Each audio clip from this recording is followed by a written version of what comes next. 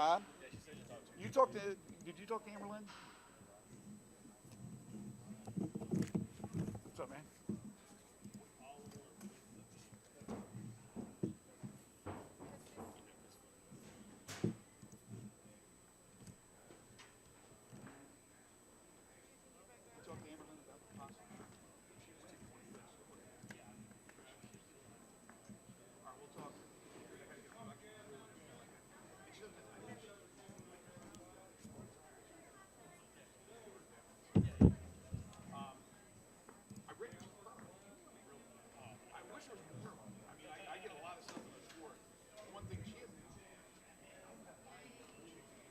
Check the stream on my phone, I guess.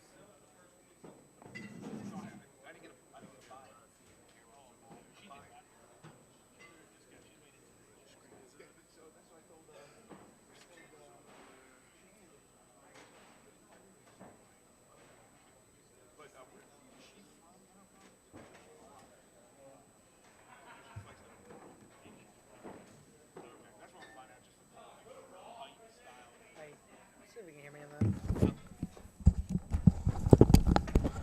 Check 1 2. Check. Gotcha. Test gotcha. 1 2. You got me? Check. Gotcha. Cool. You got me? Yeah. Cool.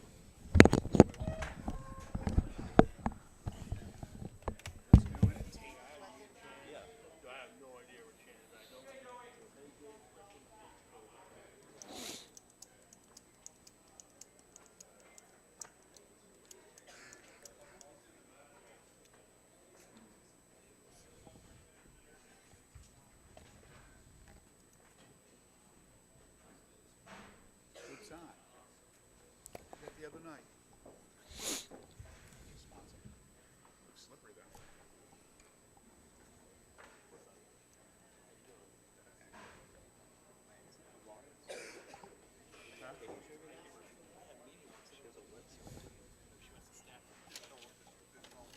What are you looking at? Right there? I don't know. Oh, I see what you're looking at.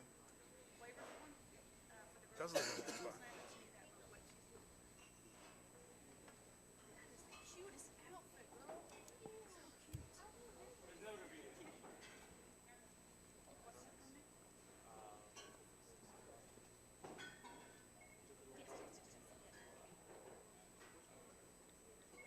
Hey, Crystal. Good to see you again.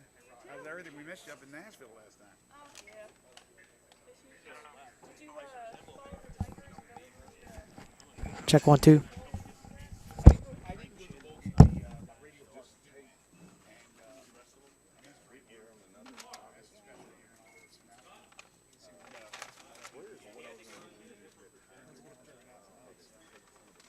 I don't travel as much as I used to. So I'll travel. I was out in Vegas with a band, but some more times football games. You know, I kind of all these back coaching shows on TV. Which frees me up to do things like this. Finishing in top 25. All one word? Start a good thing back.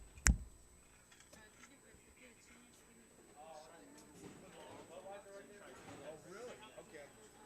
See if those are Check. Test 1 2. Test. What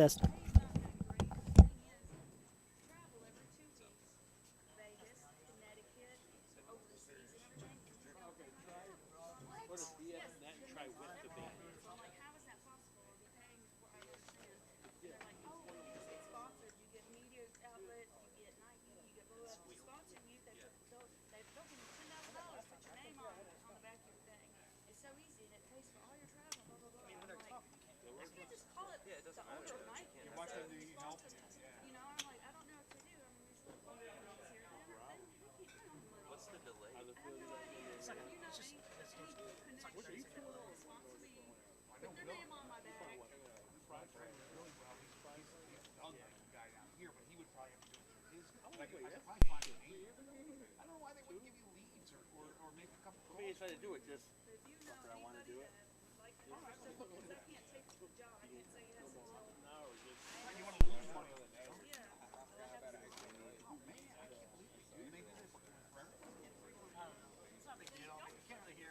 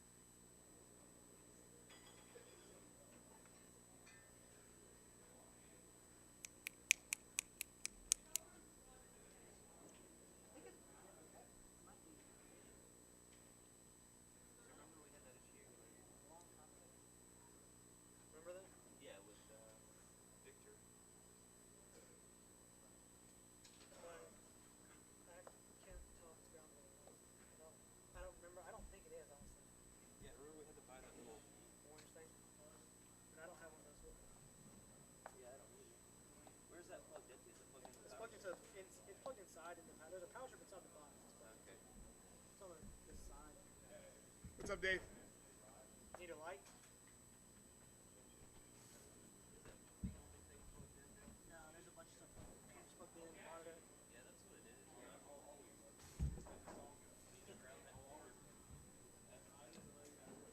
All right. Well, now we know. I'll put one on the next time. It is not a kicktail one. Dude, I don't want to compare it. Well, I was sitting there listening to it. I was like, what way? I thought about it.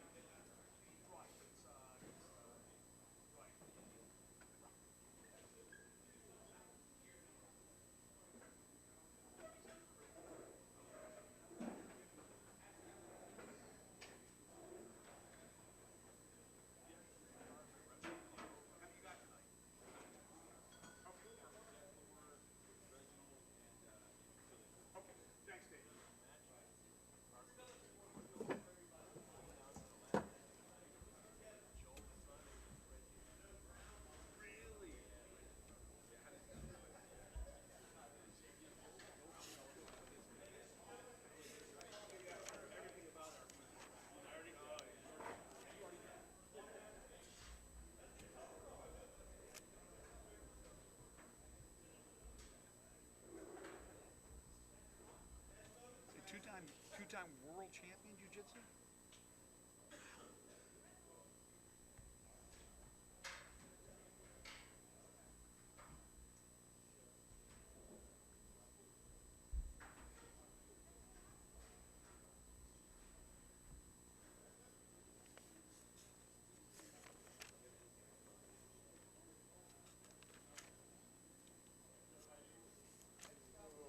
What's up? What you got? Michael.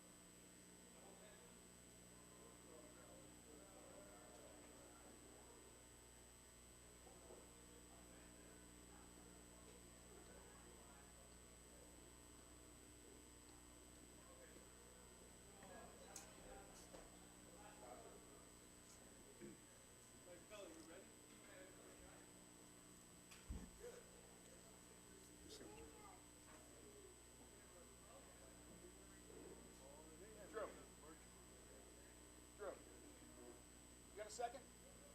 You got a second? What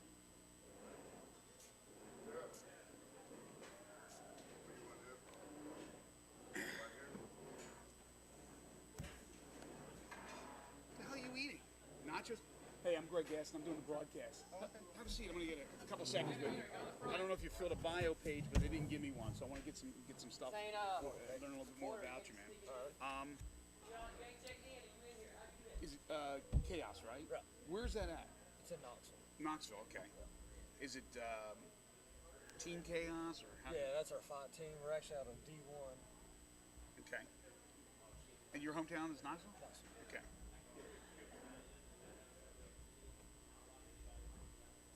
5-1, right? Usually pro record. What was your amateur record? 13-3.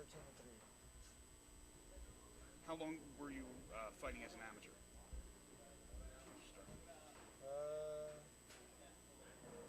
Like roughly. We'll say 4 4 years. years? something Okay. Like that. Style jiu-jitsu? Or something? Stand up and jiu-jitsu. Okay. How old are you? 29. 29? Okay. Height? 6'1". Okay. So you guys are going to the 165 catch, right? Right. What do you normally go? Well, my goal is to be down to 55. My last fight was 70. Oh, wow, okay. Fought. When was that last fight? It's been we're going right at 2 years. Oh, my gosh. Yeah, it's been a little while. So last fought 2 years ago at 170. What was that result? It was a decision loss to Roger Carroll. So what's happened over the last couple of years? I've had a couple guys pull out on me last minute, and then I had a couple of injuries. Okay. So, been active, just hadn't. Luck's not been on my side. Right. Trained a lot. Had guys fall out. Fought back from injuries. What are the injuries? What have they been? Well, I broke my hand. That's why I had to pull out on another. Which hand? Right. How long have you been getting ready for this to get back tonight? I mean, I don't mean for 2 years, but just like really going hard. As far as a fight camp, we normally do 6 weeks. Okay. Fight camp. Who is your coach? Josh Cate. Like a Kate? C-A-P? Cate. Oh, C-A-T-E. Kate. Okay. Kate. And who's going to be in your corner? They'll have Adam Hyde, Josh Cate. What's Adam's last name again? Hyde. H-Y-D-E. Okay. And then I'm trying to think. I think we've got a third that's going to do it tonight. I'll have to find out. Okay, no problem, no problem. Actually, yeah, we are. We're going to have you third. Gib Fry's going to be here. Gib Fry. Fry. What else about you? Did you go to school, go to college? No college. What else do you do? I run my own business. Oh, okay, okay. What business? It's AAA trailers. We repair semi-trailers. That's my main job. Yeah. And that's in Knoxville? Knoxville, yeah. Assume a big UT fan? Yeah. Okay, let me make sure. And you go by the hammer as well, Yeah. which is quite odd. Yeah, we got 2 hammers here. I think that's it. Yeah, I'm good. Drew, best of luck, man. It's a pleasure meeting you. Yeah, thanks a lot. Okay.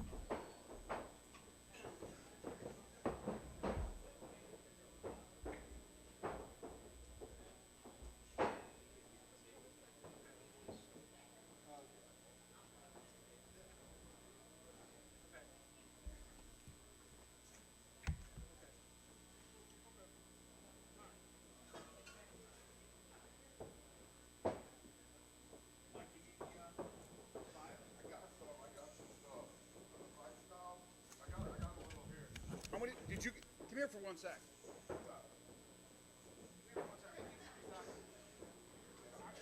haven't even written one word down. Listen, I got the start. I don't even know who I have. I know you don't have them all in your hand. I can tell. There's no way you have them all.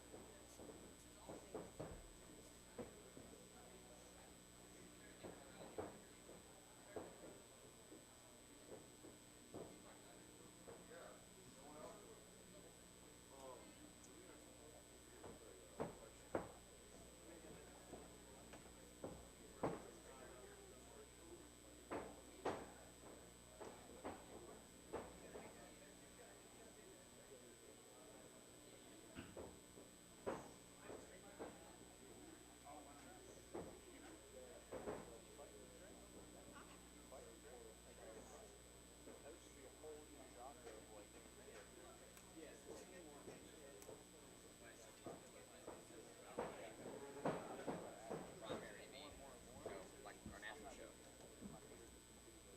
You can say this right here, this code right here. Push that on, you place on, copy it, paste it on the website. Right now, Okay, so I can take that. Okay. right now, I don't think it's on the same page. Okay. I'll have to log in. That's just, that goes, No, we want it like right there. yeah, So, yeah. Yeah, you just take this code right here. okay. Put it on. I know how to log in. Thank you. What then? Put our website under.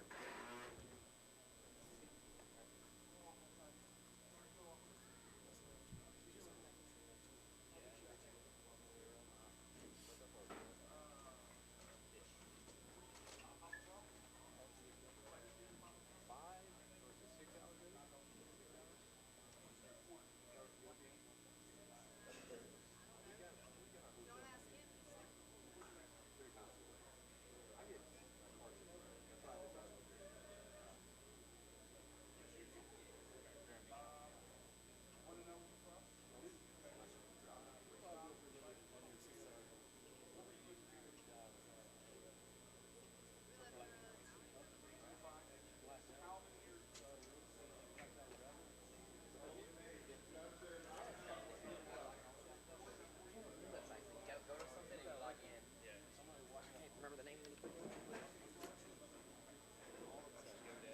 No, it's this new thing. And like all the sites are set up the same. Right? They're like this. It probably says it on the bottom. What am I thinking?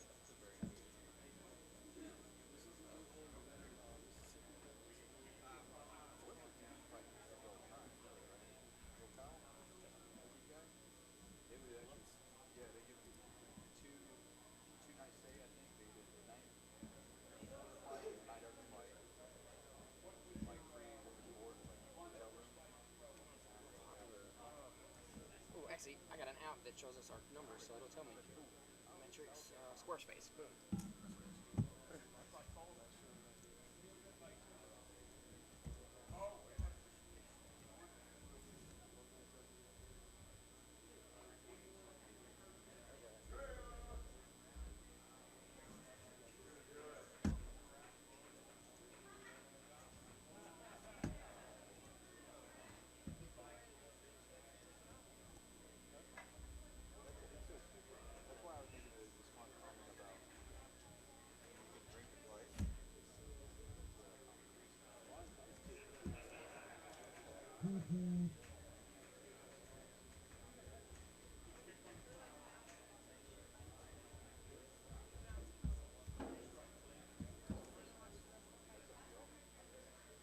I bounced last time, just to be honest. I feel like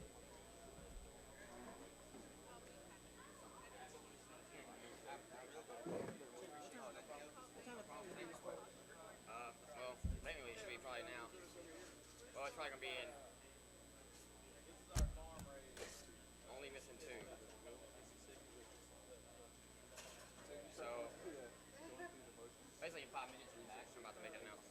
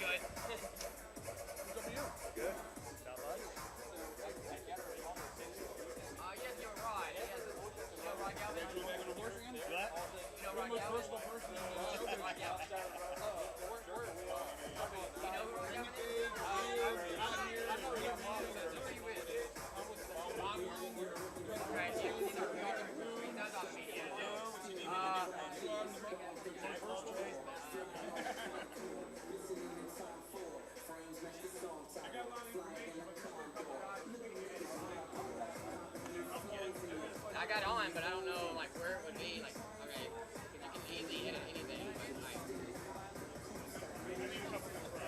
this is our homepage. Maybe if you want to add it, like these are, add one of those. So. Hey, Melissa. Sit down with you for a second. Hi, I'm Greg Gass. I'll be doing the broadcast tonight. I see it as we go in Rick McCracken's doing it. It's just a double check for the players. What's home? What's home? What? Richard, you're out on square.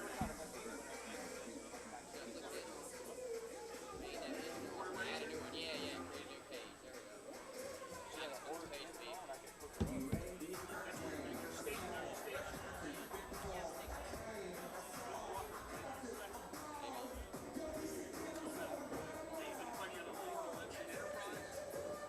Oh, I created. Okay. So read about your bio. It's very impressive. Thank you for what you do for the country. Put it here or here? Do I have to make that? No, it's copy and paste. I was reading about getting a lot of street fights, right? So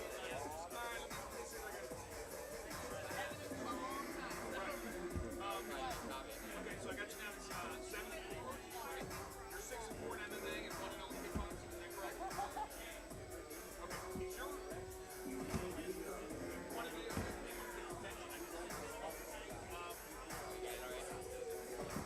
That's no way. okay. What's your height? Great. Your style.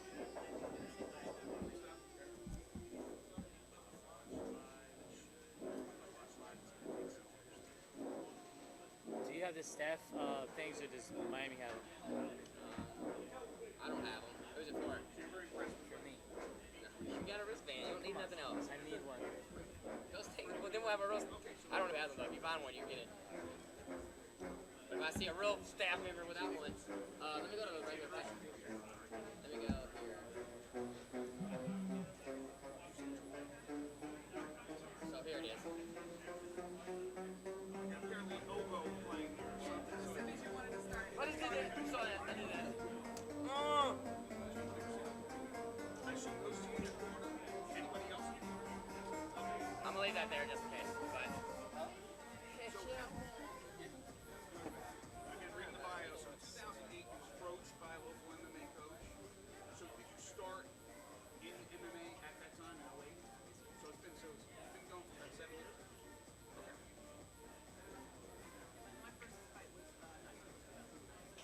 Okay.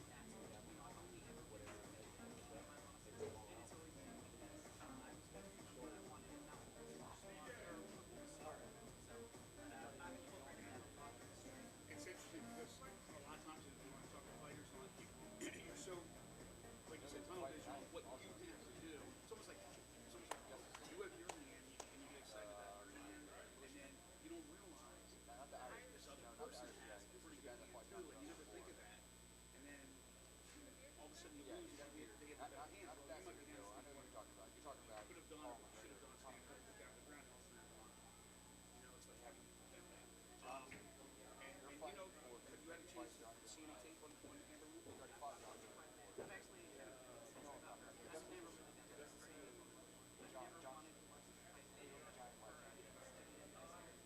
But you also said that because it's V3, you're trying to keep that sport so it doesn't matter who the opponent is. Listen, man, it's an absolute pleasure. I wish you nothing but the best. And again, thank you so much for everything you did for us. I just want to remind you, you guys are always hot. If something does happen that you need to go down, pretty sure you're here. So if you absolutely have to pull it down, Okay, I'm far left. bump it down. You're going maximum height? I mean maximum. Yeah, you guys are up. Not all the Oh way. no, you're right in the middle. Yeah, I see what the black thing is. Okay, perfect. And all nats are going from here too, so try not to pull both of them down at the same time. Oh, I see what you're saying. Okay. Yeah, because the only natural sound that we got is through the earbuds. We don't have any headphones set up. So Yeah, they used to rope it off. Nice hearing the chicks to them all the time. that,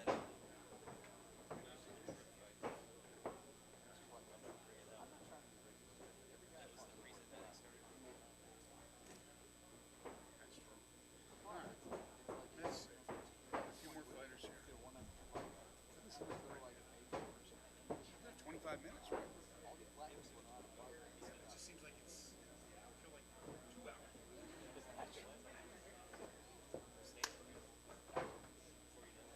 Yeah, I decided to come up early, man. Basically. Can we walk by back there and see what they got?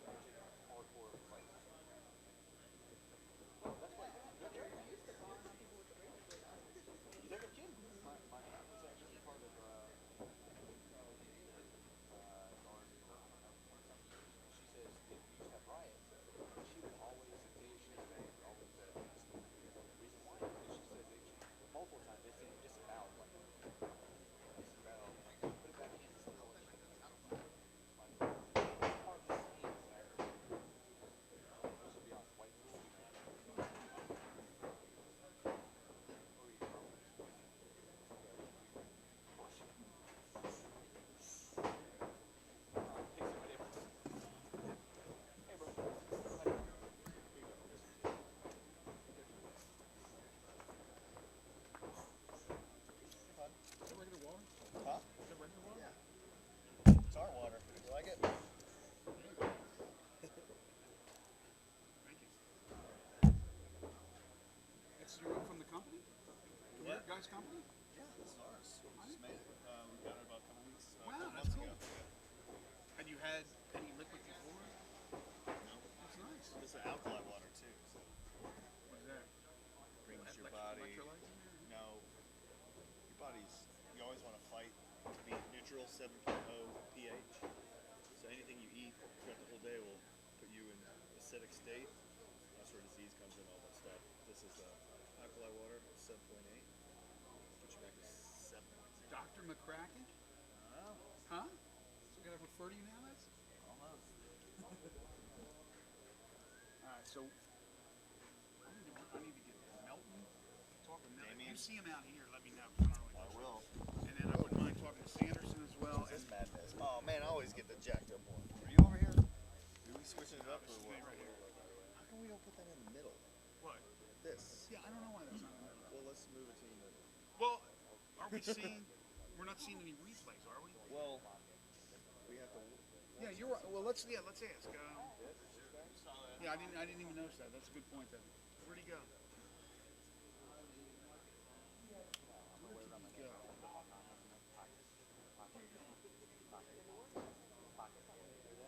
I'm sure what you call it right back. I'm sure King already left. His partner created that. King. Oh, thank you. Thank you very much.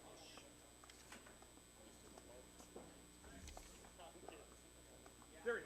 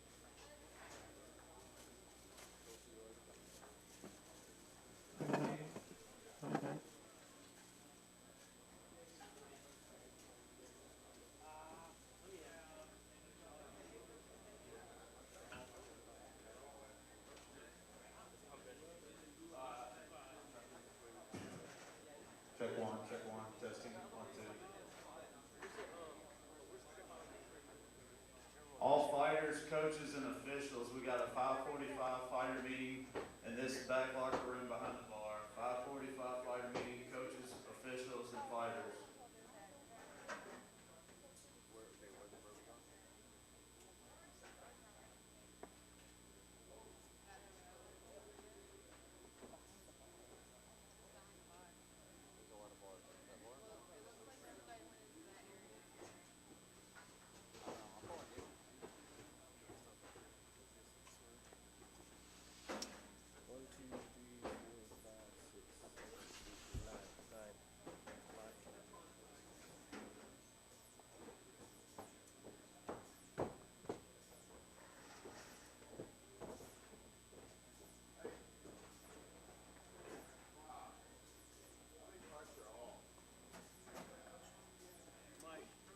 Hey, how many fights are off? What's up, guys? How you doing?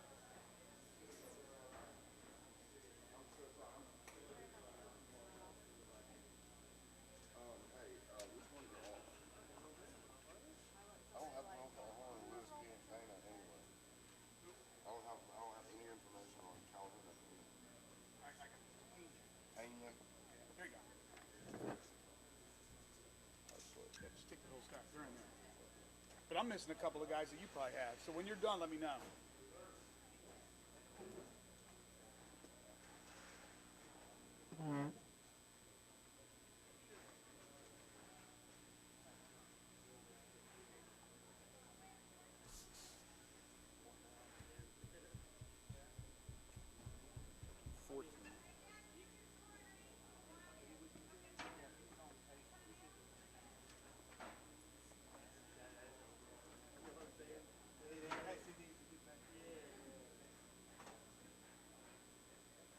How'd your wrestling go? Where'd you guys got to go? We hosted. That's Oh. why it was so late. We had to set up, clean that, take that and stuff. So You got to be gracious hosts. yeah. How's the team doing? That's alright. That was okay. It's up and down, man. We hurt us, and we got a lot of kids that were in, and last coach didn't discipline them. This didn't last that long. What year are you now? I'm my 15th year teaching. This is my 7th year at both. How many the same coach? I'm not sure.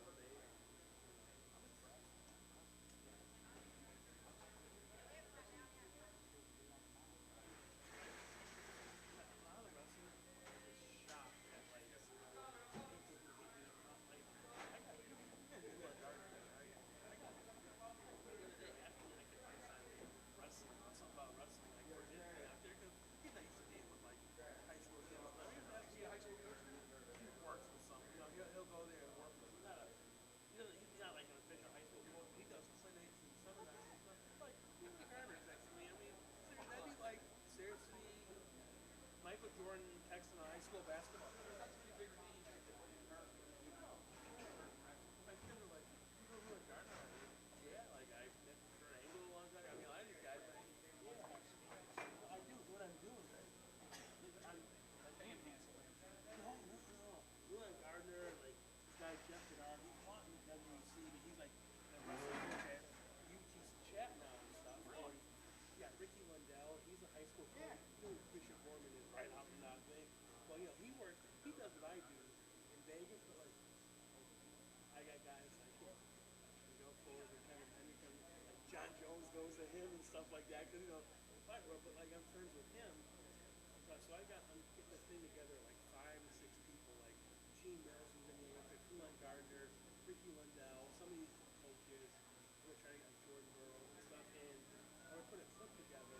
And you say, good luck about Wildcats, regions coming up, train hard, listen to your coaches. Another guy saying this, and I want to play it for my team. So right there, and you're gonna be like, holy shit, Rulon Gardner, he's gonna talk to us. I'm like, yeah, man.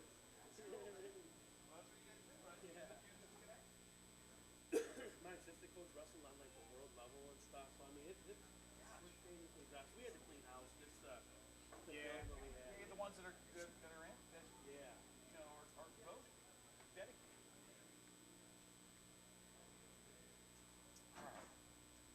All right. Let's get to the meetings and then who the judges are.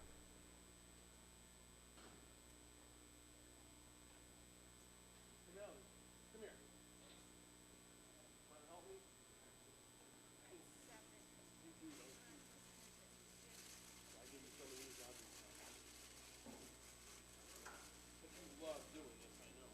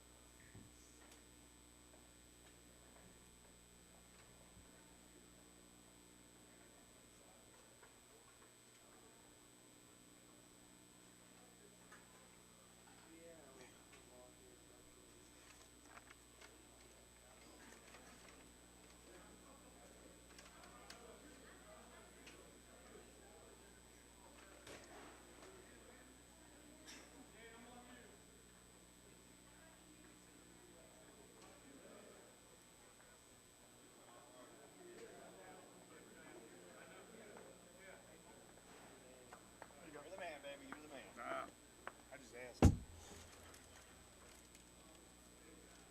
Hanson Waters out? Just gonna put him in each stable. Promote it. Yeah, why not, right? Does it say your company though? Ultimate Foods, yeah. Oh, okay. Ultimate H2.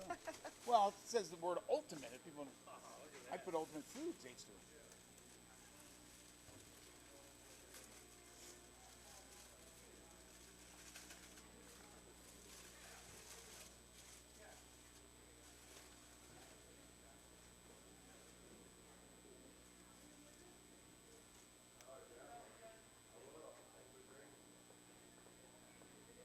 How many do you have with your company?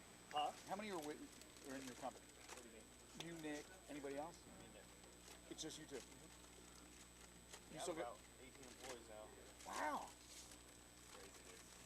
You still, Koof is still buying food from you? We give him. Well, his girlfriend buys food from us. We're about to open our 3rd store. We signed a lease on our 4th end. Wow. All in the area? Huh? All in this area? Doesn't that oversaturate the market? We're pretty spread out. We got Cordova. The next one, we got downtown. We got Poplar and Colonial. Then we got we're doing Olive Branch, and then Poplar and Houston Levy. Wow, that's great, man. Yeah, so took off faster than we thought. Good for you. They covered us with like 4 articles. That's huge.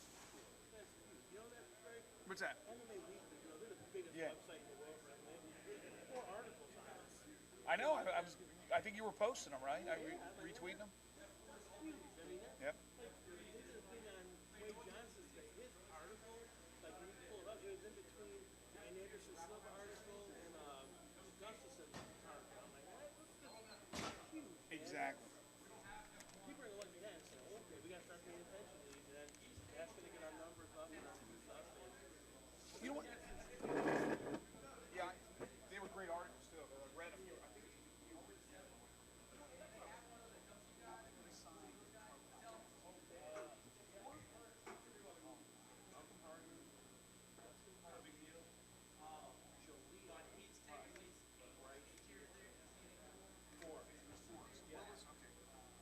They were all three fight deals, right? multiple fight deals. I would say multiple. I don't know.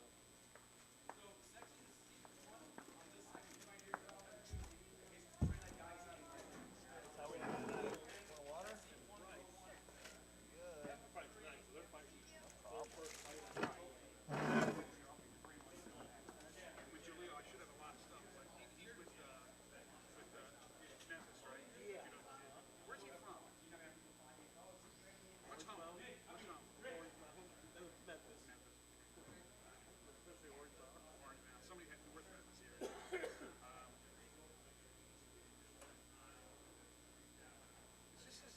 This is pro day?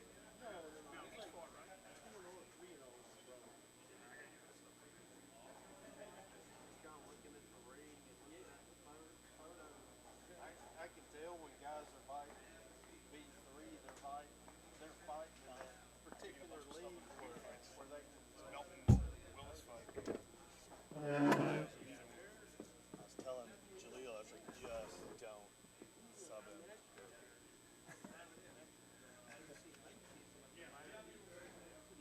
That's what I need to get some stuff for him. You don't have it, right? I don't have anything, my friend.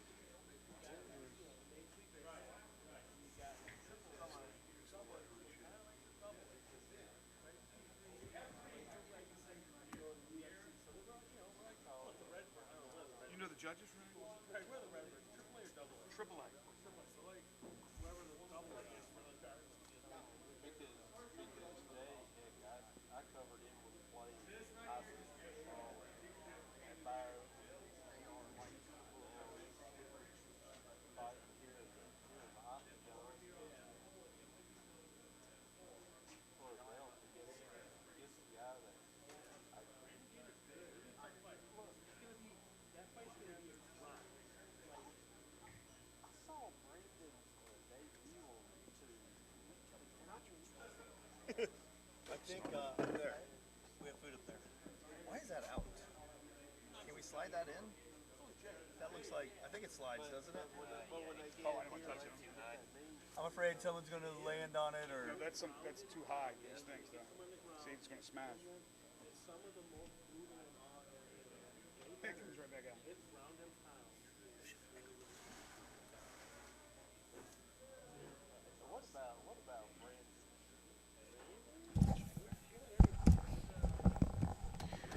Test 1 2 3 4 5 1 2 3 4 5. When do we hit the air? 7 8 straight up, or is it like when I'm talking right now? It's not going out. Everything is. Yeah. It's still going out now. Okay. Okay.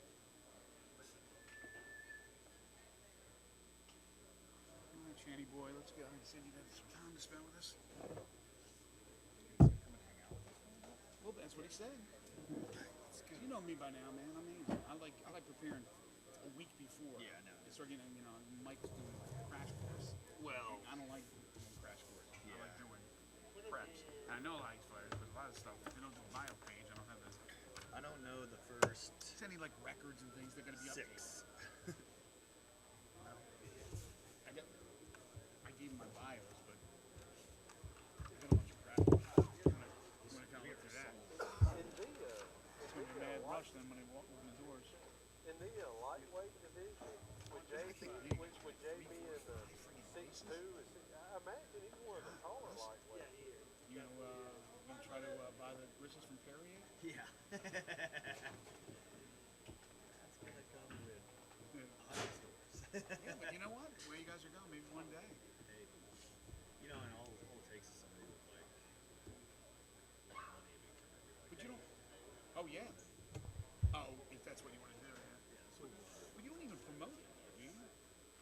We started that. We do. Come on, baby, come on my freaking show. We do it for milk. Guerrilla marketing right now, just kind of going in and out. Into the gyms, just would show up, give them menus, put it in their hands, and it's been killing it. Once we did that, I mean, last year we were doing like $8,000 a week on Saturdays. We're doing $22,000 on Wednesdays. Yeah. This is like literally 30 minutes. That's great. Well, I have been poor for a long time.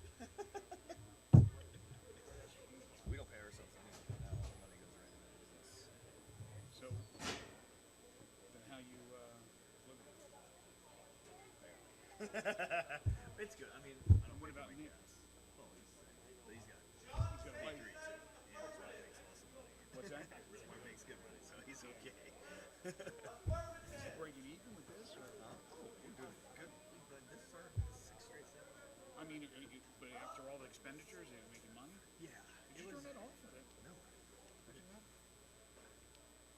Oh, that's weird. I think it did. I think it's just a touch. And All right. Don't touch that. yeah. Well, that's good. I mean, I'm really happy for you guys. Yeah. I mean, this took 5 years to get. I still need that TV. Once you get that Well, network, man.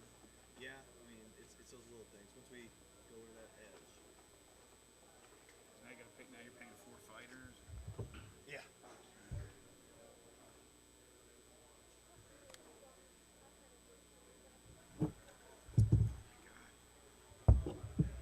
Who's killing that? What?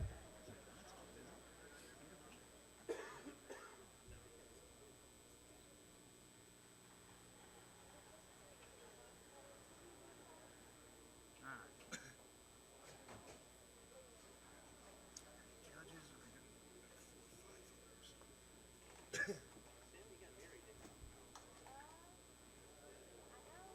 What are we gonna do? Like 6 fights, break, do the 3 title fights, break, and then do the 5 pros? I almost feel like that's the way they'll break it down, or the way they should break it down. There's Kelly back there. He's probably mad at me after not doing his thing. And now he's going with my competition. I went to my doctor. I went in and everything. My doctor, I got high blood pressure, high cholesterol. He suggested not right now. Yeah. So I told Kelly, I go, maybe there's another way we could do it with Mike using it, Mike Kelly. And I could be like, kind of like the guy interviewing Kelly, how great it is. And he was like, we might do that. But then my sales guy told me today, he ended up going blind with my competition. I feel bad, but I was like, hey, he doesn't want me to do it right now. I hope not. No, he's not like that. Kelly's not like that. He's the one who said, "Oh, it doesn't matter. If you don't take it, we'll still do something." And he ends up going with the other guy. That's a lot more expensive to do it without it. Yeah.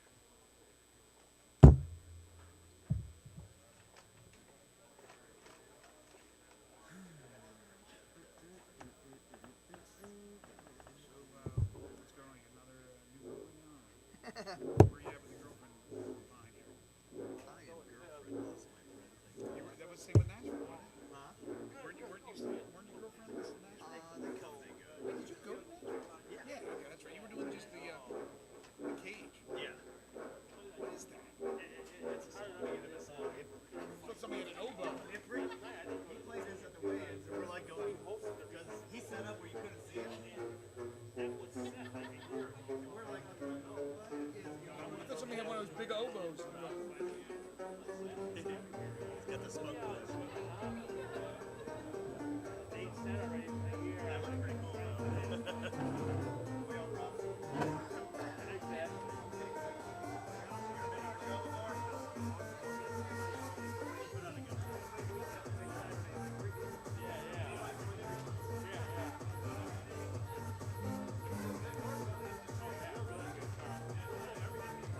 Some days you do something.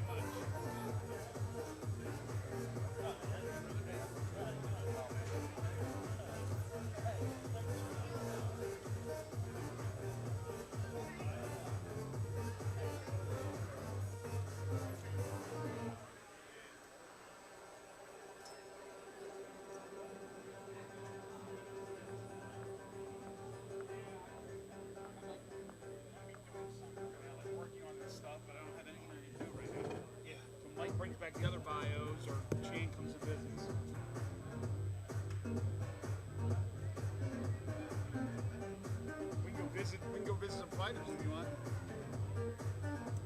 Where they at in the back? I think Yeah, they're in the meeting. right now. You can probably catch anybody you wanted in about 5 minutes. The meeting's supposed to usually take about 15 minutes. Yeah. That was at 5:45. So In the back? congregated in the back. In the back? Talk to me, you guys? I guess.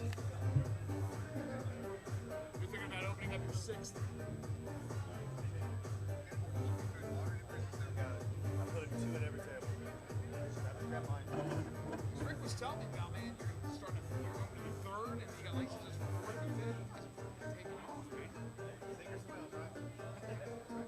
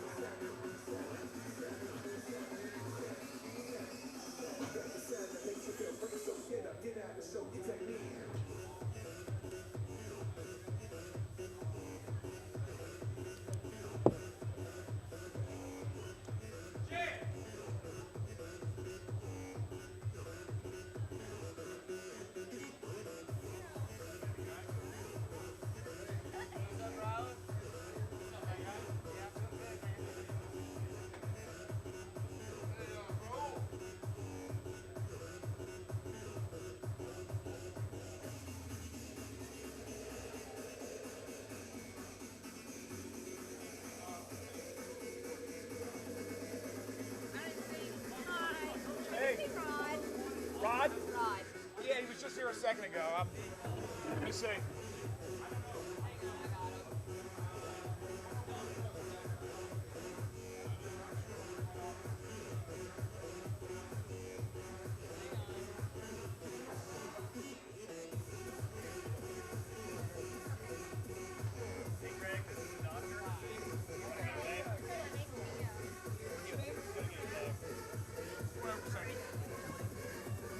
The music blasting it. Yeah, my name's hard too, so. Okay, 1 second. Okay. K-A-R-U-N-A. Last name's Dewan. D-E-W-A-N. Doctor. Yeah, Dr. Dewan. Pronounce. Karuna. I got it right, Karuna. Okay. Yeah. Beautiful. All right. Great to meet you. Nice to meet you too.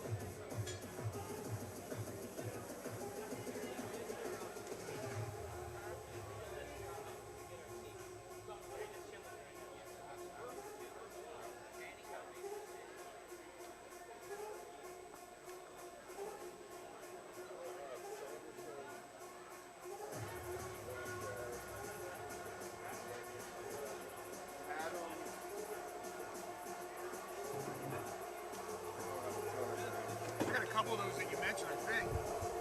I don't have anything on Jesse Sanderson. Neither do I. Uh, Are going backwards. yeah. Kennedy and Johnson. Kennedy and Johnson. I got that. Only because I sat down with Drew Kennedy. I haven't got anything. Yeah, what's Drew Kennedy's? What's height? He's a. He said jiu-jitsu and stand-up. Is what he said. What's his height? 6'1". What's the weight class?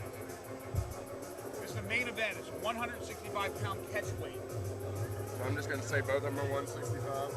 Yeah, I guess that's what we're gonna do. Yep. Okay. Where's he fighting out of, Drew? Drew is fighting out of Team Chaos. Knoxville. Yeah. Does he have a nickname? He's the Hammer too. They're both the Drew Hammer. the Hammer. Yeah. Okay, and then for Wade, what's his height? 6'2". Okay. What type of fighter? They got written down MMA. So I guess, All around. yeah. Fighter. What's his record? 7-1. As a pro, obviously. Representing Barada, fighting out of Bald Knob. I got. What do you got? I got Bradford, Arkansas. Bradford, okay. What about Jaleel? Or I don't have Damien, Jaleel. Y'all know we lost Louis Pena and Will Right?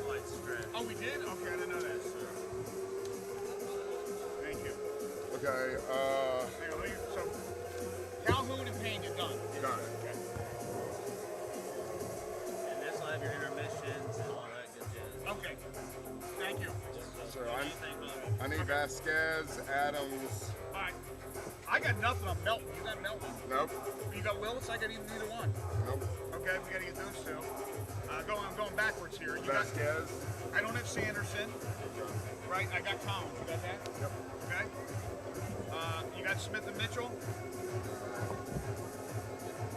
Smith and Mitchell. Bryce Mitchell, Sheldon Smith. Yeah. I just need a list of Vasquez. Oh, okay, I'm going backwards here. Vasquez. Okay, How tall is she? she's 5'8", Okay. freestyle fighter. Freestyle. She's 6-4 in MMA, but 1-0 in kickboxing. So I would put 7-4. Okay. Where's she fighting out of? She's fighting out of Fort Rucker, Alabama. She's in the Army, so she's actually she's stationed in Fort Rucker, Alabama. She's originally from Phoenix, Arizona. Does she have a nickname? G.I. Jane, Alyssa G.I. Jane Vasquez. And Amber Lenor, just Amber Lenor. So we don't have Adams, Wait, where's Adams? Hang on. Reggie Adams. Find him here.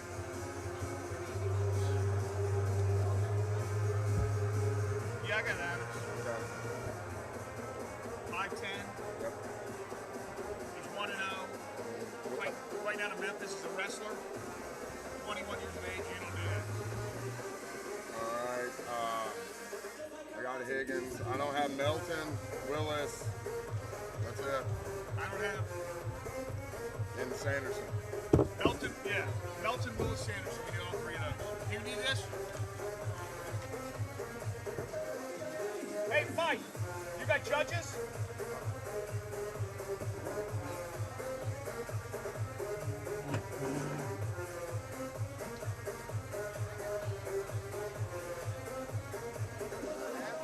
You don't have judges?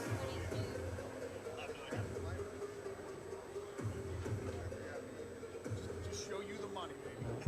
Bring the money in. Pawn the ultimate H2O water for like $5 a bottle. Become a millionaire. Yeah. I'm happy for you guys, man. Appreciate it. You're good people. We've been working hard. I know you have. Not some deadbeat sportscaster like me.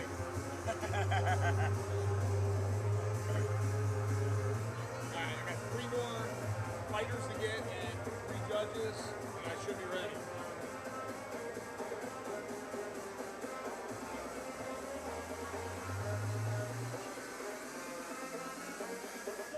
See, they got the punching bag game.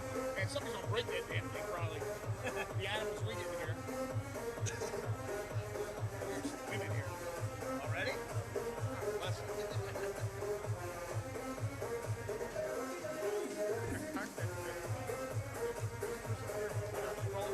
Bartender? Giant cans? Yeah. They're a little too big. Well, I don't know, man. Bigger the better in my mind.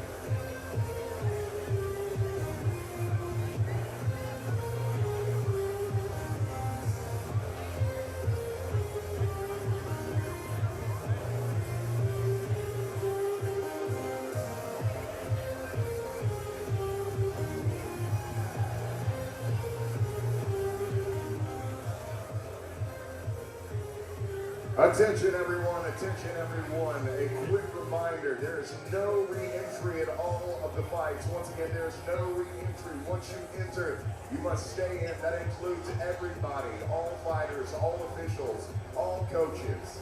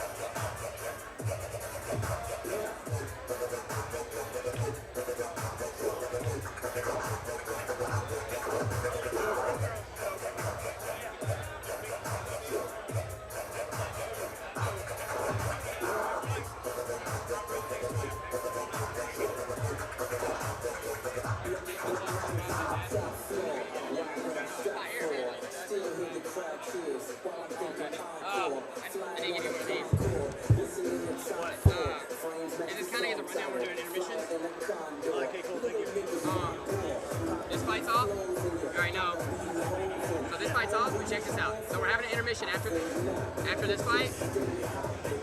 We're having an intermission after this fight, and then we're gonna have one after the girls' fight.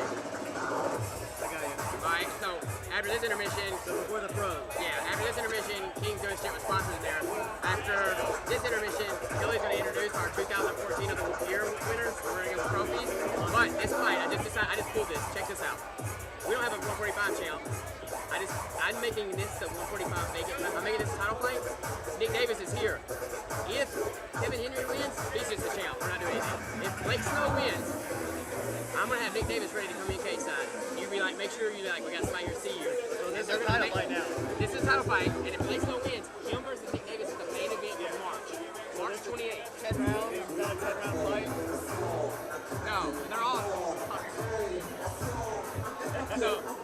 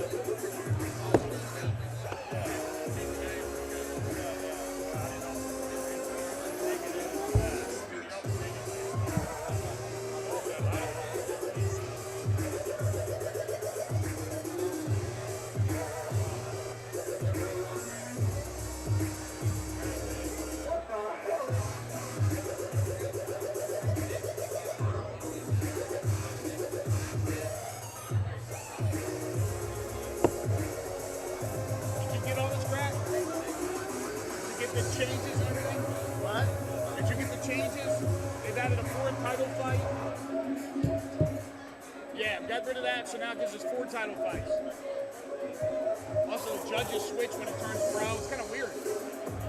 I got a bunch of information, so I'm going to go back and talk to the guys. Do we have the fighter? It's that little info sheet about them when they're walking in. Kelly's got it. Is he not done with it? Looks like he's done. Yeah, go grab it.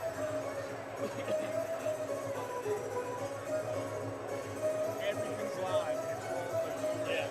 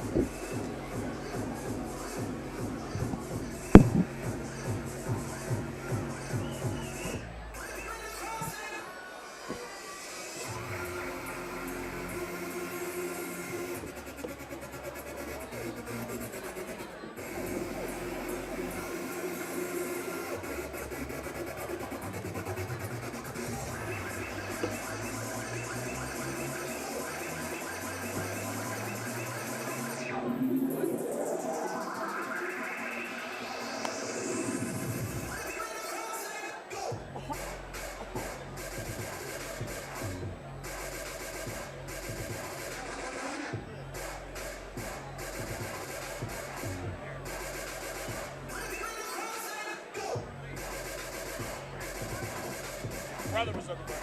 Huh? Your brother was looking for him. My brother? Isn't he your brother? My little brother? Yeah. You didn't think he was here? Never told me he was coming. I'm positive it's your little brother. Does he look like me? Yeah. What are you doing? What? Why? I didn't know you were coming. I know. Because you don't text me back. You never. Text me. Who'd you come here with? Me, Heather, Dewey. Oh, cool. All right. You want half and I'll do half? You're all just fucking on order.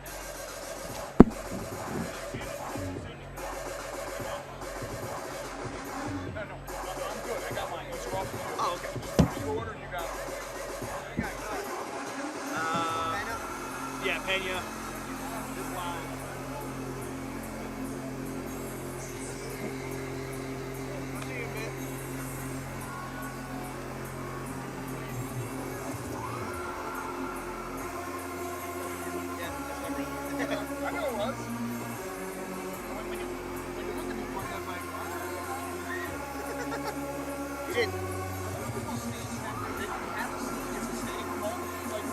That's what that is, yeah. Oh, wow.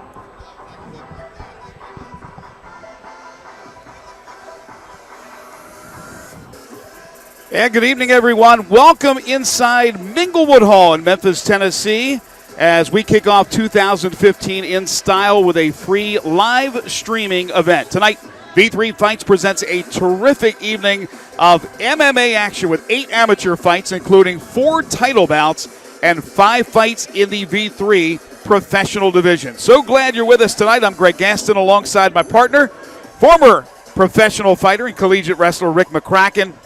And Rick, just so the folks know that we will get started in about 15 or 20 minutes. We'll have our first action of the evening. But before we get to that action, just want to talk about this terrific card that we have. What a way to kick off 2015, as I said.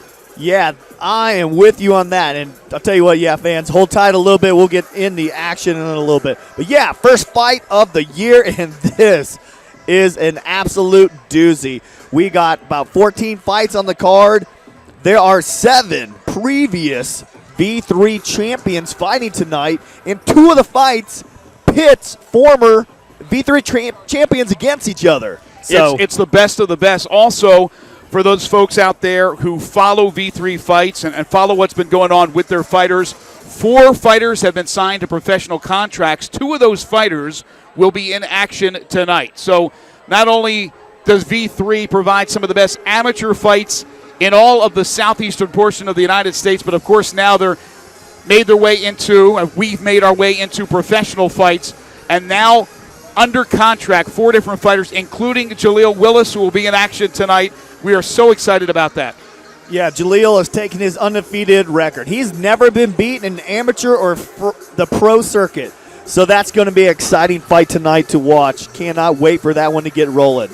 Also, in our main event of the evening, 165-pound catchweight matchup between 2 guys nicknamed the Hammer. The Hammer will fall tonight, in either case, as Drew Kennedy from Knoxville, Tennessee, faces Wade Johnson from Bradford, Arkansas. We've seen a lot of Wade Johnson on V3Fights. We have not seen Drew Kennedy. This one should be interesting as well. We know what Wade brings to the table.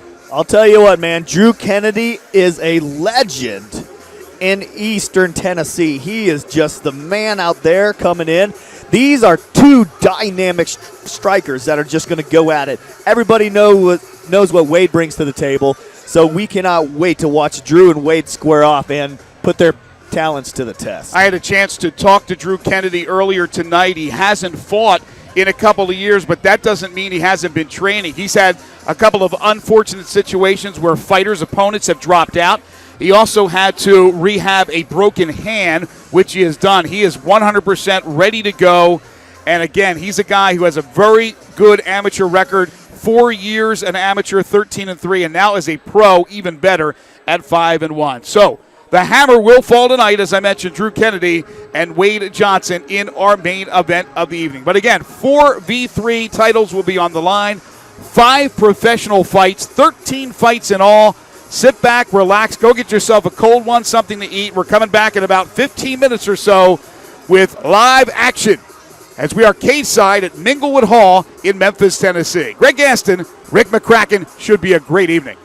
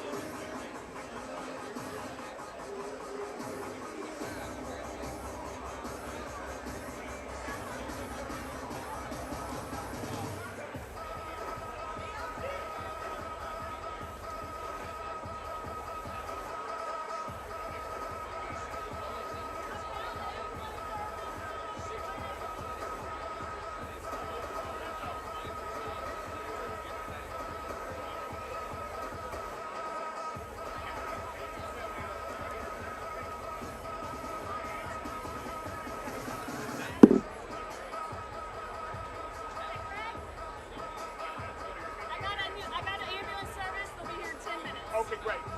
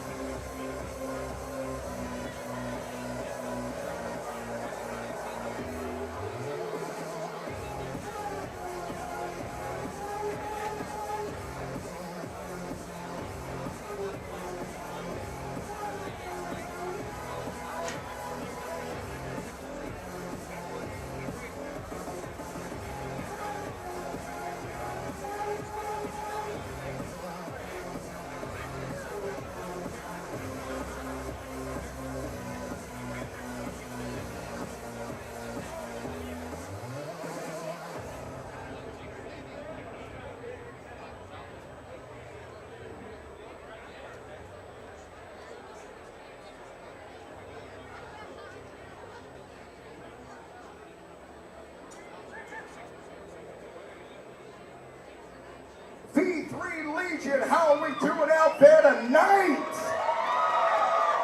That's what I like to hear before we get things all hot and heavy with some of the best fighters you've seen in this cage. We're going to celebrate 2014 and give out our V3 awards for 2014. First, the referee of the year, make some noise for Mr. Jason Wilkerson.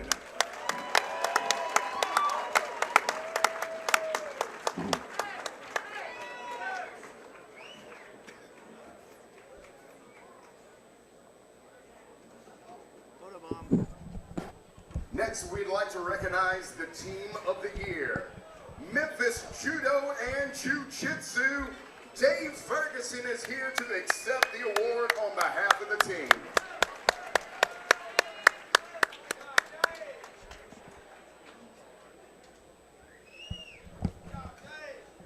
Now we move to the knockout of the year.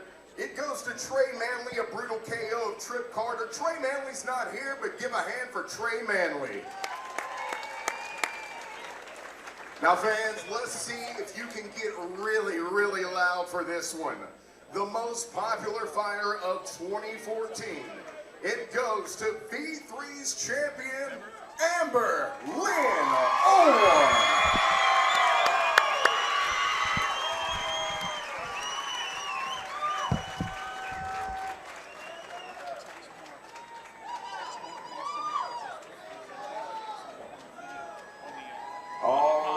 Do we have any Hammer Time fans in the audience tonight?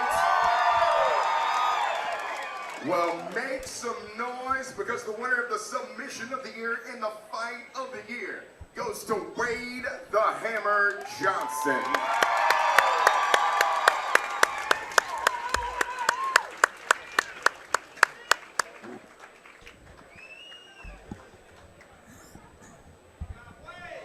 Last but certainly not least, this fighter had an unbelievable 2014 and is an inspiration inside and outside of the cage.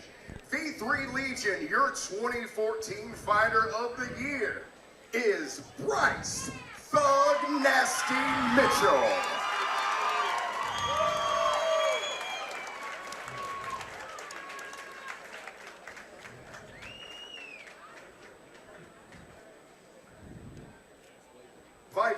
make some noise for all of your V3 2014 award winners. Don't forget to go hit the V3 merchandise booth. We'll be back momentarily.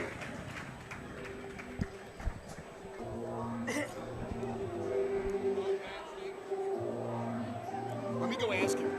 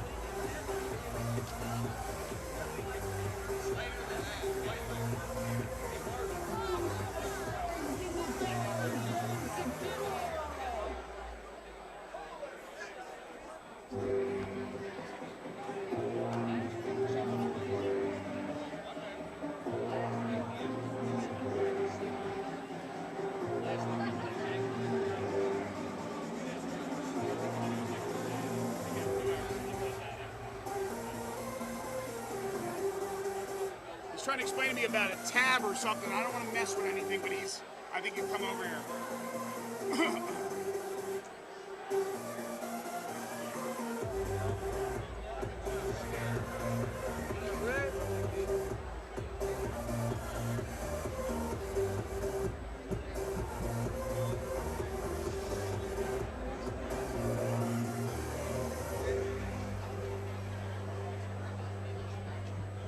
What's he talking about?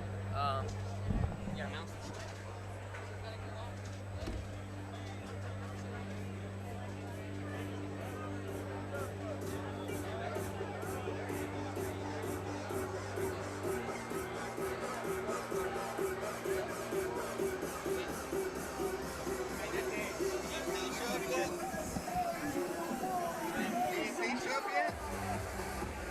Stacy's the one who knows.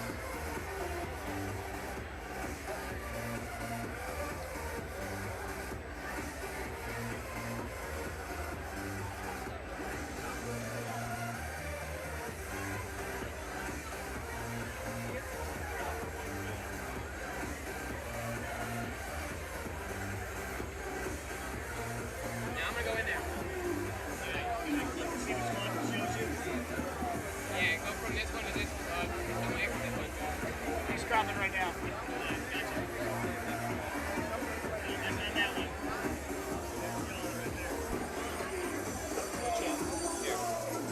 One of those two. I just opened a new one. I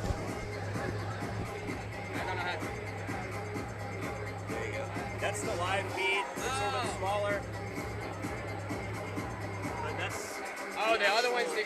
Okay, that's your. Yeah, the other one is the delay from YouTube. We can't make that big? That's it. Yeah, I don't think I can make it any bigger than that.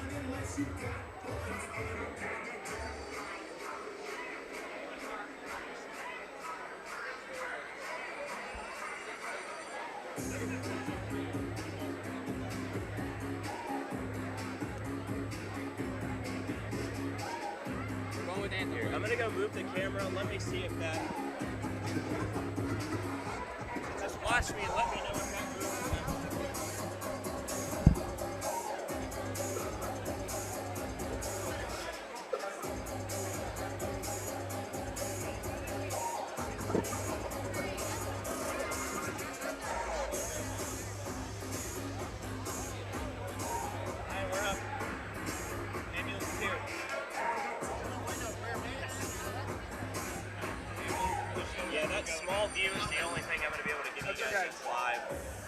long as we, it's better to look at even a little small. Yeah, that's fine. As long as it's live. So Yeah, that's okay. gonna be that's the direct feed into the computer. Okay, thank you.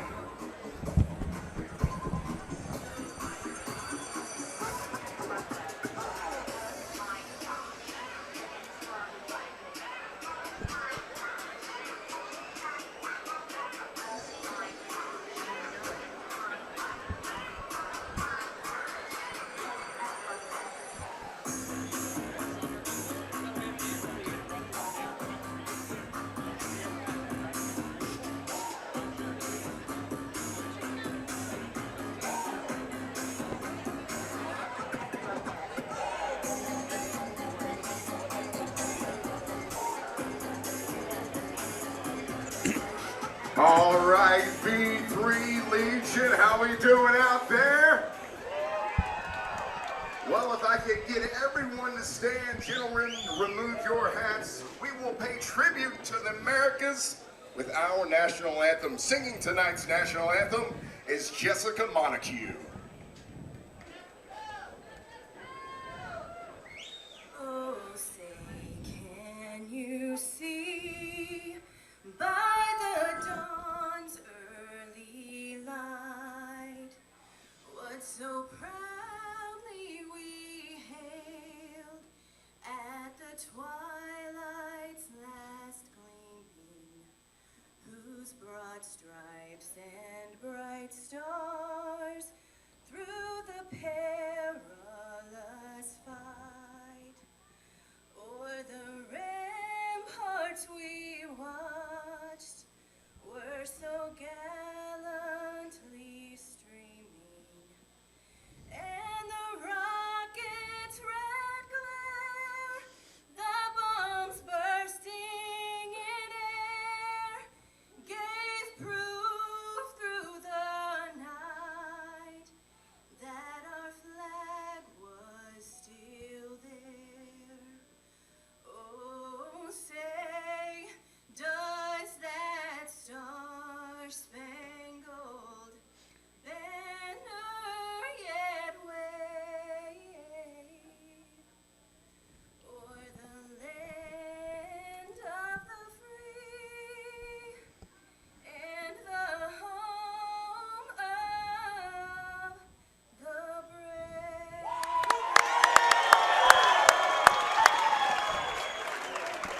Ladies and gentlemen, Jessica Montague. Well, welcome one, welcome all. You were at V3 Fights. We're at Minglewood Hall in beautiful Memphis, Tennessee. 2014 was unbelievable for the V3 Legion. 2015 promises to only be better. Tonight, fight fans, we have assembled the best for your entertainment. All of this brought to you by Minglewood Hall, Budweiser, the Smile Center, the Green Beetle, El Portan, Elite Men's Health, Pyramid Vodka, Inked, Beast Fighting, Platinum Jewelers, Absolute Moving, and Saatchi. Tonight's fights are sanctioned by ISKA. Supervising is Anthony Manus. Here's tonight's judges as appointed, scoring tonight's bouts on a 10-point must system. John Eaton, Clint Kilosinski, and Cedric Hampton. Ladies and gentlemen, when we go pro, Cedric Hampton will be replaced by Anthony Manus. Tonight's official timekeeper is Jim Hormeyer. The physician at cage side is Dr. Corinna Duwan. And when the bell rings, the referee in charge of the action.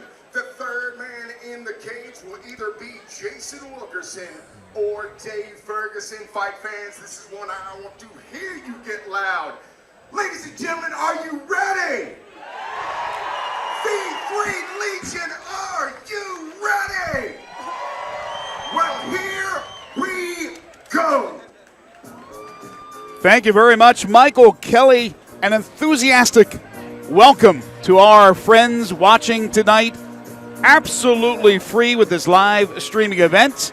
And the folks packed into Minglewood Hall here in Memphis, Tennessee. Greg Gaston alongside Rick McCracken. We're cage side. We'll give you all the blow-by-blow action tonight. And we start in the welterweight division, as a couple of guys making their amateur debuts.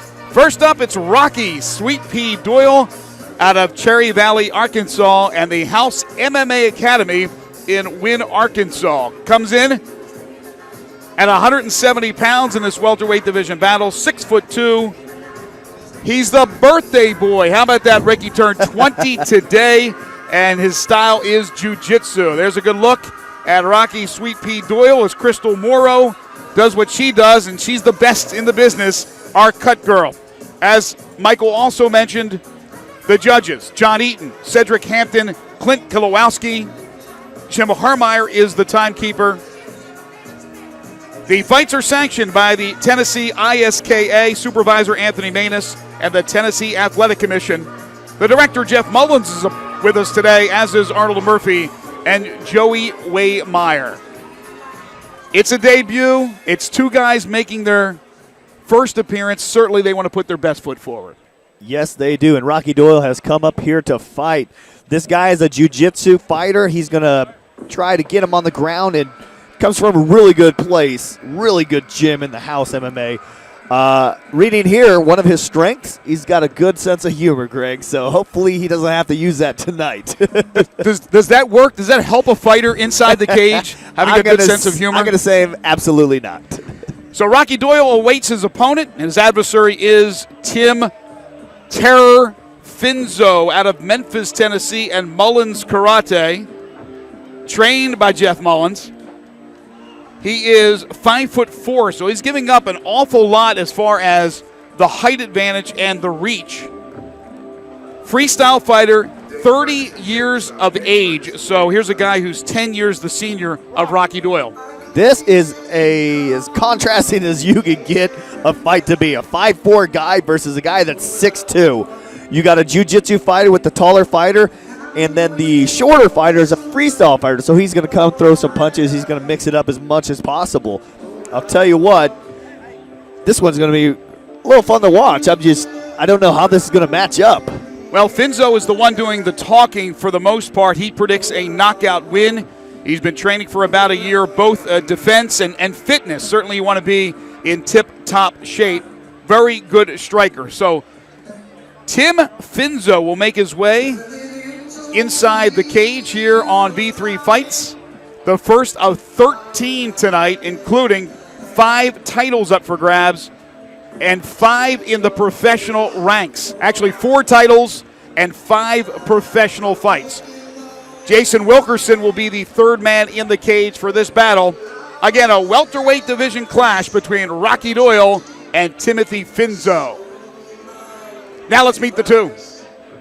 V3 Legion, this only bout is brought to you by Budweiser. This every 3-minute rounds in the 170-pound division. And when the bell rings, the referee in charge of the action, the third man in the cage will be Jason Wilkerson. Introducing first, fighting out of the blue corner. He was the black trunks with the white and red trim. At 6'2", he weighed in at 170 pounds. A jiu-jitsu fighter, making his MMA debut, representing the House MMA. And fighting out of Cherry Valley, Arkansas, Rocky Sweet Pea Doyle. And across the cage, his adversary fighting out of the red corner. He wears the white trunks with the blue and black trim. At 5 feet 9 inches, he weighed in at 170 pounds. A freestyle fighter, making his MMA debut also, representing Mullins MMA, and fighting out of Memphis, Tennessee, Tim the Terror Finzo. And Jason Wilkerson will shut the door on the cage and give the two fighters their final instructions.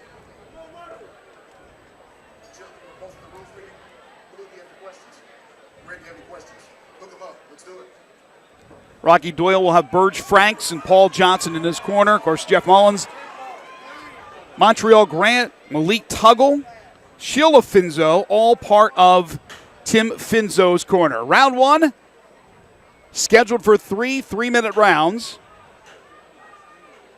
And right now they're trying to secure the gate of the cage. And they got it done. We are ready to go. Round 1. Here we go.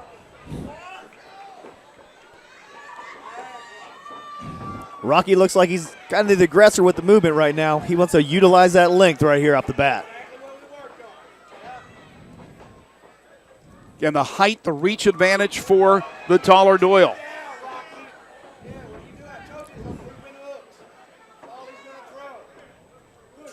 Finzo backing up, Rick.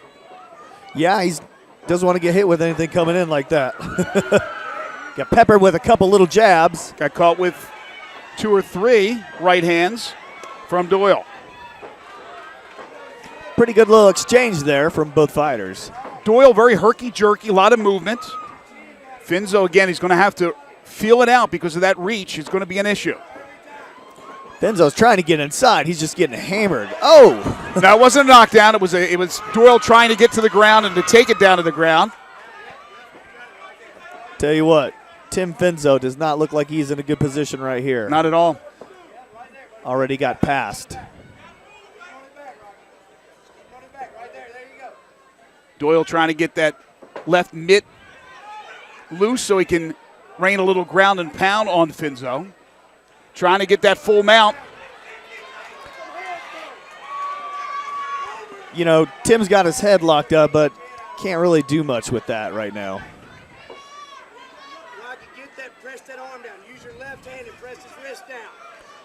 Tim needs to work, try to get him back into his guard right now.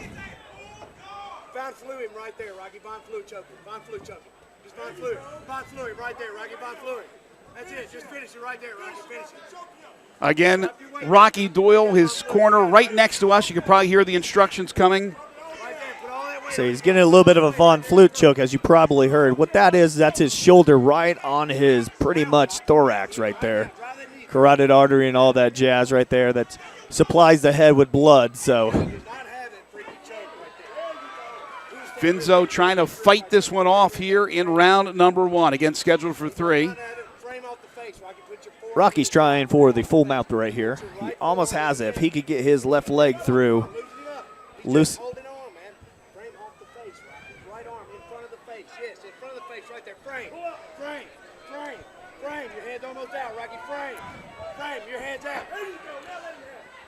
And he got out of it.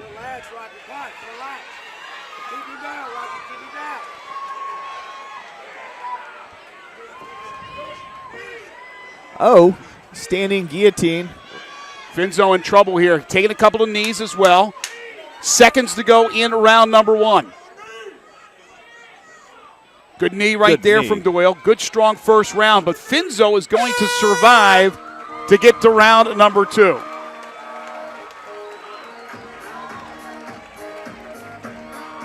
So a dominating first round for Rocky Doyle, but unable to get the fight stopped in the first round. Finzo lives to fight another round.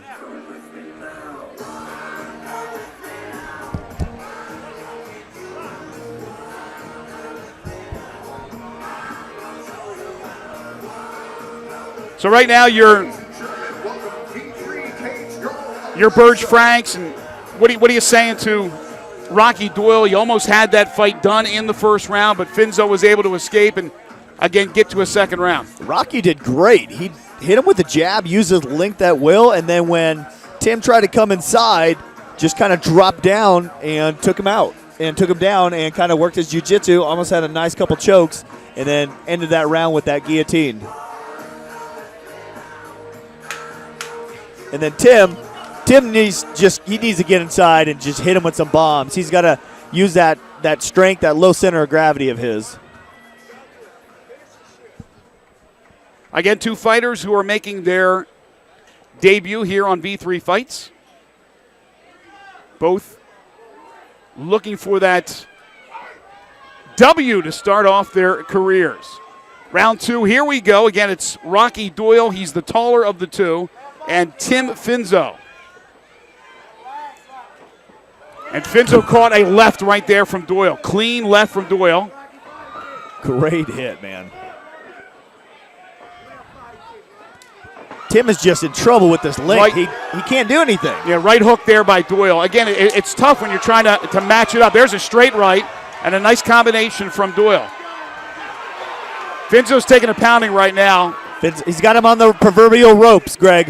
Well, Rick, you hit it on the head. Again, you're trying to figure out your reach. Oh. If you can connect, and if not, you're going to take some punishment, but you got to try to go in. If not, he's just going to eat you alive right here. You're going to get hit either way. You might as well try to unleash some punishment on your opponent. And right now, Rocky absolutely knows that Tim cannot hit him, and he is just letting everything fly. And there's the takedown. And that was the most beautiful setup. He hit him with that left jab and drilled him with that double right after it. Doyle back into a similar position as we saw in round number 1. Trying to, against the side of the cage, get full mount. And again, Finzo, pretty strong guy. Again, 30 years old, starting his MMA career a little bit older than usual. When we look at Doyle, he's a 20-year-old. And again, it's his birthday today. He wouldn't like anything better than to get a W in his debut on his birthday. Man, I sure would if it was my birthday. That's it. That's it. He submitted. Great job. Rocky Doyle, very, very technical fight. He knew exactly what he was doing. He got great encouragement from the corner, his corner. And Timmy Finzo was in trouble from the get-go. Again, that was very rough for him, trying to measure up the reach, because you got to figure out how you can get to your opponent and not eat a maximum amount of punches and leg kicks, and it just wasn't to be. Doyle struck very well, and then on the ground you saw some of the jiu-jitsu skills. So Rocky Doyle, nice birthday present. He wins in his debut.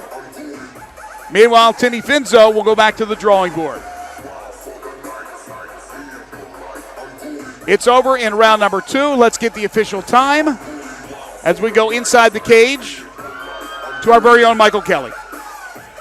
Ladies and gentlemen, here in the V3 cage, we present the official time of 1 minute, 37 seconds in round number 2. Referee Jason Wilkerson calls a halt to the bout due to tap out via Von Flu choke, declaring the winner, getting his first victory, Rocky Sweet P.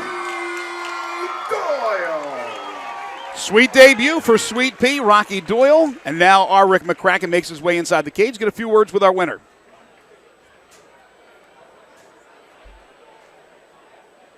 I'm here with the winner tonight, Rocky Doyle. Rocky, that was an awesome fight, man. Great jiu-jitsu, but first, happy birthday. Can everybody wish Rocky a happy birthday? Yeah, man, what do you want to say? First of all, I just want to thank everybody that came out and supported all of us. I want to wish a late birthday to my mom. Thanks, Marge, and everybody at the house. Love you guys. Awesome, man. Congratulations on this first ever victory. It's your debut. Congratulations. Man, I'll tell you what, you locked that Von Flu choke up right over there in that first round. Is that what you wanted to go back to in the second? I was just going for whatever I seen. All right. Well, congratulations on the win, man. Anything else to say to this huge crowd out here? There you go, man. A few words. Your winner, Rocky Doyle. And again, congratulations to Rocky Doyle. Wins in his debut fight. Well, coming up in just a moment, we'll go to the lightweight division for Jacob Heist and Will Beard.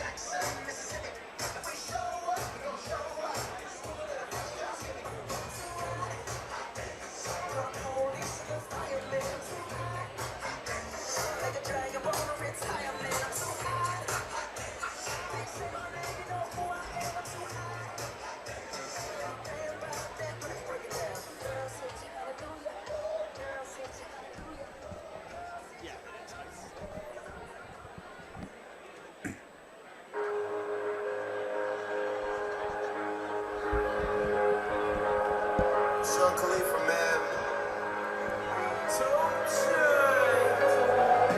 the motivation, money's the conversation. You on vacation, we getting paid, so. The action continues at Minglewood Hall in Memphis, Tennessee, as we move into the lightweight division. And welcome Jacob Mini Beast Heist into Minglewood Hall and eventually on his way inside the V3 cage. He hails from Tullahoma, Tennessee, and fights for Gravity MMA, trained by Anthony Lemon. We'll have Anthony Lemon and Stephen Moon in his corner. He is making his amateur debut. 5'10", 155-pounder, just 19 years of age. A stand-up fighter who is also a striker. Jacob Heist looking to be successful in his debut. All right, Jacob Heist, MMA debut. This guy is a striker. He's going to stand up. He's going to want to keep it on his feet. Throw a lot of hands and some feet in there. Brand new fighter. He's got a really good coach in Anthony Lemon. Anthony Lemon is a former V3 fighter. So this is going to be an extremely great fight to start off with for this gentleman. Crystal Morrow, the cut girl, talking to Jacob Heist after applying the Vaseline, lathering him up, getting him ready to go, and here he comes. Jacob Mini Beast Heist. So I wonder why he didn't go with the full beast. He just went Mini Beast.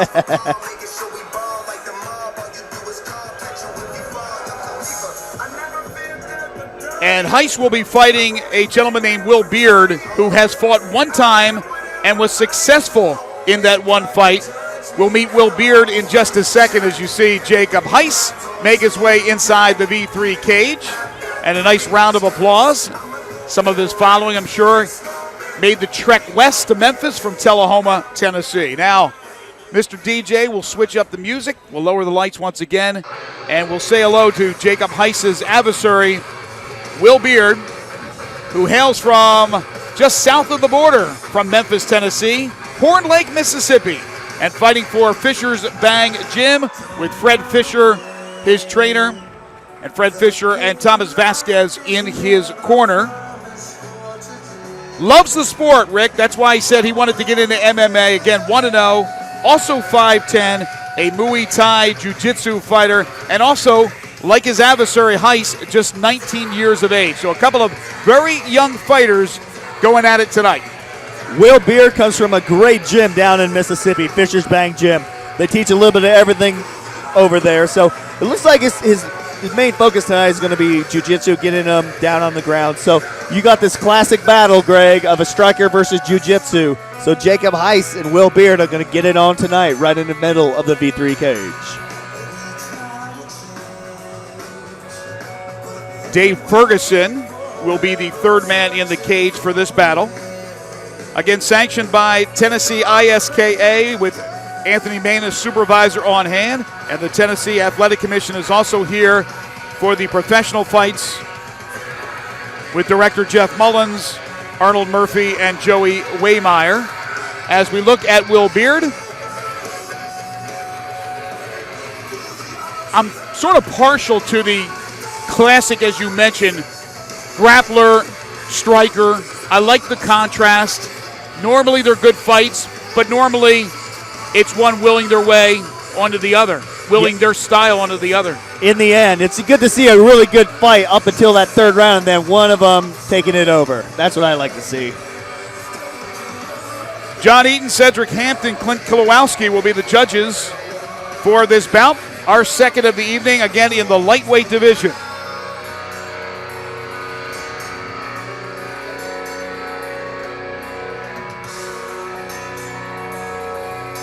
Will Beard still getting attended to. Shaking hands, hugs around with his posse, and now he's set and ready to go and make his way through the crowd and now up the steps and into the V3 cage. First of all, he'll make a quick stop in front of Jason Wilkerson. These guys are certainly giving the once through. It's almost like the TSA. Making sure on a plane, man. Making sure that they're good to go. And Will Beard is. So, Heist and Beard, lightweight division battle. Let's get the official introduction of the two with our very own Michael Kelly.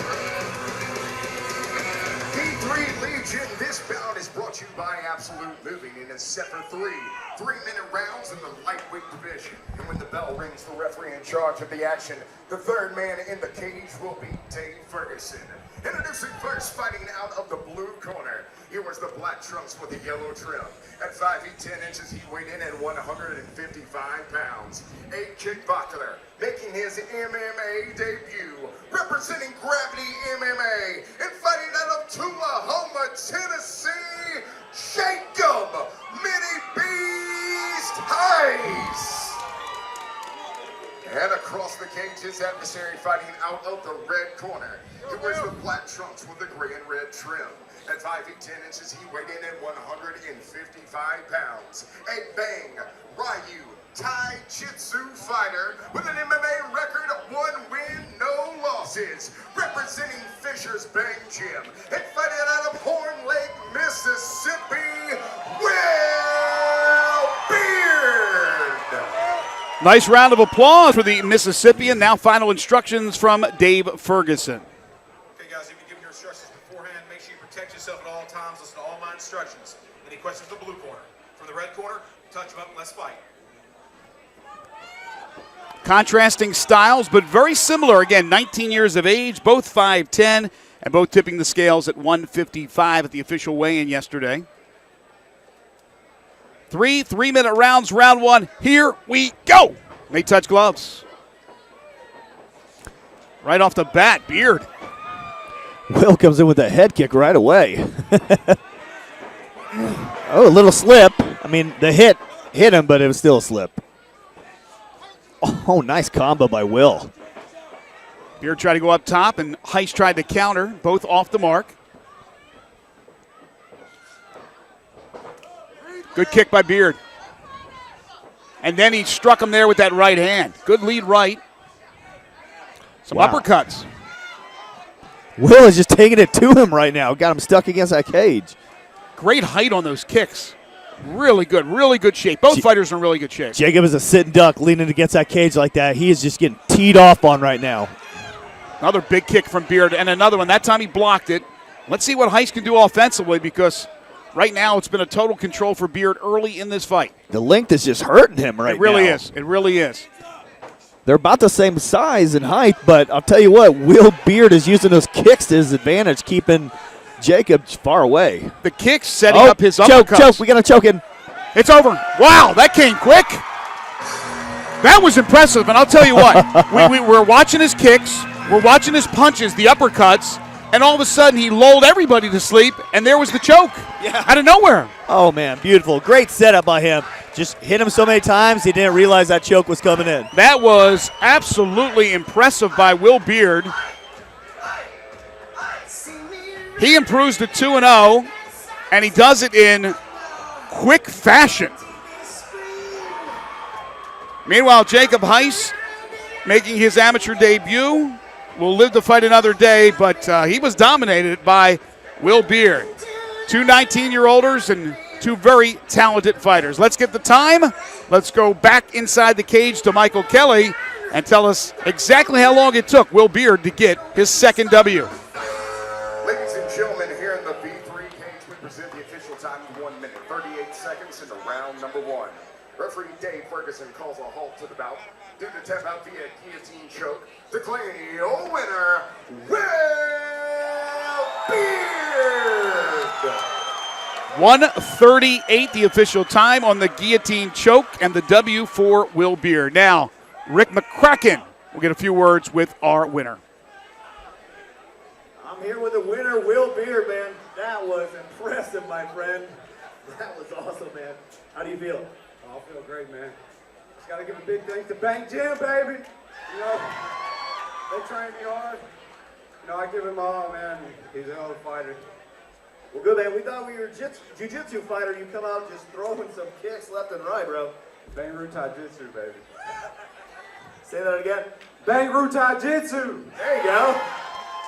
Tell you what, you set up that guillotine right in the middle of the first round. Did you know it was in that tight? Yeah, I knew it was in. You knew it was over, right? I knew it was going to be over. Well, then, you want to say anything else to this crowd before I get you out of here?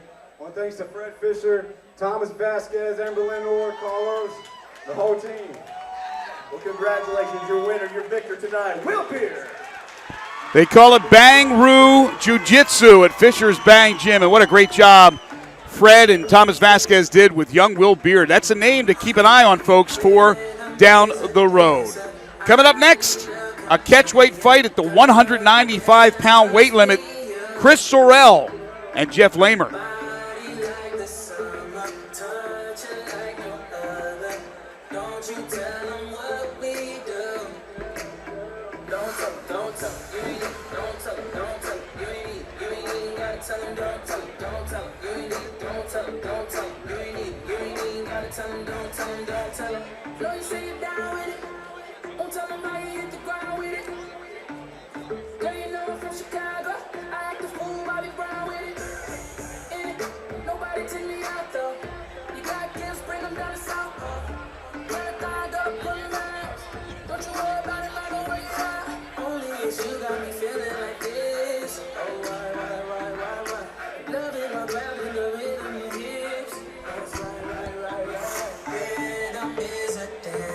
I need a companion, girl, I guess that must be you. Body like the summer, touching like no other. Don't you tell them what we do. Don't tell, you ain't even gotta tell them, don't tell, you ain't even gotta tell them, don't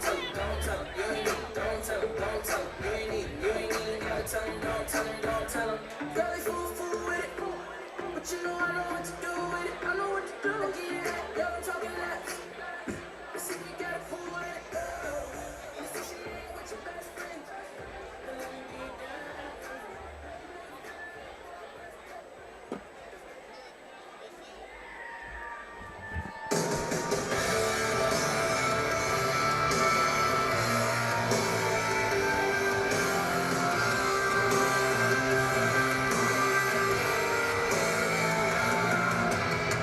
Welcome back. Greg Gaston and Rick McCracken cage side at Minglewood Hall in Memphis, Tennessee.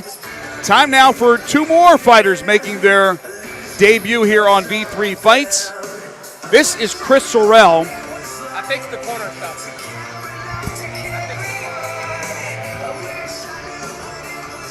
Chris Sorrell, 33 years of age, Rick. He's out of Hot Springs, Arkansas, and Team Redemption, trained by Bill Barton. 5'11". They're fighting at a 195-pound catch weight. Here's a guy who predicts he'll win by strikes. 33, though. That is, what was your question? 33 years of age. I'll tell you what, man, it's never too late to start. Chris Sorrell, man, he's coming in. Great training camp. He's a Muay Thai fighter. He's concentrating on striking. His trainer, Bill Barton, everybody knows who he is, man. So, you know he's trained up for this fight. Bob Edwards and, of course, Bill Barton will be in his corner. So, Chris Sorrell, checked out now by Jason Wilkerson. And he'll head inside the cage for the very first time as a fighter. Obviously, he's trained. He's ready for this, but this will be a whole different story. Rick, you can attest to that, the difference between training and fighting guys in your own gym and preparing, and then actually going inside the cage and doing it for the very first time. Oh, yeah, just the adrenaline is the difference. When you're training and stuff, you don't have that constant adrenaline pump, but when you get in here and you're waiting for that guy to come back in the cage to face you, it gets intense. So Chris Sorrell in the blue corner will now await the entrance of his adversary, and it's Jeff Lamar from Memphis, Tennessee. The hometown kid fighting at the age of 21 from the club Memphis Judo and Jiu-Jitsu, which was awarded earlier as the Club of the Year in 2014 for V3 Fights. He is coached by a tremendous group of guys over at Memphis Judo and Jiu-Jitsu. Of course, we know all about Dave Ferguson, but Jason McDonald and Nathan Pang. Joel Gingery, two-time Jiu-Jitsu world champion, has also been working with the fighters, including Jeff Lamar. This guy is going to join the Army next week. How about that, Rick? Man, how about your going away present, a little fight before you go and do some real fighting? So, man, awesome. Jeff Lamer, this guy is a class act. Like you said, he's getting ready to leave for the Army. His style is wrestling. He wants to get this fight on the ground. He wants to end this with some real quick and powerful ground and pound. So we're going to see what happens. Wrestled at St. Benedict High School in Memphis. He also wrestled at Belmont Abbey College before he decided to transfer. He'll go back to school at the University of Memphis in September. And then, as I mentioned, involved with the Army. I don't know how he's going to have a lot of time for MMA, but he certainly wants to do that as well. So this guy has a full plate. It's Chris Sorrell. It's Jeff Lamer at the catch weight of 195 pounds. Now let's meet the two with Michael Kelly. V3 Legion, this bout is brought to you by the Smile Center and is set for 3-minute rounds in the 195-pound catchweight division. And when the bell rings, the referee in charge of the action. The third man in the cage will be Jason Wilkerson. Introducing first, fighting out of the blue corner. He wears the red and black trunks. At 5 feet 11 inches, he weighed in at 195 pounds. A freestyle fighter, making his MMA debut, representing Team Redemption and Off the Chain MMA, and fighting out of Hot Springs, Arkansas, Chris Sorrell. And across the cage, his adversary fighting out of the red corner. He wears the gray trunks with the red trim.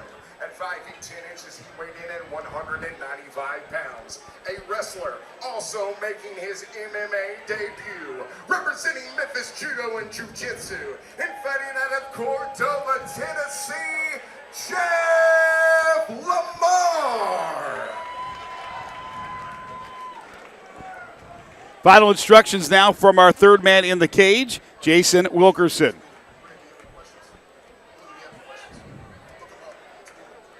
What's interesting is Lamer scheduled this fight with another gym. He was part of another gym, scheduled the fight, then changed over to Memphis Judo and Jiu-Jitsu, and Dave Ferguson said, yes, we'll go ahead and we'll fight. We'll honor that, yep. But we'll see where you are and how much we have to work on, what we have to work specifically after the fight. So at least I'll have some tape to be able to look at. Nice big kick. He's inside double unders. Lamer looking for a trip, it looks like. There's a knee from Lamer. Another one to the midsection of Sorrell. Boom! Big takedown. Goes the dynamite. What a hit, man. That's two big boys right there. That was a nice takedown by Lamer. I'll tell you what, Sorrell is working some jiu-jitsu magic right there, trying to get that arm bar. Great defense by Jeff Lamer. Lamer got his hand out very quickly. And now some hammer fists. And Sorrell 33, but strong as an ox. Lamer, a big boy, not too shabby himself. And back in guard. This is exactly where Chris Sorrell wants Jeff Lamer. He doesn't want him postured up, throwing down some big ground and pound on him. Right now, not much Lamer can do. Now he's able to get that left arm free for a second, but then Sorrell, good defense, keeping his opponent at bay for the most part.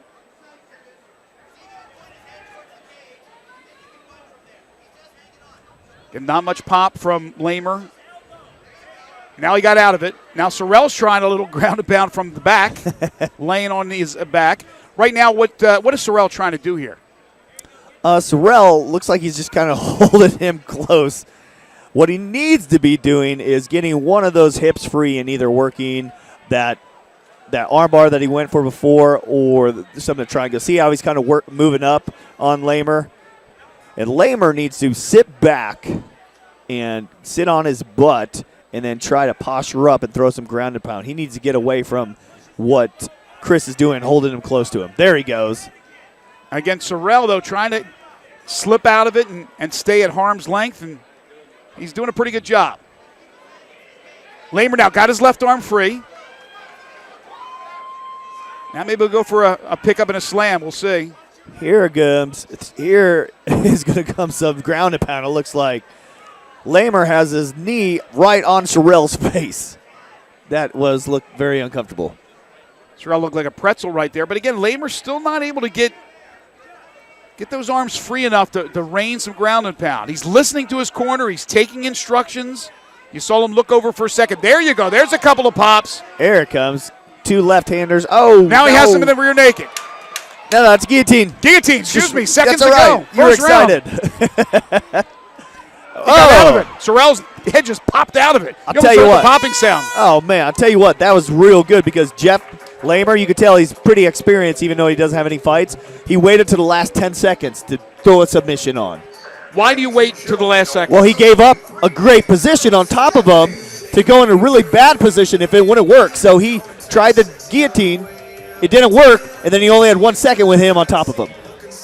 So you put yourself in a situation where if it doesn't work, the time will save you. You're not going to be okay. So he went for the submission, but he was saved by the bell.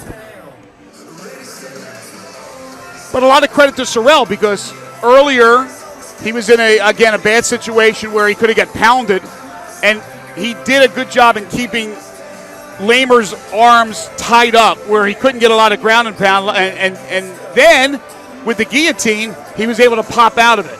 And I don't know if he would have had enough time to finish. I don't know how deep that was, but he still popped out of it. So what we've seen so far in that first round is Sorrell pretty good defensively, and Lamar's got some pretty good technique as well. These are 2 guys, folks, making their amateur debuts. Yeah, they look very, very seasoned in there. A good, solid first round for Lamar. See what Sorrell can do offensively here in round 2. And here we go. 2-touch gloves. Sorrell starts with the kick. Good right from Sorrell. Sorrell needs to get out of that. He needs to get out of that. He's in trouble. Oh, he got taken down with an arm triangle. Now he's in an arm triangle. Nothing he could do. His only saving grace right now is, well, he's out of it now, but he had Jeff Lamar's leg blocked up. What did he do to walk into that? Man, he just looked like Lamar kind of ducked under one of his punches and just ended up and just kind of cinched around his neck and locked it up. Most of the action right now happening across from us. And Lamar would love to get this thing into full guard and just rain the ground and pound. But again, it's a similar situation here. He's tied up. Sorrell's pretty good defensive fighter, at least what we've seen so far. And again, Jason Wilkerson right on top of these 2. He'll make sure they're active. If they're not, that'll be it. He'll stand them up. Stand them up. Start it over. Tell you what, full mount for Lamar. There it is. And Sorrell's trying to buck him off him. Trying to hold down those arms of Sorrell and rain some punches. There we go. He got a few through. Not getting some big ones right here, but they're good enough. Nice. Good hip control by Lamar. Just kind of sitting on him. What he needs to do right now is push on his face. Push on Chris Sorrell's face. Get some distance, posture up, and bring it down. There it is a little bit now to the side, and now he has his back. He's going to have to sneak those hooks in or he's not going to be able to stay up there. There we go. He got that one through. Now he'll try to choke. Nope, it's going to slip right off. That's what he needed the hooks now for. He's got the leg in there. Switch it to an arm bar. I don't think he's going to get it, though. Sorrell's coming out the back door. Boy, he has that arm tangled. Yeah. Sorrell slipping through, though, again. It's really not much. Just kind of holding it there. Now Sorrell. This fight looked like it may go all 3 rounds. Well, it's interesting. Lamar's he's tried a couple of things on Sorrell. Sorrell has fought it off so far. Now Sorrell trying to get on the offensive for the first time really in this fight. Couple of shots from Sorrell. Now some hammer fists. Again, not a lot of pop behind those. Nice. Lamar got out of that. Both men pretty tired. These are some big boys. Husky gentlemen in there in the cage. Fighting again at a catch weight of 195. Final seconds here in round number 2. And we are going to go to a third and decisive round. So your analysis through 2. Man, this is hard. I think Jeff Lamar has been more of the aggressor throughout the whole fight. He's been in the better positions throughout the whole fight. So right now I'd have him up. 2-0 actually. Lamar again out of Memphis Judo and Jiu-Jitsu with Jason McDonald, Nathan Pang, Joel Gingery, of course Dave Ferguson, and the whole gang at Memphis Judo and Jiu-Jitsu. Chris Sorrell with Team Redemption out of Hot Springs, Arkansas, Bill Barton and Bob Edmonds. Each of these fighters in their pro debut getting a nice talking to from their corners. What do you expect here in round number 3? Right now, I think you're right. So far, it looks like Lamar's got the better. But again, you go to the judges' scorecards, you never know how they see a fight. You want to end this thing before it has to go to scorecards. If I was Lamar's coaches, I would be to say the same thing. Take him down. Get a good takedown. Make sure it's good. Impress the judges. Wow them. You should have this fight wrapped up if you do that. What Chris needs to do, he needs to do something very impressive right now. Get some big punches in. He hasn't landed any solid strikes yet. That's what he needs to do. Round 3. Here we go. The decisive third round in this catchweight 195-pound battle. Sorrell and Lamar. He almost had that same takedown that he had in the second. Right, and almost about the same time, early in the round. He should take him right down here, little ankle pick.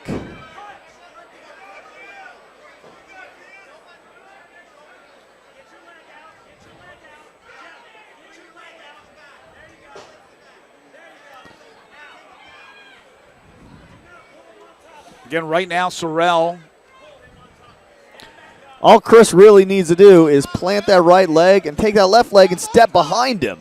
And he should be a lot better position than he is right now. He's got himself into a precarious situation an awful lot in this fight. But again, a lot of that is credit to Lamar. Okay, he slipped out of it. Again, he's done that a lot so far in this fight. Chris Sorrell has got one underhook. He needs to get 2 underhooks on him. Good knee from Lamar. He was set right up for that knee. Big knee coming in. Let's see if Lamar goes for a big takedown here. Lamar's going to get this takedown. He's going to get. Oh, woo! He had that double underhook locked up. Sorrell again, good maneuvering from his legs. You got to remember, these guys are tired. They're not. Oh, Chris Sorrell with the takedown.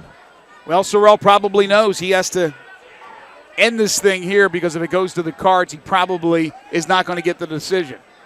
Yeah. And again, we talk about Sorrell's 33 years of age.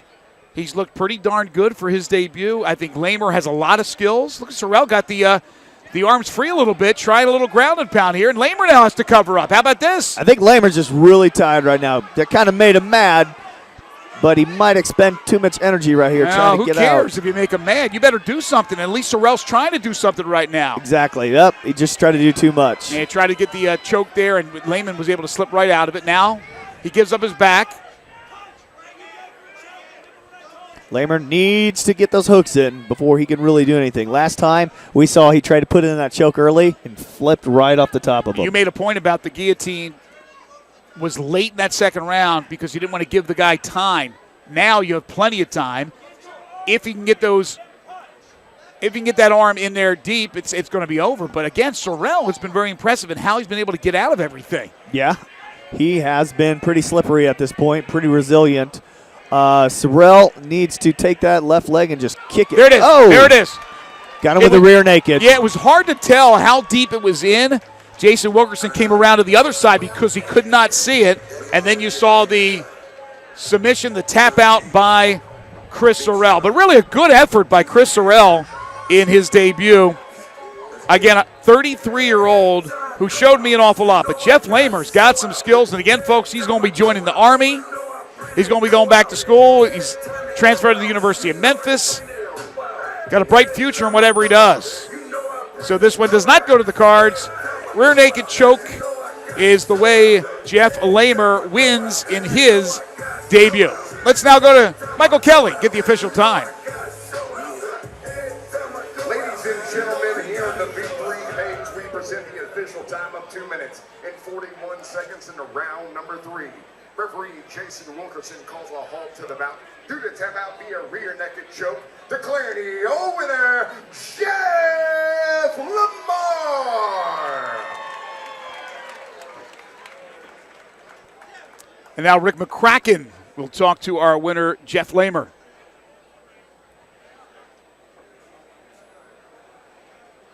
Great showing by the 21-year-old in his debut. I'm here with a winner tonight in a spectacular performance from Jeff Lamar. Man, that was a great fight. That was a little back and forth at first there, wasn't it? Yeah, I control, but I was just being an idiot. Letting him get control at the very end of the round. Well, I'll tell you what, when you're in a fight like that, and it's a dog fight, back and forth, I'll follow you. It's a dog fight back and forth, you get really tired. You look like you're gassed out in that third. Yeah, I wasn't ready for back and forth. All right, man. Well, I'll tell you what, anything else you want to say to the crowd real quick? Thank you, my family. Thank you for let me turn at the gym. Jason, Nathan, thank you for showing me what you told me. And, Reggie, whoopsie butt. All right, this is a very tired young man on his win tonight, Jeff Lamar. And congratulations to Jeff Lamar. Again, a third-round victory via the rear naked choke. We'll take a quick timeout.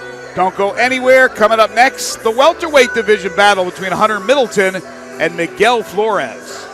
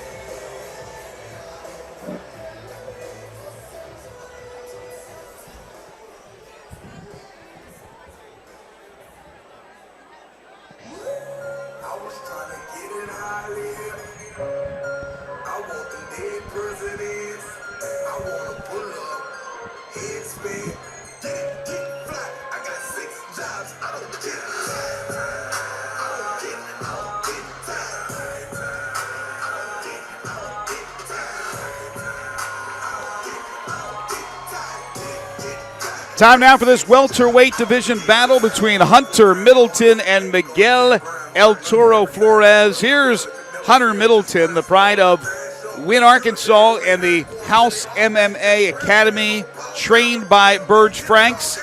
7 wins, 6 defeats. He's a 6-foot, 170-pounder. BJJ, he's a jiu-jitsu fighter, and just 21 years of age, already 13 amateur fights. Yeah, man, I like Hunter. This guy is awesome, man. Always in a good mood, always ready to go, ready to fight. Comes always in pretty good shape, man. He's got a great gym down there in the house. Pretty good record. This guy's jiu-jitsu guy, man. Wants to get it on the ground, get it going. In what you can remember, Rick, from his previous fights, at 7-6, he's obviously had some good and he's had some bad. What is the issue for him with the losses? Is there a certain type of fighter that he struggles with? Not really. It's just inexperience. He's a young guy, only 21, so, you take those early fights that you're not ready for, and it teaches you something. That's what you do when you're an amateur. You take those early fights, get you ready, so as you keep growing and keep growing, you'll get better. It's interesting because Middleton, again, at 21 years of age, has the 13 amateur fights, and his opponent, Miguel Flores, is 25 years of age and only has 4 fights. But that doesn't mean because you have 13 and he has 4 that you have a lot more experience. You may have it inside the cage with fights, but who knows if the guy who fought the 4 times has 2 or 3 more years of getting ready to fight and took more of his time in honing the craft before he actually stepped inside the cage. Yeah, that is correct. You never want to pay attention to the record. you want to pay more attention to who he fought. That tells you more about someone. If you got a guy that's 6-0 and he's fought a bunch of guys that were like 0-0, and you got a guy maybe like Hunter who is 7-5, but he's fought guys with all 10-plus fight experience, you know who's going to be the better fighter. Taking everything into account, obviously a lot of these fighters are starting their careers. They have jobs. Some have families. How often, if there's nothing that precludes you from fighting on a normal schedule, how often should you fight, in your opinion? Well, Sorrell for the UFC, he fought was 6 times in a year. Man, I saw a post the other day on Facebook. This one guy he fought 6 times in 4 months. So just whatever works for you and works for your team and works for your corner. Well, different at the amateur level. You kind of, when you're at a pro level, you take a lot harder hits sometimes, so you need a little bit more recovery. Plus, you want to train more for the actual fight. The preparation takes longer. Well, here he is, Miguel El Toro Flores from Memphis, Tennessee, and fighting out of the UFC Gym Cordova, trained by Jason Aldridge. 3 wins, 1 loss, 5'10", 170, MMA fighter. All around, does a little of this, does a little of that. 25 years of age. He's a mechanic. He's also a single father, and he's a pretty good fighter. Roundabout. This guy does everything. Trains at the UFC gym in Cordova, Tennessee, right outside of Memphis. Man, he just comes to fight. This is a good fighter. I like Miguel a lot. I can't wait to see this matchup between these two fighters. Jason Wilkerson will pat down the El Toro. I guess that's how you can describe it, a pat down. There's a little more security here tonight for some reason. I know it's not a pat down, but and there he is, Miguel Flores, as he makes his way inside the cage. Love the music. It's Hunter Middleton. It's Miguel Flores in a welterweight division battle. And now, let's go to Michael Kelly. V3 Legion, this bout is brought to you by the Green Beetle, and it's set for 3-minute rounds in the welterweight division. And when the bell rings, the referee in charge of the action, the third man in the cage will be Dave Ferguson. Introducing first, fighting out of the blue corner. He wears the yellow trunks with the black trim. At 6 feet even, he weighed in at 170 pounds. A jiu-jitsu fighter with an MMA record of 7 wins and 6 losses. Representing the house MMA and fighting out of Wayne, Arkansas, Hunter Middleton. And across the cage, his adversary fighting out of the red corner. He wears the black trunks with the Mexican flag trim. At 5 feet 10 inches, he weighed in at 170 pounds. An all-around fighter with an MMA record of 3 wins and 1 loss. Representing UFC Cordova and fighting out of Memphis, Tennessee, Miguel El Toro Flores. Big support group here to root on Miguel Flores. Dave Ferguson, final instructions for the two fighters. Okay, guys, if you give me your instructions beforehand, make sure you protect yourself at all times. Listen to everything I have to say. Any questions for the blue corner? For the red corner, touch them up, let's fight. What do you expect? Man, this is going to be a high-flying affair right here. Both these guys are going to come out throwing for the fences, I'm thinking. Again, amateur division, 3 rounds, each round 3 minutes in length. Round 1, here we go. Hunter Middleton and Miguel Flores. Nice tape kick by Hunter right off. Setting the tone early. Flores missed with the lead right and connected with the left. Man, it looks like Hunter wants to get this to the ground pretty quick. He's a BJJ fighter. So oh, what a right hand. That was a great counter from Flores after he got hit. Oh! From Middleton. Flores in trouble. Now the rear naked. Holy moly, those hit perfectly. Flores was able to get out of that. Does he still have his senses, though? Great recovery by Miguel. He just got to wait. Middleton trying to get it in. Does he have those hooks in? No, Flores able to get out of it. Hunter jumped on him like a shark, man. Now some hammer fists. Explosive first round with Hunter Middleton with a big kick sending Flores down to the ground. Well, first he hit him with that right hand, and it snuck through, hit him in the jaw, and then that kick just dropped him. Trying to work for a choke right here. Flores was able to survive the first attempt. He survives the second attempt. Oh, and he's out. Boy, Flores. Oh, Hunter's got a triangle in. He's got either. He's got a, well, he doesn't have neither right now, but he could switch off to the armbar if he wants. What a recovery by Miguel. That, you got to give him props on that. He took a hard right, and you can see the welt coming up on his right high from that left kick. And it would have been easy for Dave Ferguson to stop the fight, but he saw that Flores was getting out of that rear naked choke and still had his senses, and that was the key. But you're right about that welt. Flores Nice got out of it again. Great pass by Miguel. If Flores can survive the first round, who knows? Now some uppercuts by Flores. There's a knee. Middleton. Hunter may be a little tired right he here. He exhausted a lot there. Flores fighting back. Good uppercut. These are those back and forth fights you like to see. Incredible first round so far. We certainly hope you're enjoying it at home. I know the fans here at Minglewood Hall are.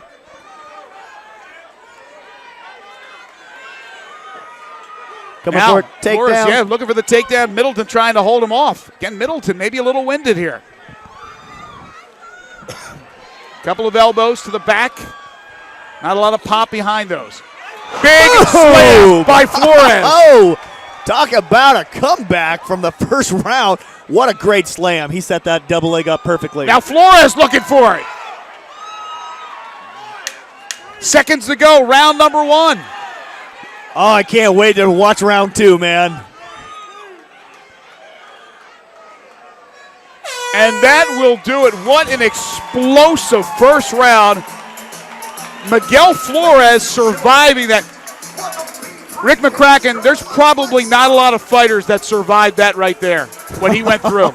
That kick was right on point. He literally got dropped almost with the left or the right hand, and then the kick, he went almost vertical. I mean, his body stiffened up, and he fell and just woke back up quickly. I thought the kick knocked him out. It did. Right? It's called a flash knockout sometimes. It just knocked him out for a second, but he was able to regain that consciousness. But what's amazing is, okay, he regains the consciousness, but Middleton, like a good fighter should, pounces on him with a rear naked. You think there's no way he survives because Middleton's got all the mojo going, right? He's got all the, and he gets behind him, puts in deep in, and Flores somehow gets out of it. I'll tell you what, that says a lot right there.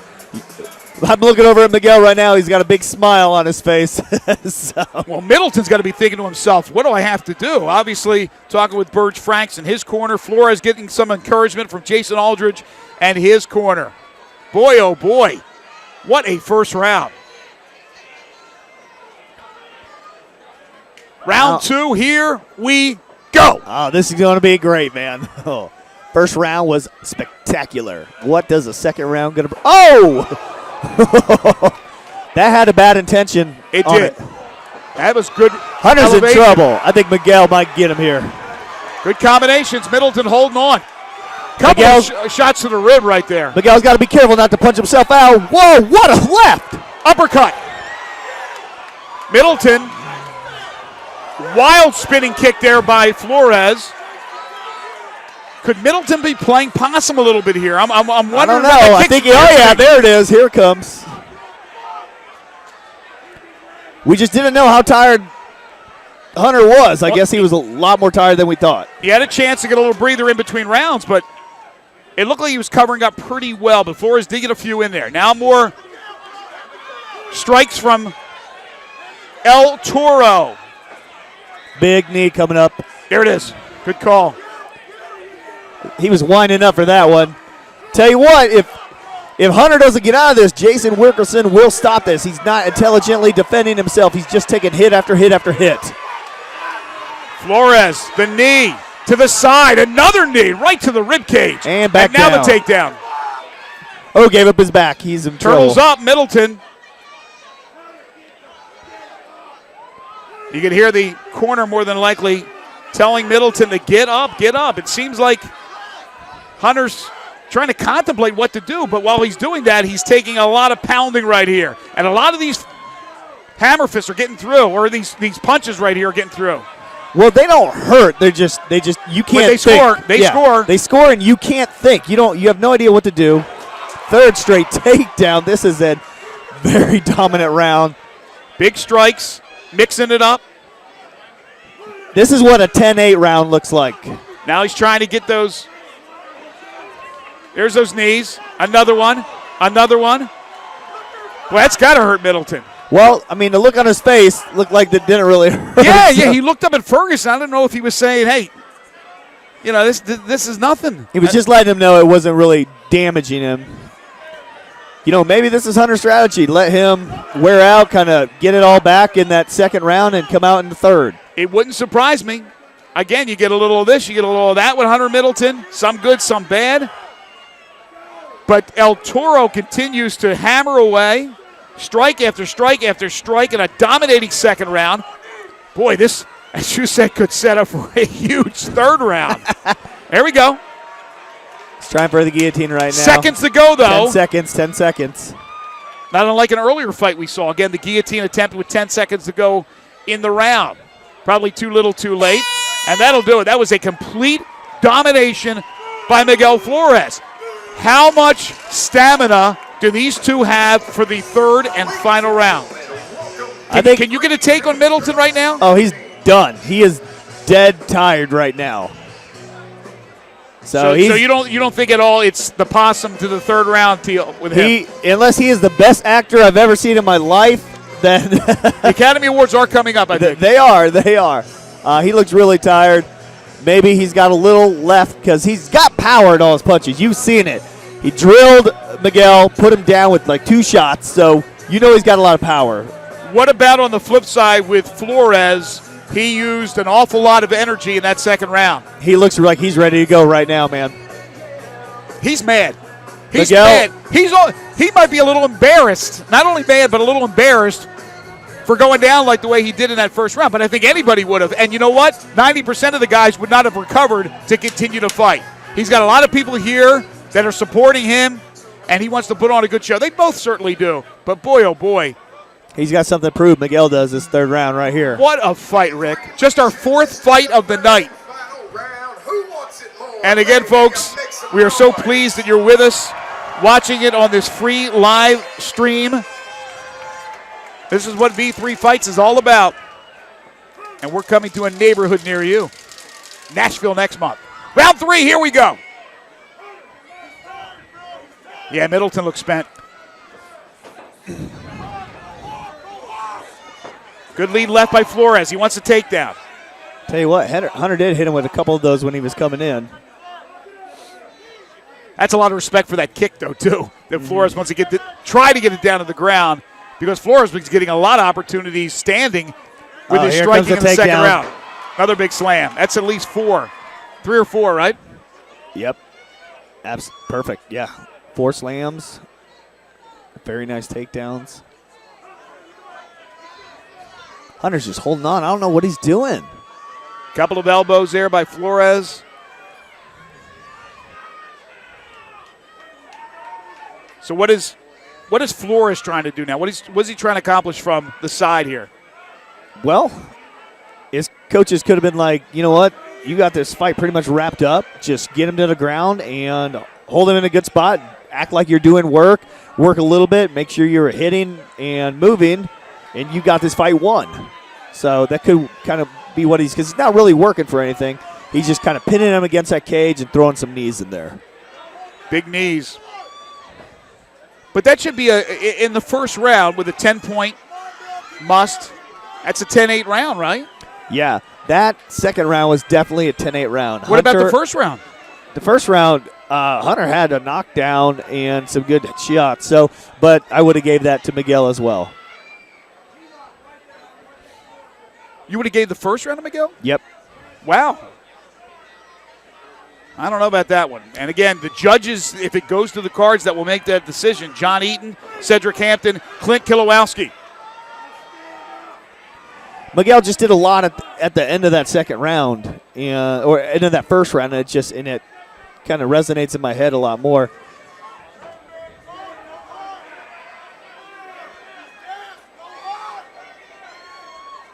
Flores just seemed to find more energy once that initial knockdown took place in the first round, and he was in big trouble. Now he has the arms free. Here we go. Now some ground and pound. Again, Middleton turtling up, trying to protect himself. Miguel has both hooks in. Oh, he's just taking some Dave shots Ferguson here. right on top of this thing, and it's over. It's done, and what a comeback by Miguel El Toro Flores, and he has a lot of energy to spare. What an impressive showing, Rick. That was a great fight. That was beautiful, man. Great fight. Tell you what, it took a lot of perseverance right at that beginning when you got dropped like you did. Just come at full bore, man. That was awesome. Very, very impressed with this young man. Well, Rick will make his way inside the cage. Hunter Middleton, who found fireworks early in that fight, has to be wondering how he didn't win. He had a chance to finish off Flores with a rear naked and couldn't get it done, and Flores just found that extra effort, and he dominated rounds 2 and round number 3. We thought maybe Middleton had a little left. Maybe he was playing a little possum. That was not the case. He was spent, as you saw it in his eyes and in his body language in that third round. And Miguel Flores will improve to 4-1. Meanwhile, Hunter Middleton will drop to 7-7. Let's get the official time from our cage announcer, Michael Kelly. Ladies and gentlemen, here in the V3 cage, we present the official time of 2 minutes, 40 seconds into round number 3. Referee Dave Ferguson calls a halt to the bout due to strikes, declaring your winner by TKO victory, Miguel El Toro Flores.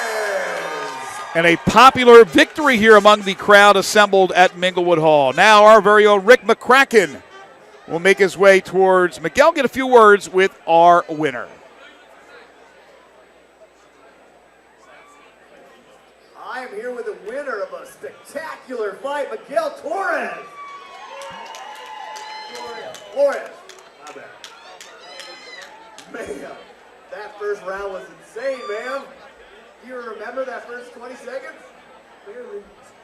I'll remember it tomorrow. I'll tell you what, man. He snuck a right in on you and hit you on the chin, kind of dazed you, and then he hit you with the left kick that dropped you, man. I don't remember a kick.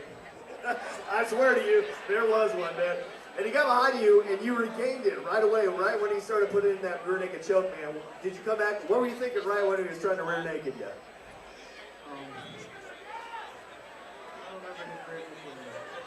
All right, let's skip off to the second round. Second round, wow, you had it right here in this corner, man, and you just turned it on. I could not count how many punches you hit, man. That kind of wore him out and took him down, brother. All right, well, you won. You want to thank? Can you remember anybody to thank? I can remember plenty of people to thank. Before I do that, today's my son's birthday. So if everybody on 3 can give him a big happy birthday. Ready?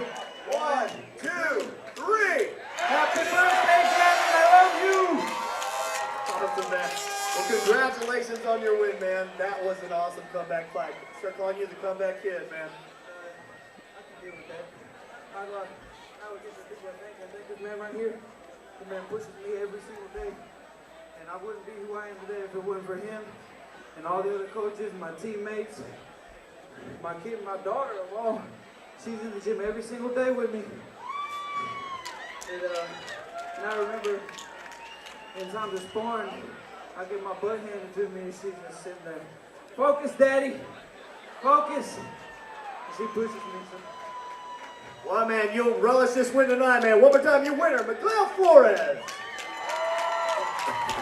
Very impressive. The single father wins one for his daughter and for the El Toro allegiance as Miguel improves to 4-1. Coming up next, the featherweight division. Reggie Adams, Clarence Higgins. We'll get to it right after this.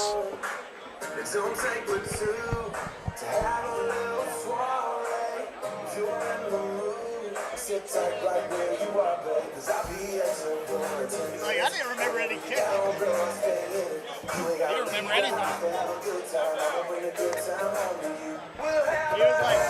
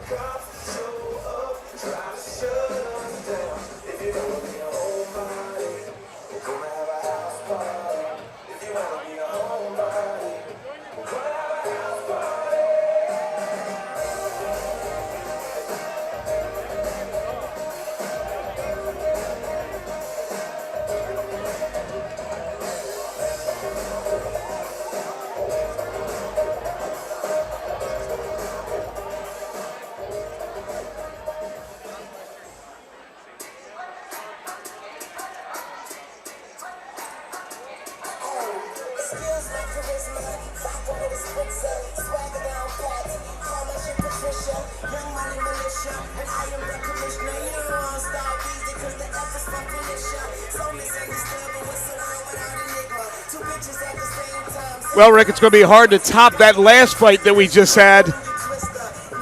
We witnessed a great fight with Miguel Flores coming back from the dead to knock off Hunter Middleton. But right now it's time for a battle in the featherweight division. Here comes Reggie Spider Monkey Adams, the pride of Memphis and Memphis Judo and Jiu-Jitsu. He is 1-0. His first fight was a TKO win in the first round at the 2:15 mark. 5'10", 145-pounder. He's a wrestler, 21 years of age, but also he says he can box, Muay Thai. He wrestled at Cordova High School. He was a 3-time regional champion, a 2-time state placer, and a 1-time state champion. So this guy knows his way on the ground, but he feels he can also be effective standing up. Yeah, man, Reginald Adams. This guy, he's a high school wrestler, a very accomplished high school wrestler, but also he has got some power, man. So watch for him. You know, a lot of these wrestlers sometimes they have that wrestling base, so they don't use it. They want to get in there and showcase what they could do standing up. And then if something gets them in trouble, they could always fall back on that wrestling base. He'll have Jason McDonald, Nathan Pang, Joel Gingery in his corner. Of course, as I mentioned earlier, Gingery, the 2-time Jiu-Jitsu world champion. Is there a particular type of fighter, a particular discipline that, and it's hard to generalize, and I probably shouldn't generalize, but maybe where they're more anxious than another discipline? In other words, boxers a lot of times will feel each other out. Maybe not the lady boxers, though, they go right at it. But does a wrestler have the patience to feel it out, or do they want to get it right to the ground and do what they do on the mat? Well, man, it all depends on the actual fighter in there. But I think a wrestler, usually they're going to hang back just for a minute and going to see if their guy's going to come in with kicks or punches and how they want to attack that style. So the wrestler will be actually more patient than I think. I would think so. I was more patient when I was in the cage. I was an aggressive fighter, so. So Reggie Adams in the cage, and now he awaits his opponent. Clarence Mad Lion Higgins. Aren't all lions mad, though? He's out of Collierville, Tennessee, and Fisher's Bang Gym. Of course, that's located in Horn Lake, Mississippi. Trained by Fred Fisher and Thomas Vasquez. They've already had a pretty good night. His strength is also his wrestling skills, but he's got that Bang Roo Jiu-Jitsu, Muay Thai. I mean, the guy's well-rounded. They always are from Fisher's Bang Gym. 5'11", he's 2-0. Also tipped the scales at 145. The real big difference between Adams and Higgins is Higgins 34 years of age. 34 versus a 21-year-old. This is a classic age versus youth matchup. Clarence Higgins, man, great gym he belongs to. Fisher's Bang Gym in Horn Lake, Mississippi. They've been pumping out fighters for, I cannot even tell you how long, the last 8-10 years. Wrestler versus wrestler. So usually sometimes they cancel each other out, and it's just this beautiful looking stand-up war. So we're going to see what happens. And I mentioned that Bang Roo Jiu-Jitsu, which is obviously something to do with the Bang Gym, especially to them and the fighters from the Bang Gym. By the way, Clarence Mad Lion Higgins, who says he'd like to turn pro, and at 34, it's probably sooner than later, but also he'd like to enter the ministry. So very interesting, and the future plans, the future endeavors. Different aspirations. Clarence Higgins. Most definitely. So there he is. Maybe a quick prayer. I'm sure that's what it was. And there he is. It's the Spider Monkey and the Mad Lion. Couple animals in there, my friend. Now let's go to our very own Michael Kelly. Get the official introduction of these two fighters. V3 Legion, this bout is brought to you by Club 152. In its every three-minute rounds in the featherweight division. And when the bell rings, the referee in charge of the action. The third man in the cage will be Jason Wilkerson.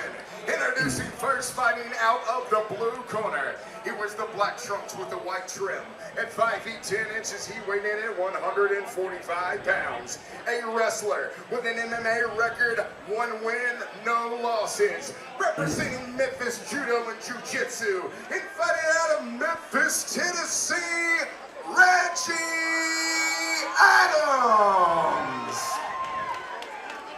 And across the cage, his adversary fighting out of the red corner. He wears the black trunks with the red trim. At 5 feet 11 inches, he weighed in at 145 pounds. Bang, Ryu Tai Jitsu fighter with an MMA record, 10 wins, no losses. Representing Fisher's Bang Gym and fighting out of Collierville, Tennessee, Clarence, the Mad Lion Higgins. Jason Wilkerson, final instructions for Adams and Higgins.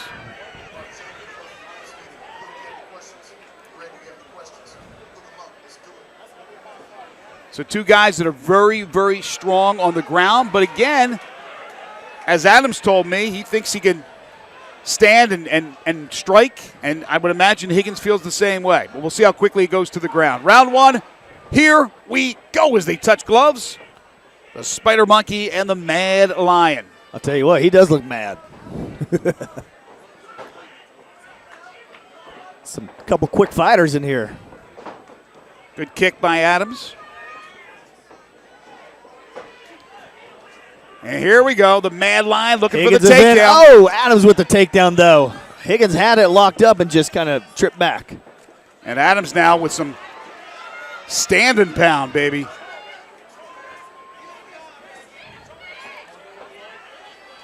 They wasted no time getting in the scuffle. Oh, big slam by Adams. That was basically a one-handed takedown. He threw down the Mad Lion, and now looking for the choke right off the bat. He's got it in pretty good.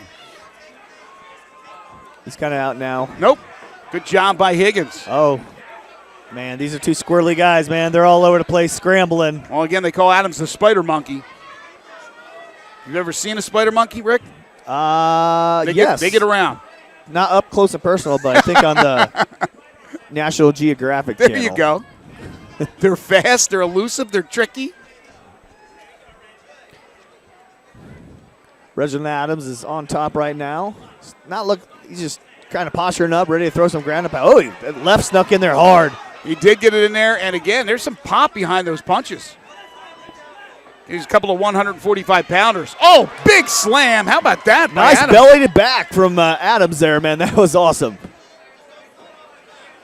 He's just all over Clarence Higgins. He's got a rear naked choke in. As you can see, Clarence Higgins put his chin right under it, so no harm, no foul there.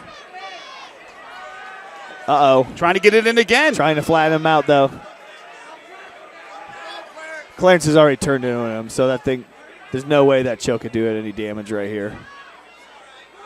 Oh, but he gave it back. Oh, there you go. There he goes. He's out of it. And now he's covered up here at the Mad Lion, expecting some ground and pound here from Adams.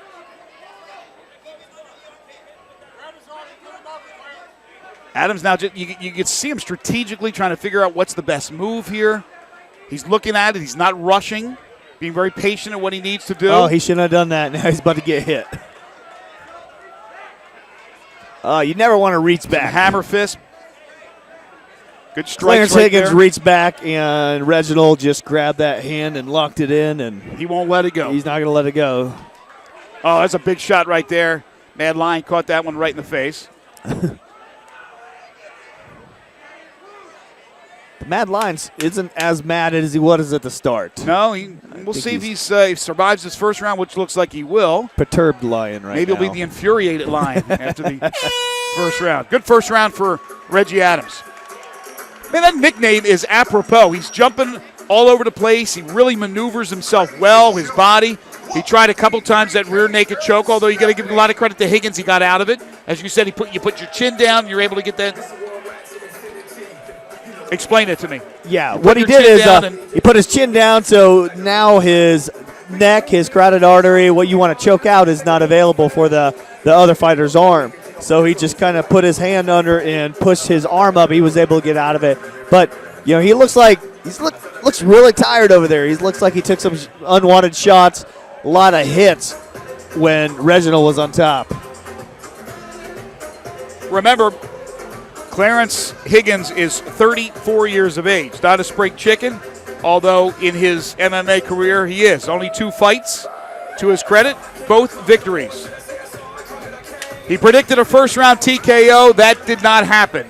So I think now, if he didn't already realize he was in a battle with Adams, he knows it now. Meanwhile, Reggie Adams on his feet early. He's ready to rock and roll. Again, fighting out of the Memphis Judo and Jiu-Jitsu. Great club here in Memphis. Round 2, here we go. No touching gloves to start the second round.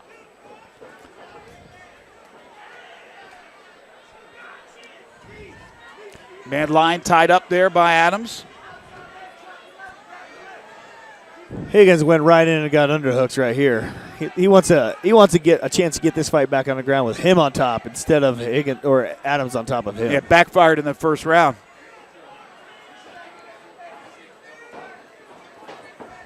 Tried for the trip. Reginald Adams has really good balance. Missed with the overhand right. Now one more try, one more opportunity for Higgins. Oh, and again. Same result. But now, nope, not quite.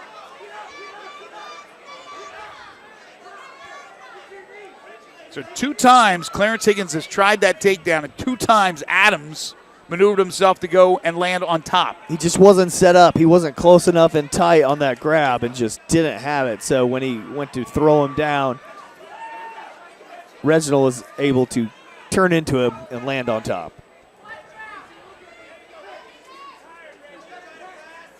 All right, so now you're Reggie Adams. Right now, what are you looking at here? Trying to get full mount if you can. But pass, get that full mount and just start raining some punches down. Higgins doing a good job holding those arms of Adams at bay.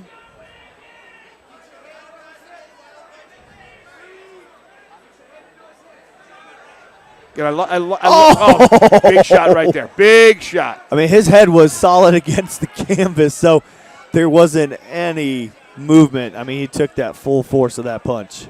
Adams has a lot of pop. What I've discovered so far, a lot of pop. Now he looks over to his corner.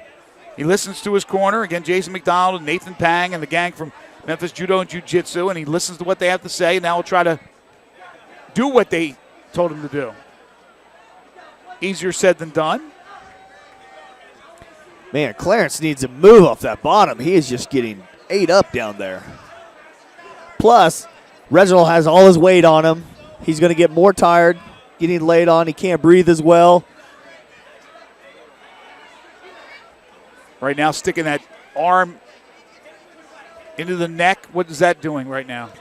Man, that does a couple things. What that does is that kind of puts a little pressure on him, makes breathing difficult, pushes his head to the side so Clarence can't see what Reginald's doing. Trying to roll through for an ankle lock, but he didn't roll hard enough or fast enough. And now the Mad Lion gives up his back. Just about. Now it's big left. Now some ground and pound coming from Adams. Final seconds here in round number 2. Scoring at will on the Mad Lion here. And again, good job by Adams. Did what he wanted to do, and a dominating second round. And now he has the Mad Lion, you would think, right where he wants him. But they will go to a third round. Gentlemen, welcome V3 cage girl Alexa. The Mad Lion walked over there to hand Clarence his mouth guard. Mouthpiece. That's good sportsmanship, right? Jason Wilkerson handed it to him thinking it was his, so that was kind of funny. It would be even funnier if you went over there and put it in there for So both fighters getting some instructions from their corner here in between rounds. And look at Higgins. He is pooped. There's no question. He is not wanting to be in this fight anymore. And we see Adams right now listening to his corner. I think he's listened to him very well so far through the first 2 rounds. Yeah, he's done everything he has needed to do so far. Again, 21 years of age, just really getting going in this sport, MMA. Who wants it more? Let me hear you make some noise. Terrific wrestler at Cordova High School in the Memphis area, part of Memphis actually, Cordova. And now round 3, here we go. So they touch gloves to start the fight. They touch gloves to start the third round. How mad can the Mad Lion get? What does he have in the tank?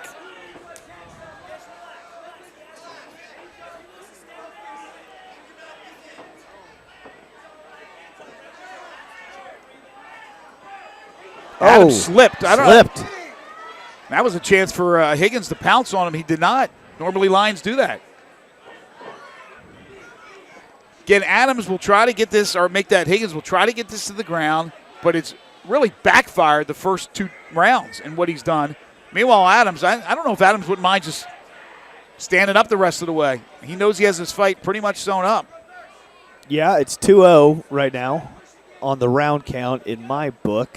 Man, Reginald just has to not get knocked out or submitted, pretty much. I mean, that's his game plan right now. So, and Clarence has to KO or sub him. So, a little bit of a low blow right there, but, you know, I think Clarence is going to take as much time as possible right here. 5 minutes, up to 5 minutes. So Jason Wilkerson calls for a stop on the clock here in round number 3. And Clarence Higgins, I couldn't really see the low blow. Obviously, he'll have, as you heard the announcement, 5 minutes, up to 5 minutes. Meanwhile, Wilkerson sends Adams back to his corner. And we'll see if the Mad Lion can continue. Again, he's 2-0. Adams is 1-0. We have yet to have a fight go to the cards so far this evening. If it does go to the judges, John Eaton, Cedric Hampton, and Clint Kilowowski. The Mad Lion is okay, and we are back underway here in round 3.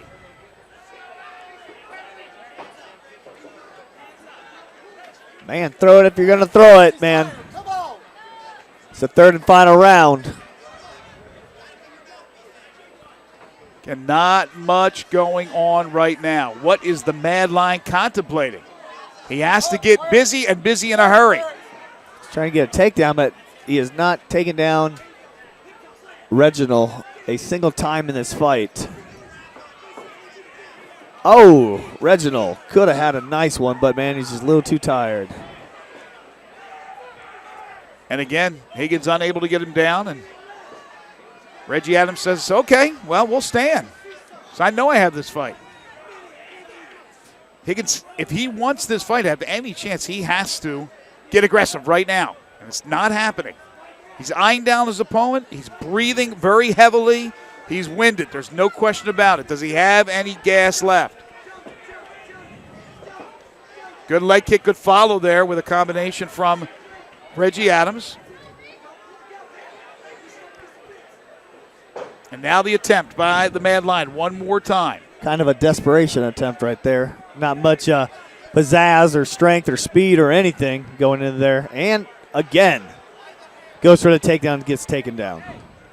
Adams is a lot strong. Now, he's a fit fighter, but he is awfully strong. I believe so. Yeah, just anytime Clarence's came in there, just stopped him dead in his tracks. Dead in his tracks. In the final seconds here in round number 3, it's not going to be a fight that's decided inside the cage. Instead, it will be decided by the 3 judges. So for the very first time tonight, we're going to go to the judges' scorecards. But, Rick, I don't think there's any doubt. I think Reggie Adams dominated this fight from the start. From the start to the finish, domination, 100%. So I'm giving this one to Reggie Adams all the way. Rick will make his way inside the cage. He'll talk to our winner. Again, right now, we don't know. We suspect, though, it'll be Reggie Adams. The Spider Monkey. Again, just his second fight. Comes from a terrific club. Skilled. And you can see how he's improved with his boxing and standing up. He's pretty strong. Obviously, he's very good in his defense. His wrestling, Muay Thai is top-notch. And again, a guy who's only going to get better and better and better. Meanwhile, Clarence Higgins says he'd like to one day turn pro. Also, he'd like to go to the ministry. He's 34 years of age, and he suffers his first loss as he falls to 2-1. The cards are now being handed to Jason Wilkerson, the referee, and they'll be handed over to Michael Kelly, and we'll have the announcement in just a moment. Still to come, 4 championships on the line here on V3 Fights and 5 professional fights. Don't go anywhere. Call up a friend. Tell them about it. It's absolutely free. A free live streaming event here on V3 Fights, live from Minglewood Hall in Memphis, Tennessee. Greg Gaston and Rick McCracken.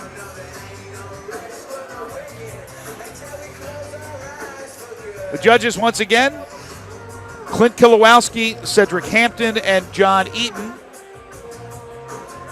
And we have a decision. Let's go to Michael Kelly. Fight fans, make some noise for both of these warriors. What a fight! After 3 rounds of action, we go to the judges' scorecard for the decision. All 3 judges scoring this one. For your winner by unanimous decision, Reggie Adams.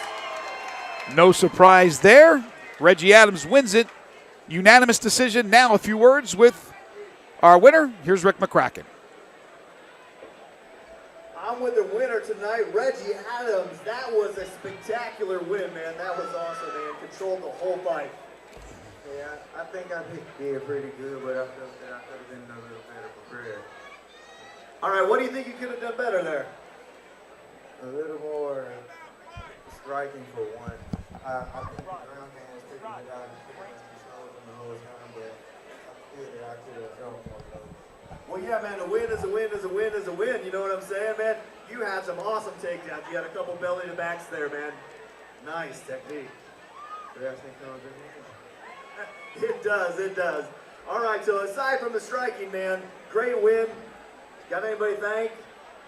I want to thank my trainers, my coaches, my managers, my family and friends. You know, everyone is a part of Team Red, I guess you can say. Team Red. I thought it was Team Memphis, man. Memphis judo is just to the fullest. One more time. Your winner, Reginald Adams.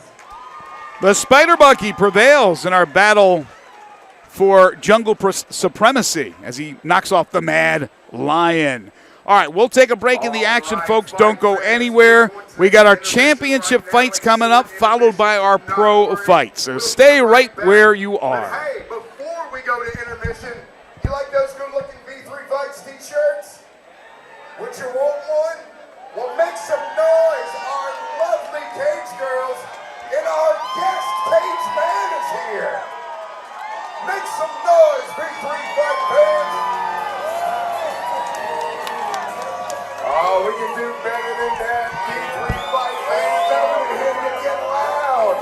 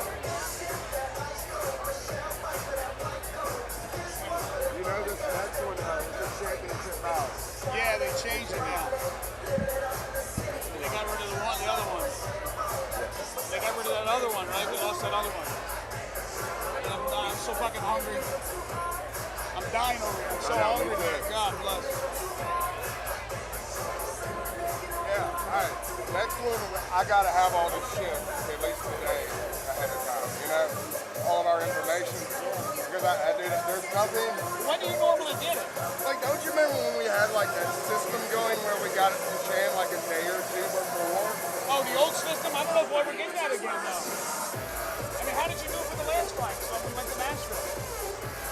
Like, you and I sat down. Oh, yeah, Nashville, I mean, it's still the same thing, but I mean, it's just like, I really felt like this time it was just so late.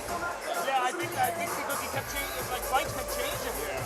So, but yeah, I mean they need to take a little bit more time for you and me and a chance to give us like 30 minutes because you tried to explain like the production. You had guys like it wasn't your fault. You didn't know. Right. I think there's no reason why we give 30 minutes to just sit down and do that. Yeah, and just go over everything. Before the fight. Yeah, I agree.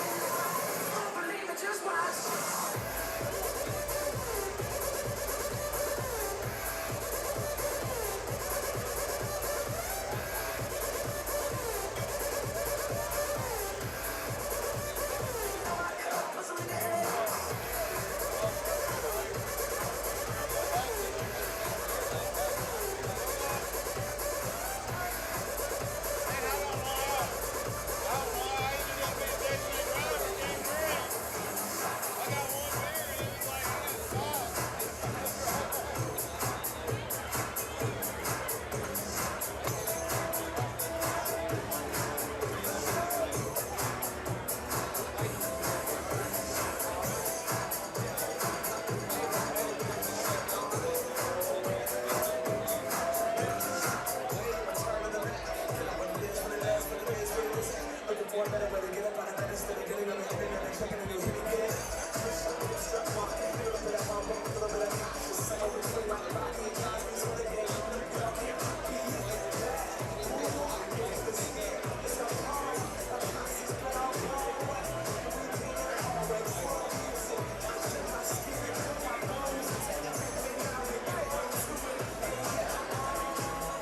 officials cage side. Once again, all officials cage side.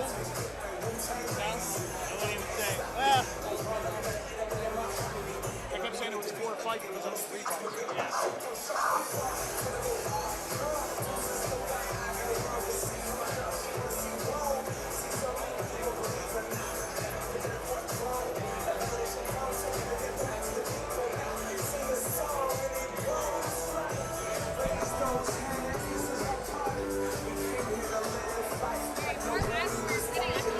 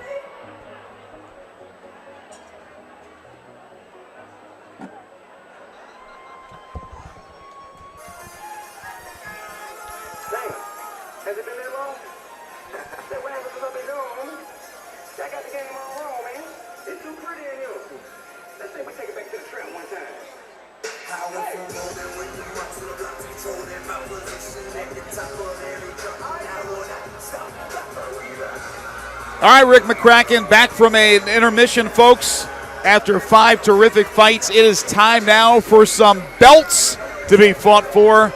And we begin in the featherweight division. The V3 featherweight title on the line as Blake Snow will meet Kevin Henry. This is a vacant championship. Blake Snow from Walnut Ridge, Arkansas, and fighting out of the Gracie Barra Club. 6-2 record, 5'10", 145-pounder, a freestyle fighter, and he's 23 years of age. Blake Snow and Kevin Henry with Nick Davis, the #1 contender for this title, sitting cage side. He will likely face the winner of this fight. So, tell me about Blake Snow. Blake Snow, oh God, gotta love Blake Snow, man.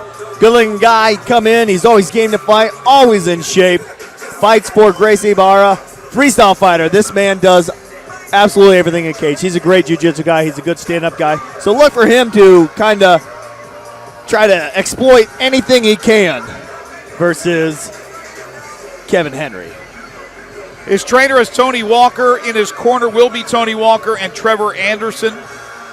He said yesterday during weigh-in that he wants to win this fight and then face Adrian Thomas. But again, it's going to be Nick Davis, I'm pretty sure, who will take on the winner of this fight. The V3 Featherweight Division Championship. So Blake Snow has made his way inside the cage. And now as the lights dip here at Minglewood Hall and the music switches up, get ready to say hello to Kevin Henry. Caligula. I knew I'd mess that up. Caligula is what his nickname is. And he is a heck of a fighter. From Memphis, UFC gym in Cordova. We'll have Jason Aldridge, Wes Pizarro in his corner. 6'3", a 6', 145-pounder. His strength is jiu-jitsu. He calls his style ninja.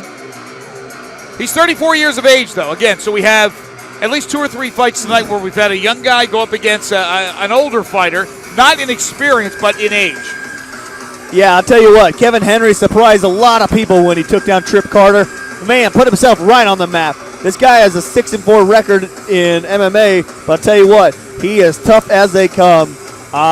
Ninja style, which I'm assuming that's a little bit of everything out there. So he's got a really good fan base, and I really liked him. I really like Kevin Henry. So both these fighters, great guys. I can't wait to see this fight. This is my first favorite fight of the night coming up. We'll see if it turns out to be as good as what you're hoping it will be. With the title on the line, you know these two are bringing it. You never know when you'll get that next opportunity if you don't seize the moment. There he is with the red, white, and blue American flag draped on the left side of his trunks. The man known as Caligula, Kevin Henry.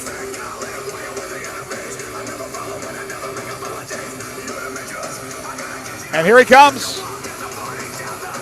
Jason Wilkerson will check the fighter out before he makes his way up the steps and inside the cage.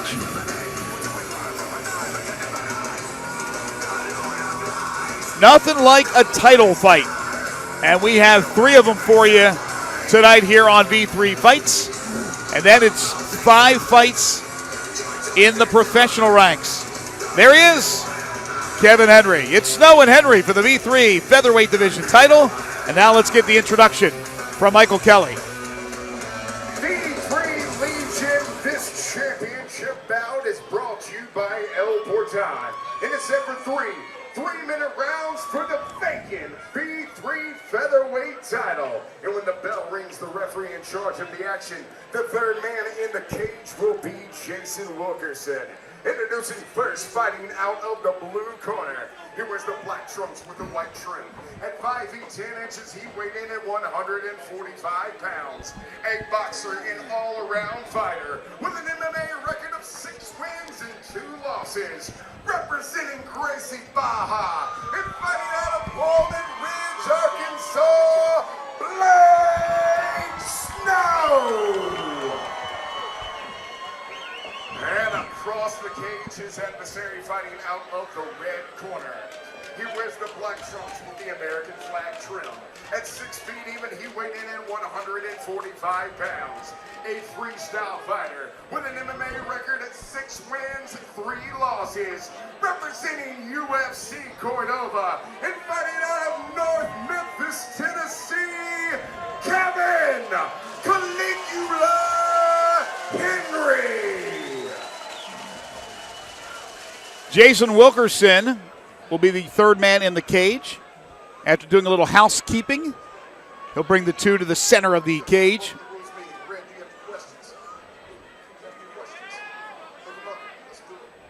And there you go, final instructions. Blake Snow never stopped looking at Kevin Henry. I mean, just staring him down. Intense, man. This is going to be a great fight. I'm calling it right here. 3 rounds, 3 minutes per round. Round 1.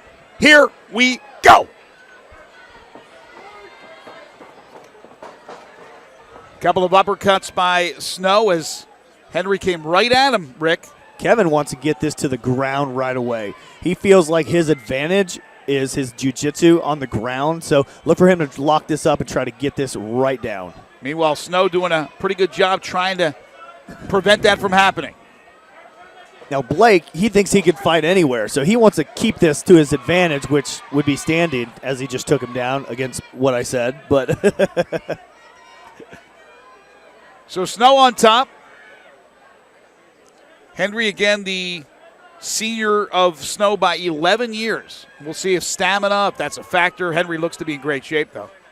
Absolutely, man. Both of these fighters, man, they train very hard, so I don't see either one of them gassing out. That this is going to be a fight through and through.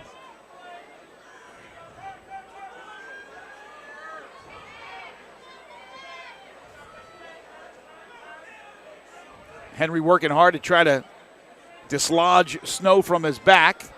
And now look at the... Tell you what, Kevin just kind of holding him at bay so he doesn't get anything on him. Now gives up his back. I'll tell you what, Blake's got that in deep. Trying to win the title and trying to win it early. He's got his hooks in. Oh, nice. Nice defense by Kevin Henry. Snow on the attack here with his skills on the ground.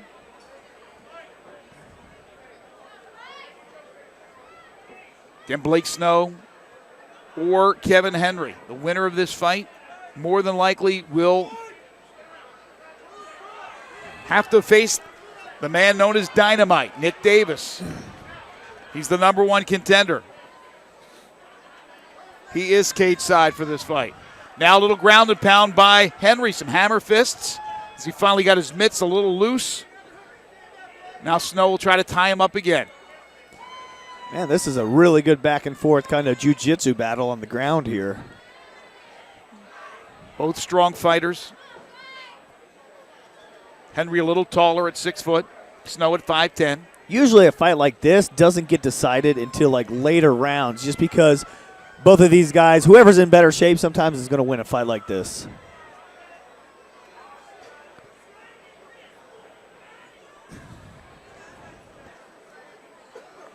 So tell me what Henry's trying to do here.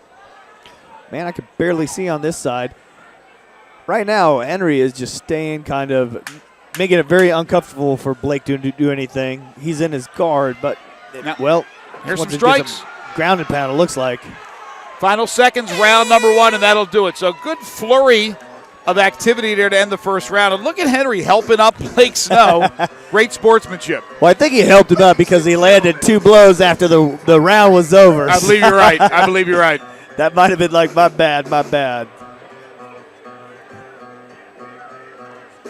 Again, Kevin Henry has Jason Aldridge and Wes Pizarro in his corner. Meanwhile, Blake Snow with Tony Walker and Trevor Anderson. How'd you see the first round? It was pretty close.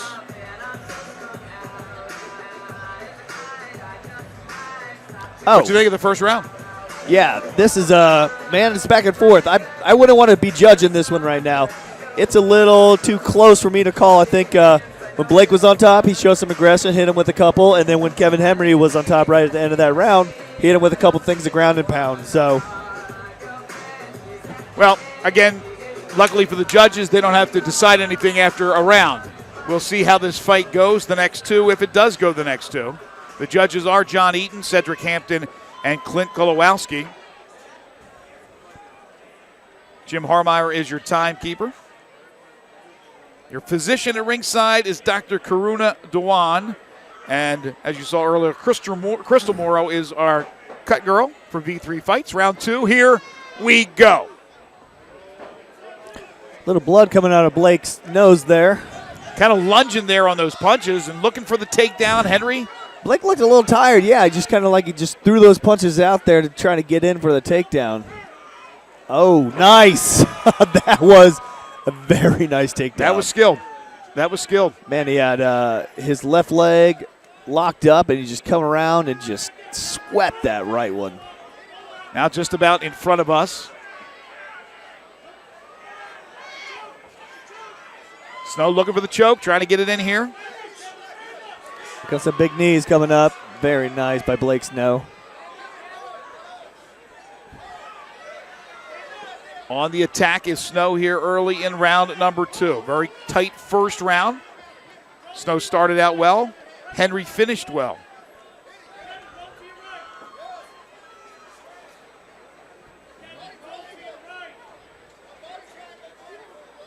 Both hooks are in for Blake. He needs to flatten out Kevin right now. Couple of shots. Again, not a lot of pop behind those strikes. He's getting that rear naked choke in. He's trying for it. Elbow from Snow.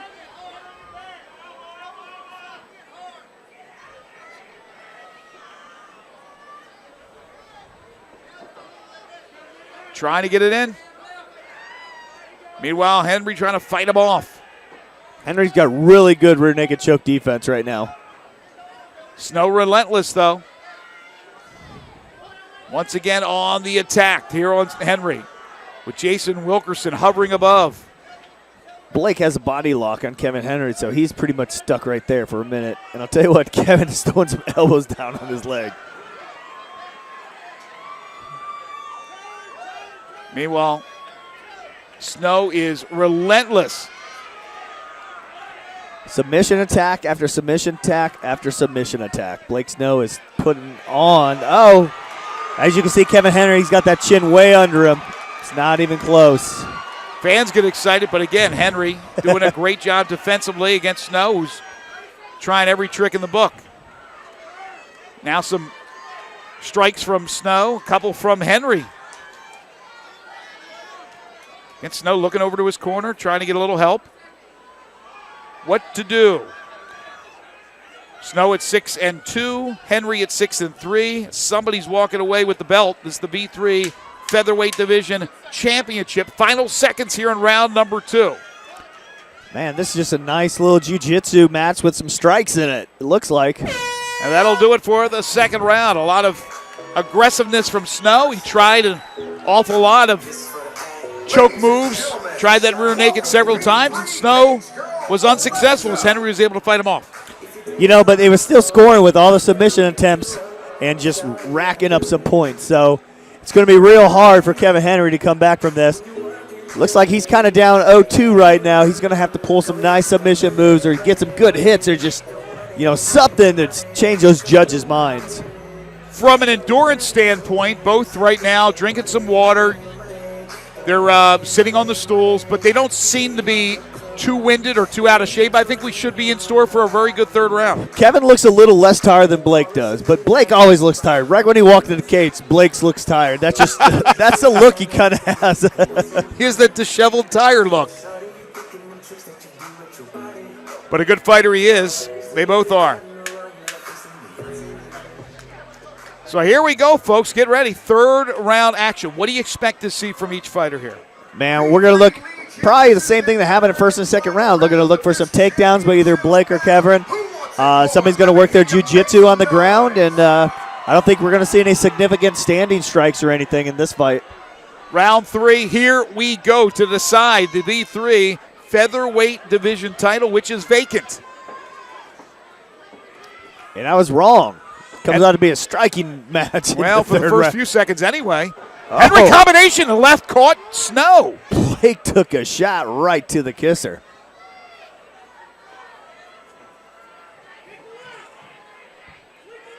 Now Snow. Let's see what happens here because Henry looks like he wants to take it down. Knee from Henry.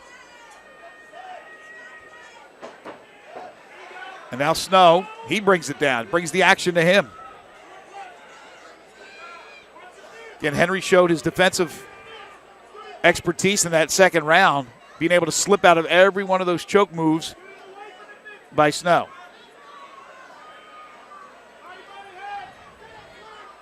And Snow doing a good job keeping those big arms of Henry at bay.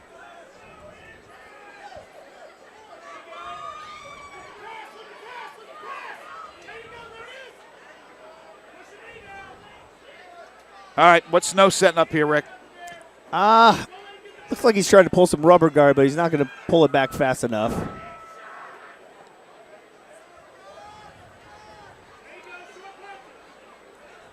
In the meantime, again, Henry trying to get those mallets loose and to rain some ground and pound here on Snow. He's unable to do it. Two tacticians at work.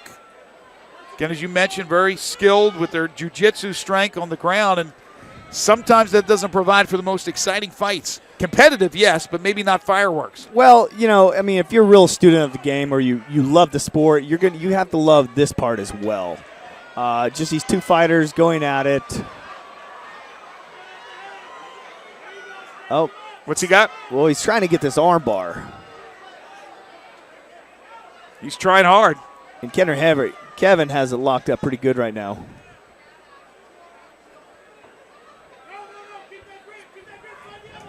You can hear the corners for both the respective fighters shouting out instructions. Now some ground and pound by Henry. Kevin has to do something right here, man.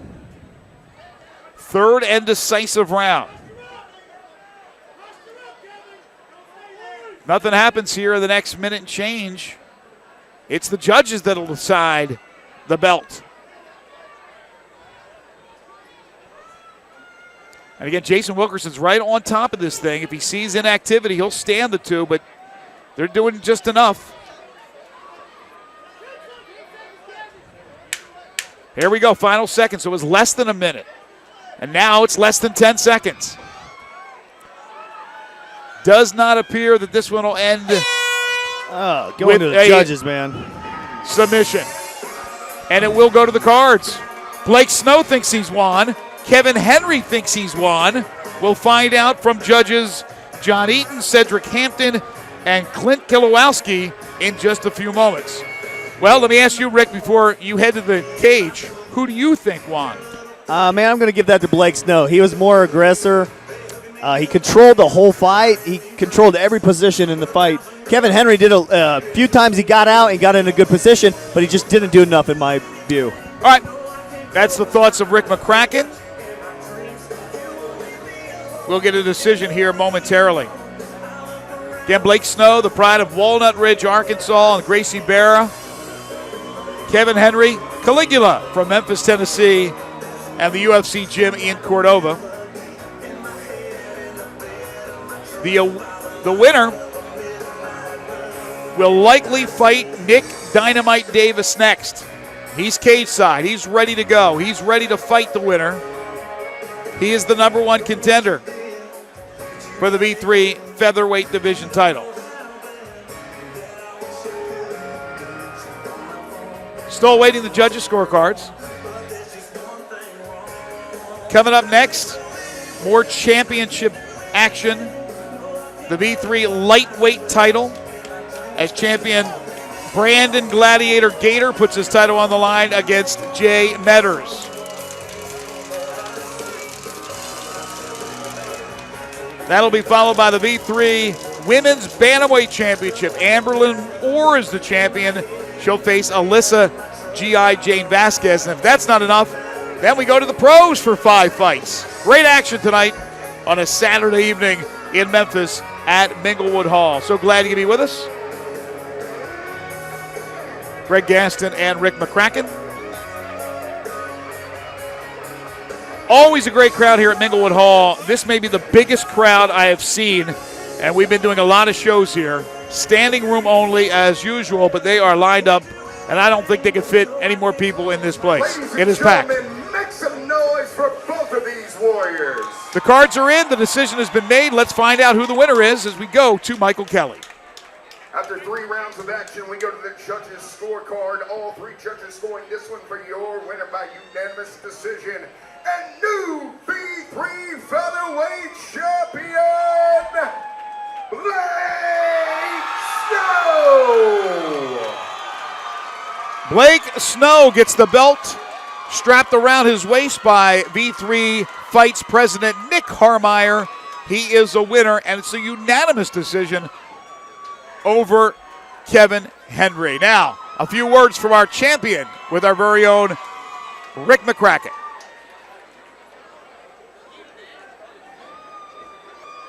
Good sportsmanship, too, between the two.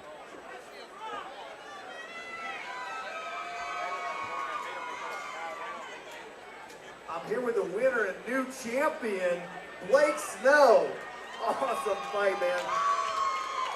That was sensational, brother. That looked, man, I'll tell you what, except for those punches you guys threw in that 3rd round, that looked like a jiu-jitsu match the whole way. Well, I think that was both of my strong points, and we both on the same head. I'm glad it went there. It was a good round. He really good. He's a great fighter. He'll be a tough fight for anybody. Absolutely, man. Yeah, he's a tough fighter. Give it up for Kevin Henry, too. Man, it was back and forth with you guys both times. Each of you had each other in a little bit of trouble each time. Did you feel like he had you in a bit of trouble a couple times? I mean, he was on top. I never felt like that. I was back twice. I should have finished it both times, but it's just stuff I've been working on in the gym. And get better at it. Knocked off a little ring rust. It's only been like over a year since I fought, so it felt so good to get back up there. Like riding a bike, huh? You want to send out a shout out or anything to anybody? Yeah, I'd like to thank my sponsors, Gator and Purdue, and my American Grappling Federation tournaments. I have a tournament coming up in Conway next weekend, so everybody needs to show up and show some support. They're awesome people. Also, can I get one of them for free at home? Also, I think somebody wants to come in and talk to you real quick. Listen, guys, I'm here to wake things up, man. I fell asleep like twice watching that fight. Listen, Blake, you're slick, but I'm slicker. You're good, but I'm better. March 28th, baby, I'm bringing that title back to Memphis. What's up? I'm pretty sure I remember Darren whipping you all over the cage, so don't make me make a replay of finishing this time. I think I finished Darren. How many fights do you have? 3, 4? Is he even trained ground? I'm not sure. Regardless, I'm bringing that title back, baby. March 28th, main event, Minglewood Hall, V3. What's up, guys? I promise you don't want to miss this one. We're going to put on a show. Also, where's the camera? Adrian Thomas. Whenever I finish with him, come on, baby, come on. I'm dying to get my fist on you, baby. Let's go. Let's go. Well, you hear some words from the new champion, Blake Snow. And there you go.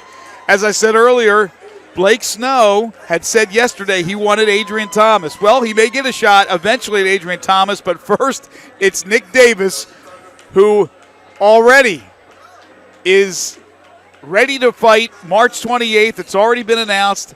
There'll be the main event at Minglewood Hall as Blake Snow will put his V3 featherweight division title on the line against Nick Dynamite Davis. More championship bouts on V3 Fights coming your way right after this.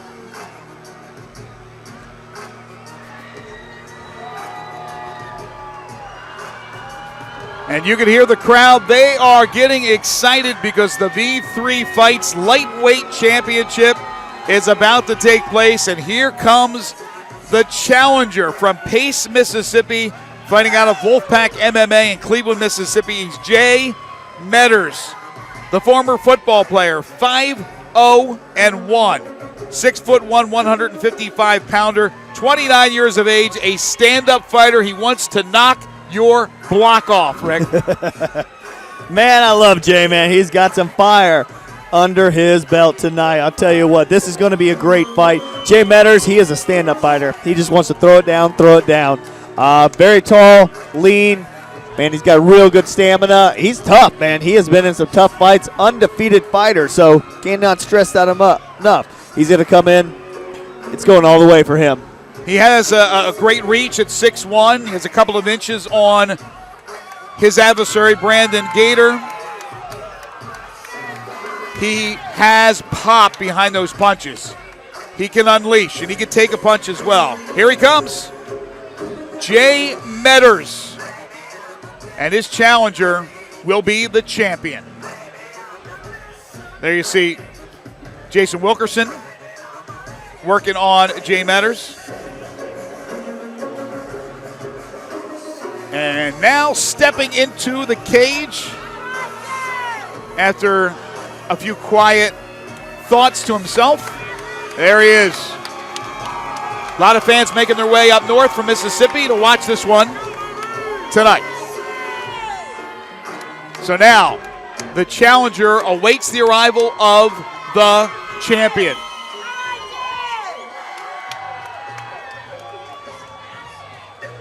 And we get ready to welcome the Gladiator, Brandon Gladiator Gator, out of Memphis, Tennessee, and UFC Gym in Cordova. The champion, trained by Jason Aldridge, defeated Tyler Edwards on November 15th of last year to win the vacant V3 lightweight belt. Now his first defense. He doesn't want to give it up. Started training about a year ago and is already a champion. He's 4-0. 5'11", 155, a freestyle fighter at 26 years of age. Tell me about Brandon Gator. Brandon Gator, man, dynamic. Super dynamic freestyle fighter. Like I said, this fight is going to be off the chain, man. He undefeated, hasn't lost, hasn't even been close. He's just steamrolled through opponents. So this is going to be an awesome fight. We're going to look for some good strikes. If it goes to the ground, I think both fighters is more than capable to hold their own on the ground as well. In his spare time, he likes music. He likes to play music. He likes to make music. Will he make sweet music tonight in his first title defense? Again, a combination of 9-0-1 inside the cage for this championship bout. You can't get much better than that, folks. The one blemish, Metters' draw. And Metters from inside the cage is staring down his opponent. He's waiting for Brandon to make his arrival. You saw the cut girl, Crystal Morrow, apply the Vaseline, get them all lathered up, ready to go. And now Jason Wilkerson. He'll check them all out. And then it'll be Dave Ferguson who will have the honors of officiating this V3 lightweight championship. So here he comes, the champion, Brandon Gladiator Gator, and Jay Metters for the V3 Fights Lightweight Championship, a title currently owned by Gator. Now let's get the formal introduction of these two adversaries. Here's Michael Kelly. V3 Legion, this championship bout is brought to you by Elite Men's Health. And it's ever 3-minute rounds in the lightweight division. And when the bell rings, the referee in charge of the action, the third man in the cage will be Dave Ferguson. Introducing first, fighting out of the blue corner. He wears the black trunks with the white trim. At 6'1", he weighed in at 155 pounds. A stand-up fighter with an MMA record, 5 wins, no losses, 1 draw. Representing Wolfpack MMA and fighting out of Cleveland, Mississippi, Jay Metters. And across the cage, his adversary fighting out of the red corner. He wears the black trunks with the white and red trim. At 5 feet 11 inches, he weighed in at 155 pounds. A freestyle fighter with a perfect MMA record, 4 wins, no losses. Representing UFC Cordova and fighting out of Memphis, Tennessee, he is the reigning, defending V3 lightweight champion, Brandon the Gladiator Gator. Nobody builds it up as well as our very own Michael Kelly. Let's see if this fight will follow suit. Here's final instructions from Dave Ferguson. Okay, guys, if you give me your instructions beforehand, make sure you protect yourself at all times. Listen to everything I have to say. Any questions from the red corner?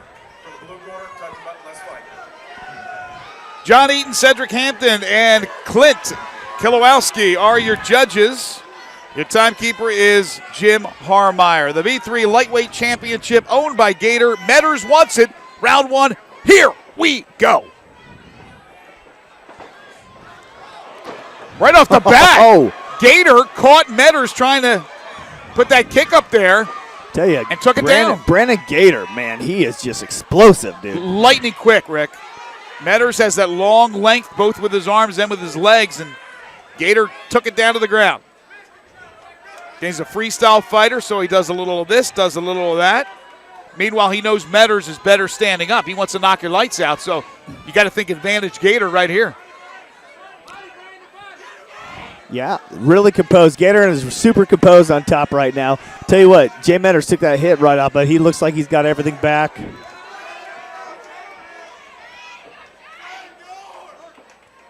Gator trying to get the arms free and let it loose here. Couple of shots to the rib cage of Metters. Not a lot of pop behind those punches, those strikes.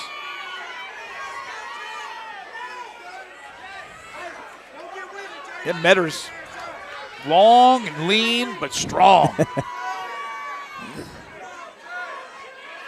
The crowd is very much so in this one right here. Plenty on their feet. Great crowd again, as I mentioned earlier, here at Minglewood Hall.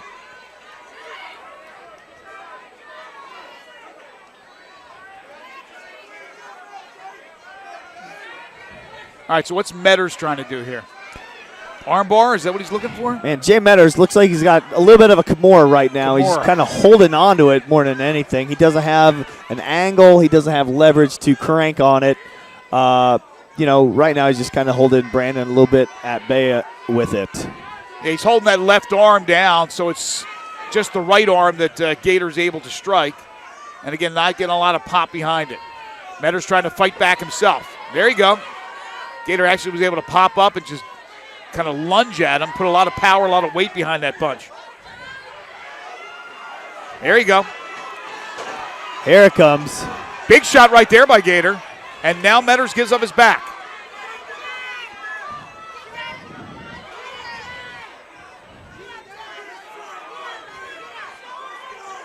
A little more ground and pound here by Gator. Metters trying to stand this thing up and having a tough time. Now he's able to get his hands out. I think Jay just noticed that he's in a fight right now. Man, Brandon Gator's absolutely relentless. Now Metters trying to get a choke in himself right there. He's not going to be able to get anything in on him. Brandon Gator has his legs kind of held right there. So that'll do it for the first round. And a good round for Gator. All right, let's talk strategy for round 2. I'd love to. Let's start with Jay Metters. What happens if it goes back to the ground? Again, it's not like he can't do anything on the ground. Don't get us wrong here, but he would rather have it standing up and knock down his opponent. So let's say, and let's assume it goes to the ground again. What can Metters do with that length, that reach? He's kind of... Metters has to sweep him. He didn't really try for too many sweeps. He was just trying too many submissions. I think he needs to sweep this and try to stand up longer. I think Brandon Gator surprised him with that hit and got the takedown. I think that's the main thing. And Brandon just got to keep doing what he was doing. He came out really strong and hard in that first round. So Metters in between rounds, standing up. He has not sat down on a stool. He didn't want the stool. Meanwhile, Brandon is sitting down, getting iced down a little bit, a couple of swigs of water. Again, Jay Metters fighting out of Wolfpack MMA in Cleveland, Mississippi. Brandon Gator at UFC Cordova.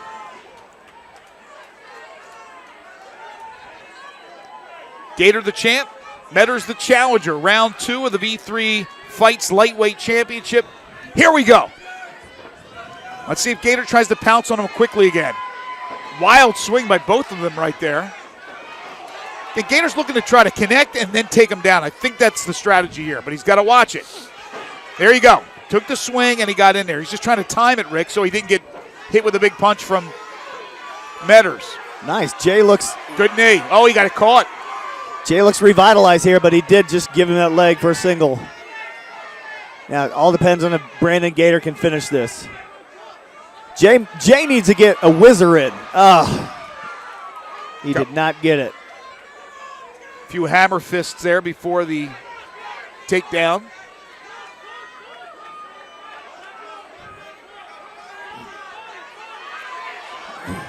Oh! Kimura. Metters. Gator's very, very elusive. Boy, Metters showing us some skills on the ground. He's not a one-trick pony, Rick McCracken. No, man, he's not. He's definitely showing some skills back and forth. I'm sure he'd like to keep the standing a little bit longer, see what he could do with his arms and legs, but he's not a fish in the water, out of water on the ground either, though. Well, no question. When you're undefeated like they both are, you're well-rounded. You have maybe a preference, what you like to do, and something maybe you do a little bit better. But at 5-0-1 for Metters, he can do it all over the cage, no doubt about it. All right, so what's going on right here? Again, their backs to us. I really can't tell. They're just kind of hand fighting and position battle. It's more of a little scramble back and forth right here. Nobody wants to give up real estate. Nobody wants to give up position here, especially don't want to be mounted here with Gator on top. He wouldn't mind. Oh, he got a shot in right there, was able to sneak through. Metters turns his head, try to defend himself. Again, he's locking up that left arm of Gator. So Gator has the right arm loose. That's about it. Oh, another Kimura try? Got a Kimura, but he doesn't have a good angle. So Gator better watch out, though. I mean, he's persistent and pretty tough with that move, but, man, he's about to get teed off right here. Here's in a bad position. Yeah, ground and pound from Gator. Watch, he'll come down and he'll rain right here. He'll use his body to really get into these strikes, I would think. Again, Metters trying to use those long legs to prevent it. Up, he got out of position right there. Jay should come right out the back.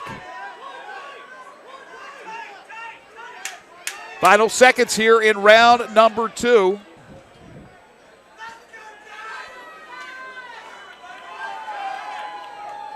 And this one is going to a third and decisive round. And why not? It's a great fight so far.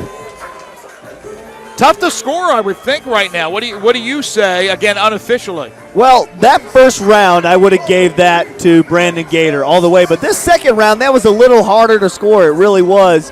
If I had to score it, it'd still go to Brandon. But, you know, it all depends on what the judges see, because any judge could give that to Jay Metters as well, that second round. You're exactly right, Rick. I can easily see this being 1-1 going to the third round. Because, again, while Gator seemed to be aggressive, it was Metters on the ground with the jiu-jitsu skills trying to end it with a Kimura a couple of times. He seemed to be more effective on the ground, and that's maybe a little bit of a surprise. So, who knows? Again, John Eaton, Cedric Hampton, Clint Kilowowski, they've been getting a lot of exposure tonight, and they should, because it may be in their hands to decide if Brandon Gator retains his V3 Fights Lightweight Championship or if Jay Metters takes it away. Man, it's going to be an awesome fight right here.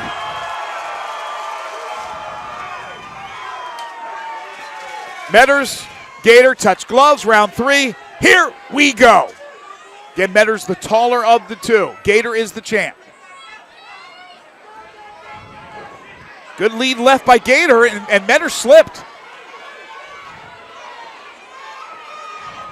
There's a good knee from Gator. Overhand right off the mark for Metters. Metters would love that one-punch knockout to end this thing. There he connected. Oh, he got a little shot there. Oh! And there's the takedown by Gator. Right into a guillotine, but it's not deep enough. His head's about to pop.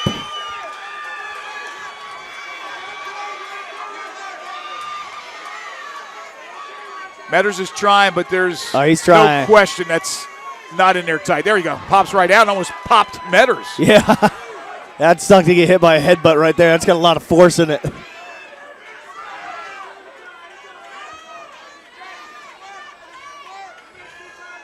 Once again, very similar to the first two rounds. Metters holding down that left arm of Gator. Gator trying to at least score with that right arm.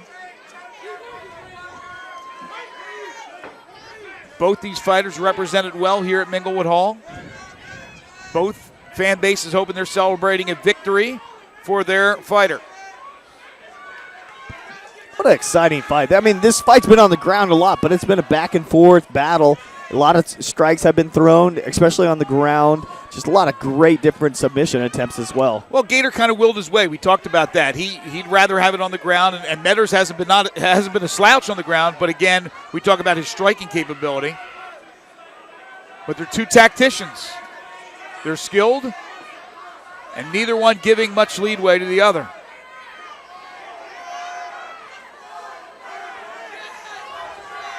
Again, not much action here and not much pop behind any of these strikes by both Metters and Gator.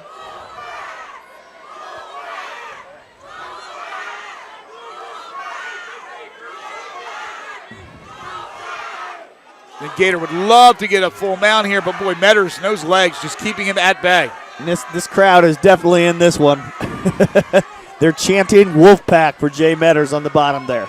And again, that's his club. That's where he fights out of in Cleveland, Mississippi. Again, Gator's the champion. You know, Metters has to be decisive in the judges' eyes to take this one away from Gator.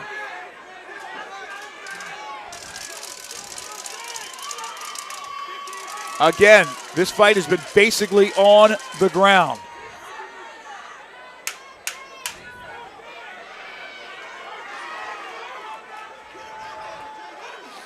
Brandon pretty much controlled this third round, it looks like. Now he gets his arms free. Just seconds to go in the fight, and got maybe a shot in at the end. Great sportsmanship between the two.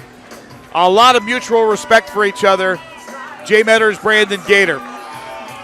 Well, Rick, again, I'm not a judge. You're not a judge.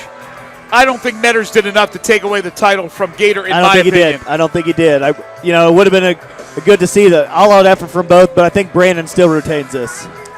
Okay, Rick will make his way to the cage. We'll find out here in just a few moments what the judges have to say. And again, don't go anywhere.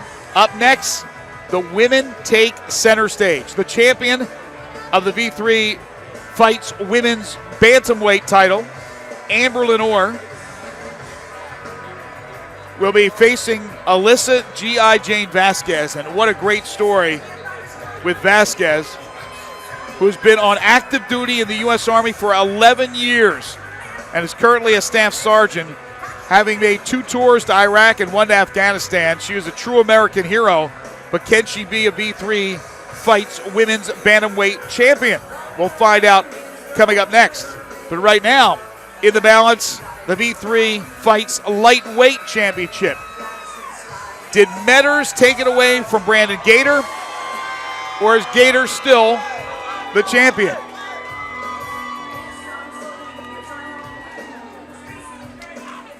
Judges' decisions in. Let's find out who the winner is. Let's go to Michael Kelly. Ladies and gentlemen, make some noise for both of these warriors. After 3 rounds of action, we go to the judges' scorecards for the decision.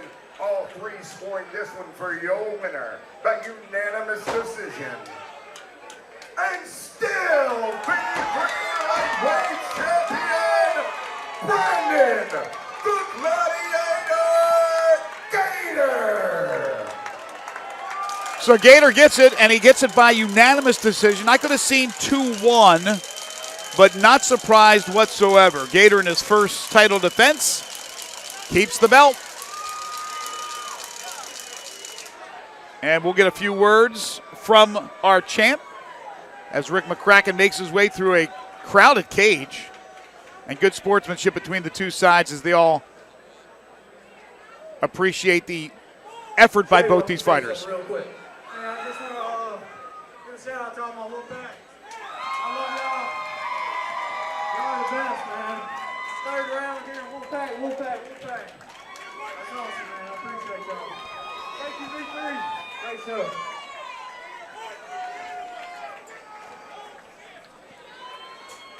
I'm here with the winner, Brandon Gator. Wow, man, that was awesome. Never cease to amaze us out here. Oh, thank you. It's time, man. Time to be great. Man, what was different from this fight from the other one so far? Oh, man, he had a much better ground game than the other guys that I fought.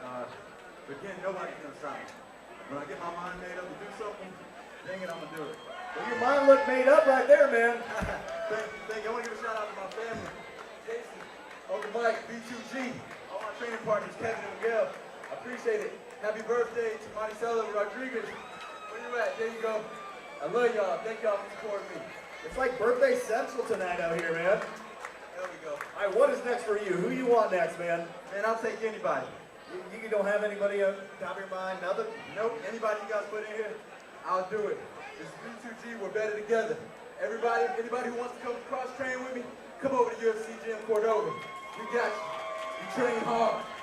Well, I tell you what, Chan has his work cut out for him with matching this guy with someone. One more time, your champion, Brandon Gator. So Brandon Gator retains his title. Will Amber Lenor retain hers? That's coming up next.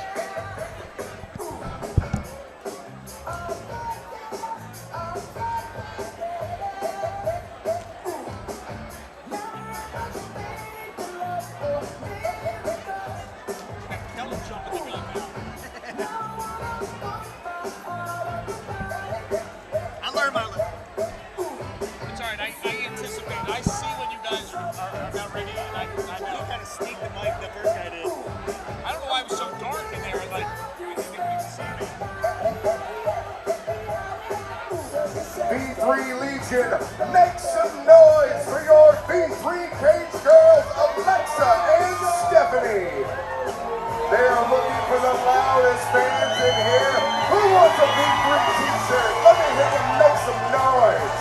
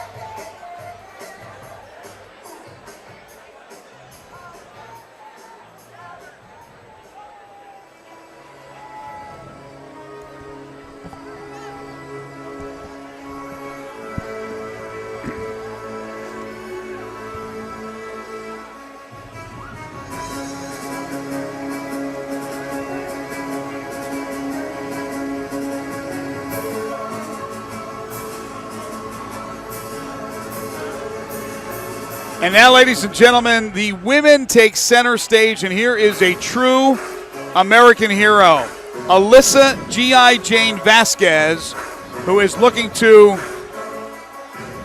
defeat Amber Lenor and take the V3Fights Women's Bantamweight Championship from Orr. Alyssa, originally from Phoenix, Arizona, where she was born and raised, now is stationed at Fort Rucker, Alabama. She fights out of Immortal MMA in Enterprise, Alabama. She has served two tours in Iraq and one in Afghanistan. She is an active duty member of the U.S. Army for 11 years, is currently a staff sergeant. But she said, Rick, she knows how good an organization V3Fights is. She's been involved now in MMA since 7 years ago, and her first fight was in 2009. But she said it didn't matter the opponent. What mattered was she fought for V3Fights. That says an awful lot for our company. It says an awful lot about this young lady. I'll tell you what, one word describes her, and that's friggin' tough. Well, that was 2 words, but, man, they both about the same.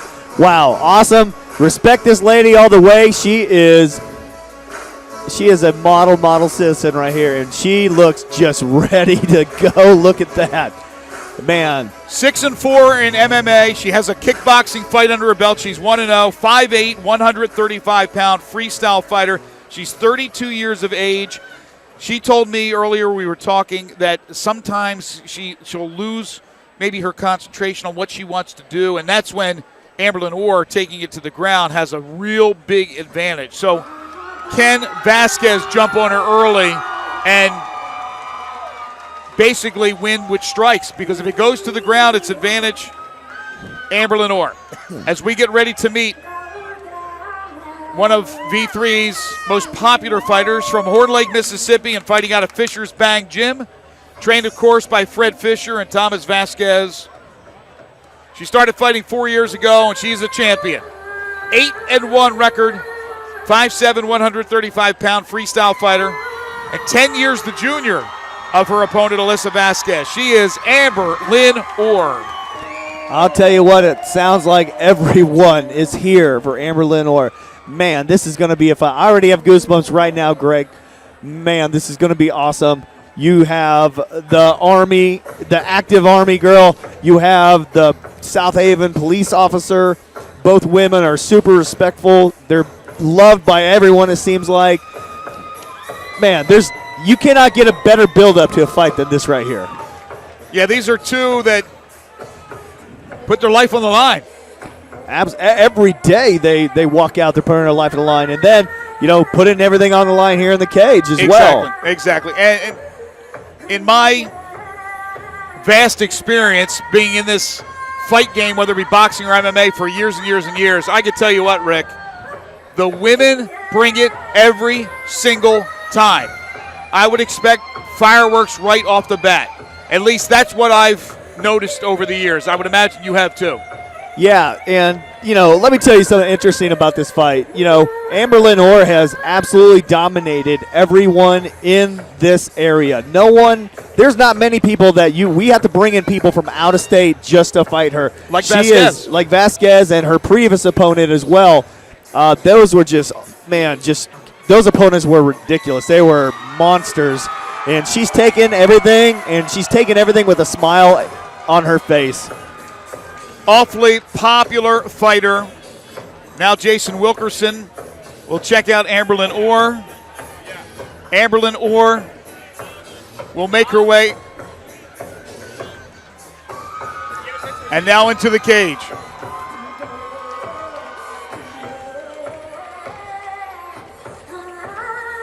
And here she is, Amber Lenor, Alyssa Vasquez, the V3Fights Women's Bantamweight Championship. Let's meet the two officially with Michael Kelly. V3 Legion, this championship bout is brought to you by Pyramid Vodka. And it's set for 3-minute rounds in the female bantamweight division. And when the bell rings, the referee in charge of the action, the third man in the cage will be Jason Wilkerson. Introducing first, fighting out of the blue corner. She wears the camo trunks with the white trim. At 5 feet 8 inches, she weighed in at 135 pounds.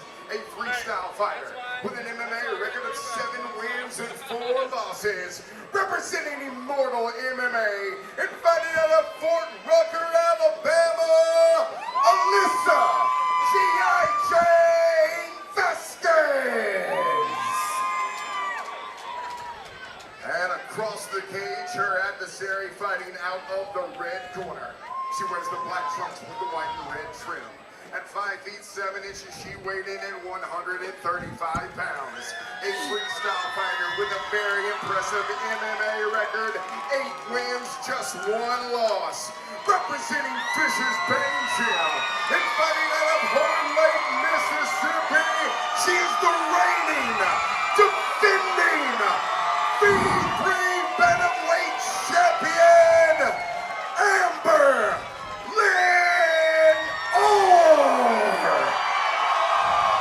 And now Jason Wilkerson will take the 2 to the center of the cage. Final instructions.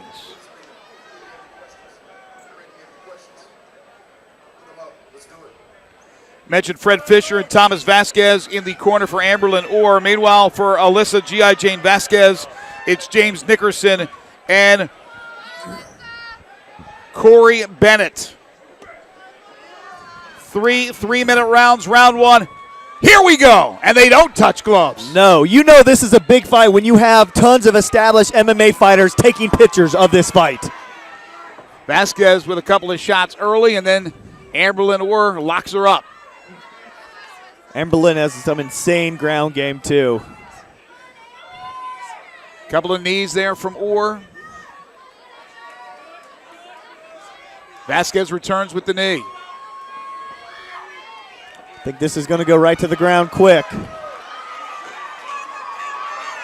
And Orr now quickly in a good position here.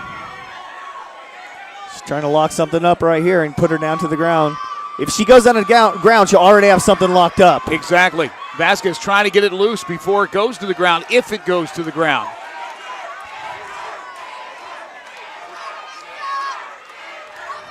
You can hear the chants of Amber from the crowd. As I said, very, very popular fighter looking to retain her title. Looks like Amber's trying to force something right now, force a takedown, but she's coming in with those deadly knees. Yeah, Vasquez is doing her best to prevent it from happening, but it leaves her whole midsection wide open. You see a couple of shots, both via knee and via punches by Orr. Orr wants to take it down. Now she gets the takedown. Oh, she's got to clear that arm. Vasquez got to clear that elbow. The skilled Amber Lenor trying to end this thing early. Right on Amber Lynn's throat. That's not where Amber Lynn wanted that elbow in the first place. Here comes armbar. It's in pretty good. She's got to tighten it. She's got to tighten it up and stretch it out. Vasquez, great defense as you see her kind of just sitting on the head. Oh, got it. She tapped out. Wow, the skills on the ground from Amber Lenor pay off once again. And that's what I talked about with Vasquez. She said sometimes she gets herself in trouble. She's thinking about what she has to do, and she doesn't realize what can be done to her. And when you have a skilled fighter like Amber Lenor, that's exactly what can happen. Yeah, wow. Beautiful, perfect technique. She waited. She wasn't in the best position, but she just sat there and waited, and when something opened up, ripped it. Very patient. She's a tactician. She is a surgeon. She is the best. She is Amber Lenor, and she retains her V3 Fights women's bantamweight crown as she takes down Alyssa G.I. Jane Vasquez. And again, we salute Vasquez for everything she has done for this great country, and hopefully it's a lesson learned as she furthers her career inside the cage. Let's get the official time as Amber Lenor retains the belt. Ladies and gentlemen, here in the V3 cage, we present the official time of 1 minute, 57 seconds in round number 1. Referee Jason Wilkerson calls a halt to the bout due to tap out via an armbar, declaring your winner, and still V3 Bantamweight champion, Amber Lenor. A very popular victory, to say the least. And now, Rick McCracken will get a few words with our winner.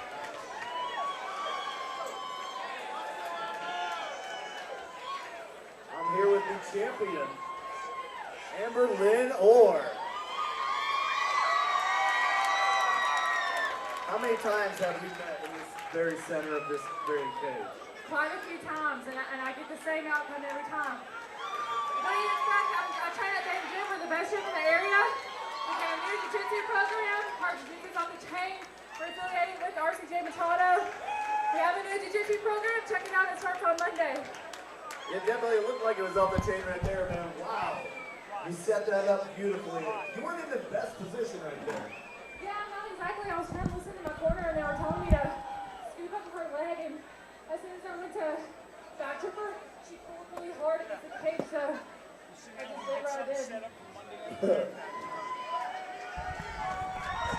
Yeah. You just I like that thing. Well, congratulations. You want to thank everybody else out there? Yeah, I definitely want to thank everybody who bought a t-shirt, everybody who's here tonight. I sold over 100 tickets, so y'all make some noise. Show them why you're here. Your winner and still champion. She cannot be beat, Lenor. So there you go. That's our title fights, but still to come, 5 professional fights. V3 Fights. We see it all, each and every card that we produce. We certainly hope you're enjoying it at home as well. So coming up, the pros. Keep it right here.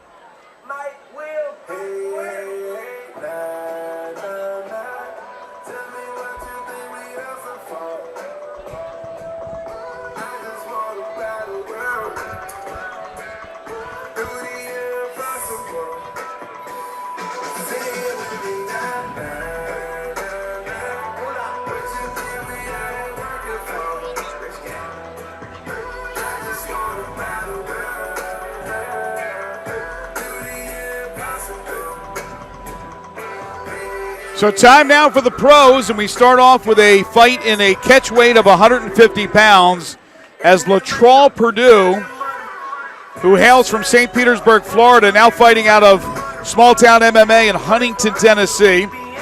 He'll be facing TJ Downtown Brown. Purdue taking this fight on short notice.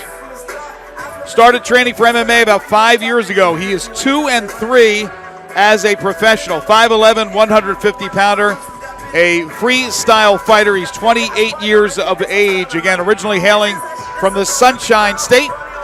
Latrell Purdue. Latrell Purdue, here we go. This guy, man, he's got a ton of fights. On the amateur level, he was all over the place. Real solid guy, good striker, just, dynamic fighter. He's going to come in and be a very game opponent. He's a 2-3 pro record, so, he's been in some scraps. You can definitely tell so far. And, of course, in the pro division, still 3 rounds, but 5-minute rounds. And during the pro fights, the judges will be John Eaton, Clint Kilowowski, and Anthony Manus will be the third judge. And, of course, these fights sanctioned by the Tennessee Athletic Commission. Director Jeff Mullins on hand, as is Arnold Murphy and Joey Waymeyer. Now, TJ Downtown Brown with a little Van Halen in the background. The pride of Little Rock, Arkansas, and Westside MMA. Started 5 years ago, like Purdue. He's 1-1, 5'9", 150-pounder. Muay Thai and BJJ skills, 24 years of age. Purdue and Brown in a catchweight fight at 150 pounds. Tell me about TJ Downtown Brown. Well, TJ is a monster. Oh, man, this guy is ridiculous. He is super, super fast. He's got great striking ability. He's got good wrestling. Oh, man, he's a former V3 champion, so you know he's got some skill out there, and he is going to bring it tonight. As you mentioned earlier, a number of former V3 champions on tonight's card. It's a night of champions. TJ Brown, trained by Matt Hamilton and Rolly Delgado. They'll be in his corner. Meanwhile, Latrell Purdue will have Damian Melton in his corner. And here he comes. TJ Brown. Little crowd interference there. It's Purdue and Brown, and now let's get the introduction with our very own Michael Kelly.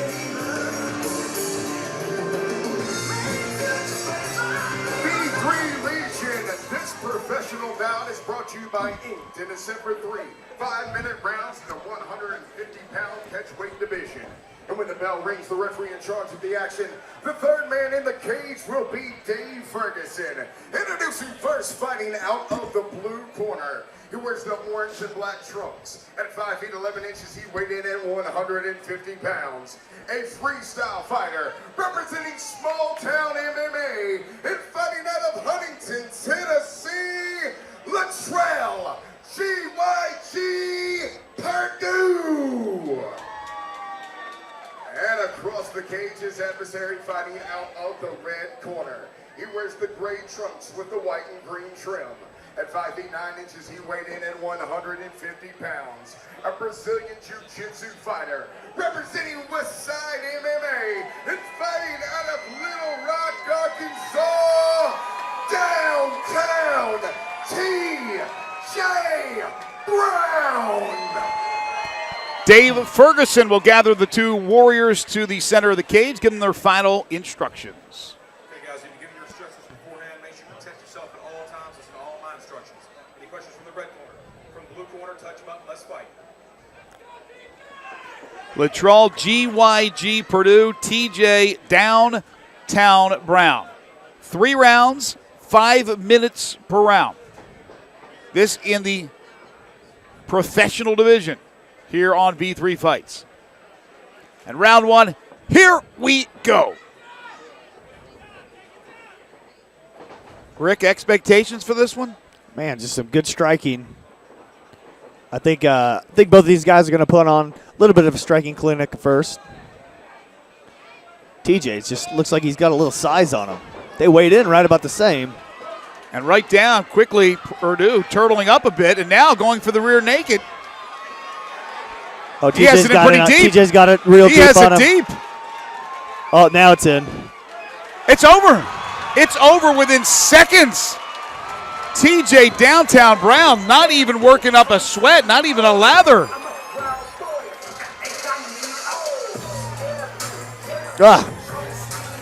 It happens. Well, can you say mismatch? Yeah.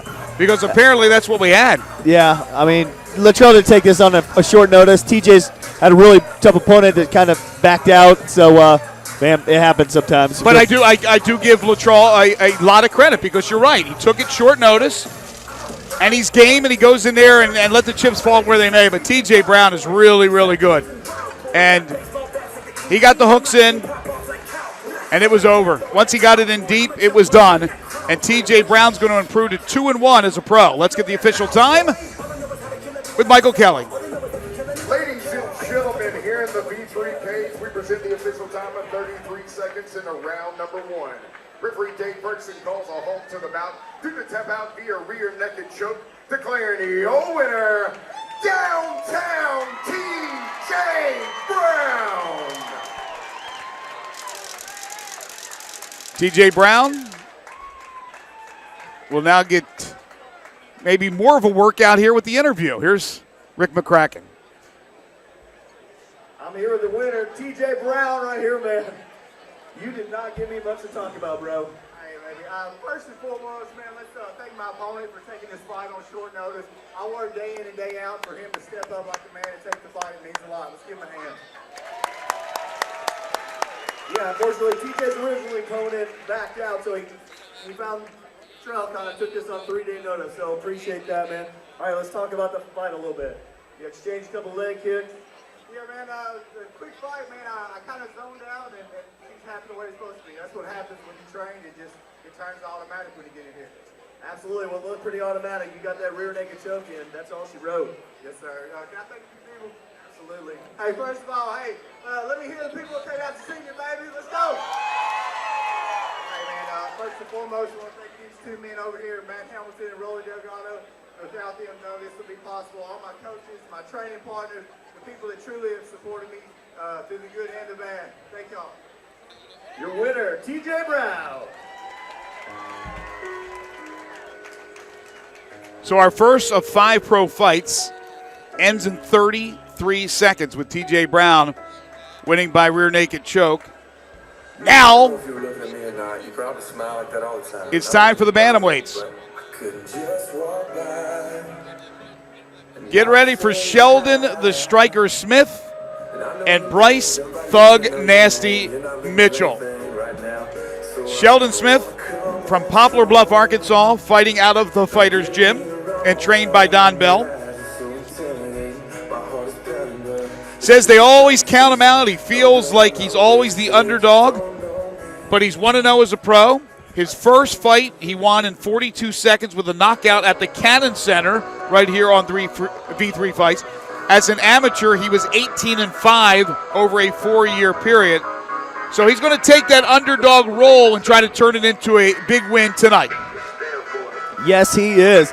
Sheldon Smith, man, this kid is dynamic. Do not let anything fool you about him. He looks really clean cut, going to come in, but man, he is a fast-talking, fast-striking, and even faster-moving fighter. He's a freestyle fighter. He wants to keep this baby standing up, so we'll see if he can do it. And tonight he'll have Cam Acosta in his corner. It's Sheldon the Striker Smith. Will that underdog role once again propel him to bigger and better things? But he will have a challenge tonight against the guy they know or known as Thug Nasty, Bryce Mitchell from Searcy, Arkansas. So it's a battle of Arkansas. We'll meet Bryce Mitchell in just a few moments. And there you see Smith making sure everything's fine as the representatives from the Tennessee Athletic Commission are there to greet him. Gonna put some Vaseline on his face. Jason Wilkerson working that. Jason Wilkerson does a little bit of everything and does it all well. So here he comes.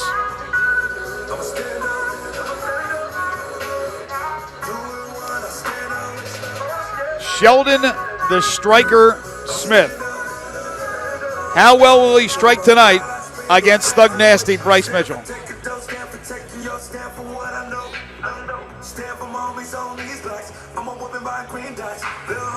And here we go, finally. Makes his way up the cage, up the steps rather, and into the cage. Now, let's get ready to meet Bryce Mitchell, Sheldon Smith's opponent, fighting out of Barada MMA, trained by the legend Willie McLaughlin. This guy, Bryce Mitchell, V3Fights 2014 Fighter of the Year, and has now signed a multi-fight deal with V3Fights as a professional. His teammates include Wade Johnson and Rudy McLaughlin. This guy is the real deal. Man, he is. I'll tell you what, he's just got back from an insane training camp out there on the East Coast, just training with some really good fighters out there. He's going to come in here and just put it down. One of the things I'm looking at, Bryce, I really like one of his heroes, Ron Paul. Not a very tough guy, but maybe tough in other areas except for fighting. Just really stand-up kid, great attitude. Nothing ever gets him down. Yeah, you mentioned 4 weeks in New York City, fighting with the prestigious Law MMA gym, as well as Sarah BJJ, where he fought alongside such pros as the UFC's Chris Weidman. And he's a double major in economics and political science at Harding University. So this is one well-rounded young individual. But right now it's all about the MMA. 5'10", 135-pounder. He's 20 years of age. Meanwhile, Sheldon Smith, 5'9", 135-pound freestyle fighter. He's 22 years of age. This is the pro debut for Bryce Mitchell after, again, winning the title at the amateur level for V3 Fights. Meanwhile, Smith is 1-0. I mentioned that 42-second win. Mitchell calls his style ghetto. Explain that to me. Maybe he just does what it takes to win. That would be my take on that style. And here he is, Bryce Thug Nasty Mitchell and Sheldon the Striker Smith. This should be fun in the bantamweight division. Professional fights here on V3 Fights. Now let's get the introduction of the two as we send it over to Michael Kelly. V3 Legion, this professional bout is brought to you by Beast Fighting. This set for 3 5-minute rounds in the 135-pound division. And when the bell rings, the referee in charge of the action, the third man in the cage will be Jason Wilkerson. Introducing first, fighting out of the blue corner. He was the white trunks with the black trim. At 5 feet 9 inches, he weighed in at 135 pounds. A freestyle fighter, representing the Fighters Gym. And fighting out of St. Louis, Missouri, Sheldon the Striker Smith. And across the cage, his adversary fighting out of the red corner. He wears the camo trunks with the black trim. At 5 feet 10 inches, he weighed in at 135 pounds. A ghetto fighter with an MMA record. Well, he is now making his pro debut. Representing Murata MMA. And fighting out of Texarkana, Bryce the Nasty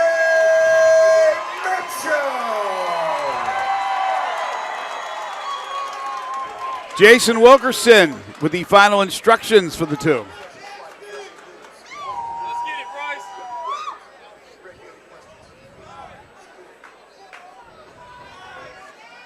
Sheldon Smith, Poplar Bluff, Arkansas, just outside St. Louis. Bryce Mitchell, Searcy, Arkansas. You heard Michael Kelly say Texarkana in that Arkansas area. The Barada MMA is his gym. The Fighter's Gym is Sheldon Smith's. Round one.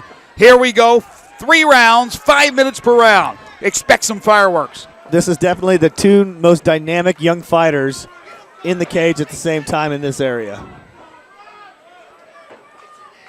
Mitchell again making his pro debut. Smith says he's counted out an awful lot. He's an underdog. Nobody expects him to win. Let's see what he can do against Thug Nasty. I've seen Sheldon do some great things. I don't think this is going to be a walk in the park for either fighter. I think both of them are up for the challenge. This is going to be a great fight. Good knee there by Mitchell. Bryce gets his back. He's just going to try to drag him on down to the ground. And he does.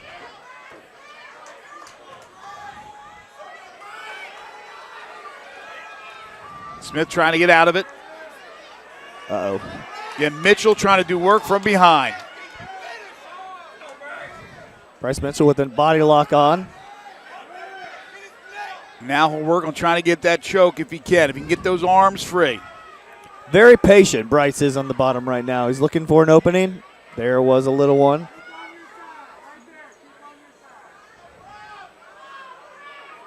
A little ground and pound, not much pop behind those punches, but again, he's maneuvering right now, the tactician trying to find that opening, trying to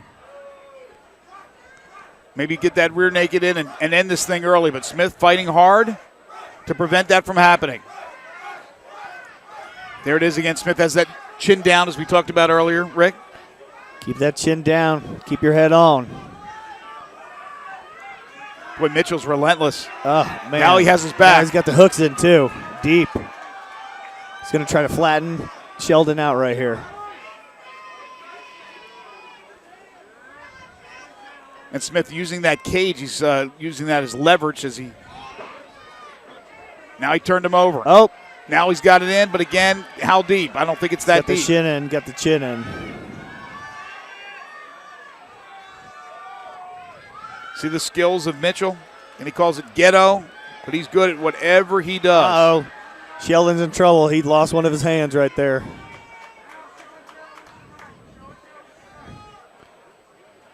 Bryce is just all over him right now. Right from the get-go. Now a couple of elbows, and now he goes back for it again. Mitchell, does he have it in deep now? Oh, he does. It's in deep. It's in deep. He's trying to sneak that cheek down there, or that chin down there.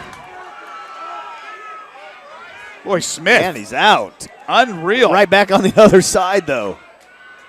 He's got to do something, Smith, because Mitchell's not going to let go.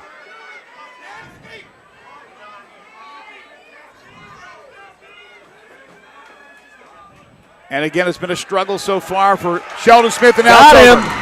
It is done. Sheldon Smith says he is the underdog. People count him out. Well, tonight he was the underdog, and he had nothing for Bryce Mitchell. Thug Nasty was absolutely nasty. Boy, like a pit bull, Rick. I mean, Thug Nasty, I guess he likes that nickname. Relentless. I think he's a pit bull because a pit bull does not let go of its prey, right? Ever, man. And this kid did not let go. Very impressive. Bryce Mitchell in his pro debut. You can't get much of a better pro debut than what we just saw. No, man. That was awesome. That was a great fight. Bryce Mitchell just rear naked after rear naked after rear naked, man. Just kept trying on it, and he got it after about 6 of them. So Bryce Mitchell goes to 1-0 in his pro career with the win by rear naked choke. Meanwhile, Sheldon the Striker Smith falls to 1-1. Let's get the official time with Michael Kelly. Ladies and gentlemen, here at the V3Fights, we present the official time of 3 minutes and 1 second into round number 1. Referee Jason Wilkinson calls a halt to the bout due to tap out via rear naked choke, declaring your winner and getting his first pro victory, Bryce the Nasty Mitchell. Very impressive, the 20-year-old from Arkansas. Now Rick McCracken will get a few words with our winner. I'm here with your winner right here, Bryce Mitchell. Wow, man. You can definitely tell that trip to New York paid off for you, man. Yeah, I could have done without my sponsors either. Thank you, Barracuda, XL4 Cabot, Iron John Cookie, Nut, Game Changer, Josh Harrell. Thank y'all so much. Y'all put food on my table while let me train. And I'm living my dream because of y'all. Thank you so much. Man, you were relentless out there. You look like a little pit bull, man. I don't even know what I'm doing, man. I think Willie's telling me what to do. I can hear everything he's saying, so he tells me. We had about 6 different rear naked choke submissions, and finally the last one slipped in on him. I got lucky on the 6th one. Don't succeed. Try again, right? Yes, sir. That's what I always do. And thank y'all for packing the house tonight. They're here all for you, man. All for you. Now, I don't know about that. They're here for Wade Johnson. He's in the back getting ready. This guy's awesome. Always looking out for everyone else. Congratulations on your win tonight. You want to thank anyone else? Yes, I got to thank you people. Westside, Matt and Raleigh. Up in New York, Law MMA. What's up, High? What's up, Raging Al? I can't wait till next week, son. Thank you, Bowman. Thank y'all so much, everybody up in New York. And of course, Broad MMA, everybody that trains with me. Friends, family, love y'all. William McGon, greatest coach I can ask for. One more time, your winner tonight, Bryce Mitchell. What a humble young man, thanking just about everybody in his life.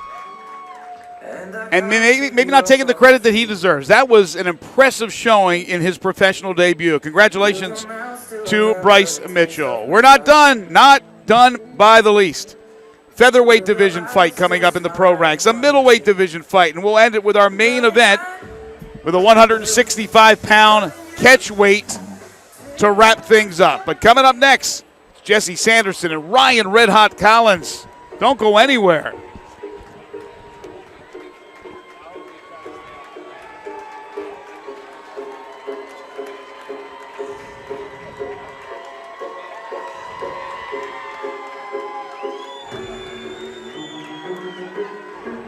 Well, Rick, you talked about the number of former V3 champions we have on tonight's card.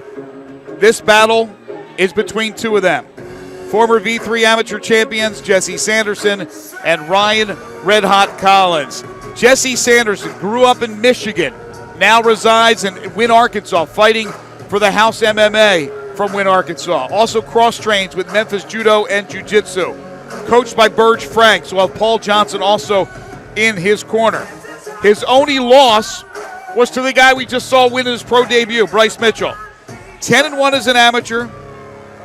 That's 2 years fighting as an amateur. He turned pro in October and now about to make his professional debut. 5'9", 145-pounder, a wrestler with jiu-jitsu skills, 23 years of age. He is Jesse Sanderson.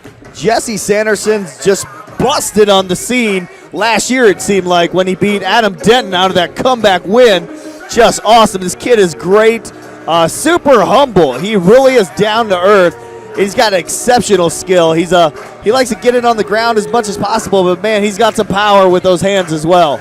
I think he's skilled beyond his years. He seems like he's been around forever, and he hasn't. I just like a lot about this guy. I like what he has to bring to the table. You're right, he's very humble, not unlike Bryce Mitchell, who you just interviewed, who thanked everybody in the world. You got to like these young, impressive fighters who are very humble. They know where their bread is buttered, and an ego can get in the way, and this kid doesn't have one, and neither does Mitchell.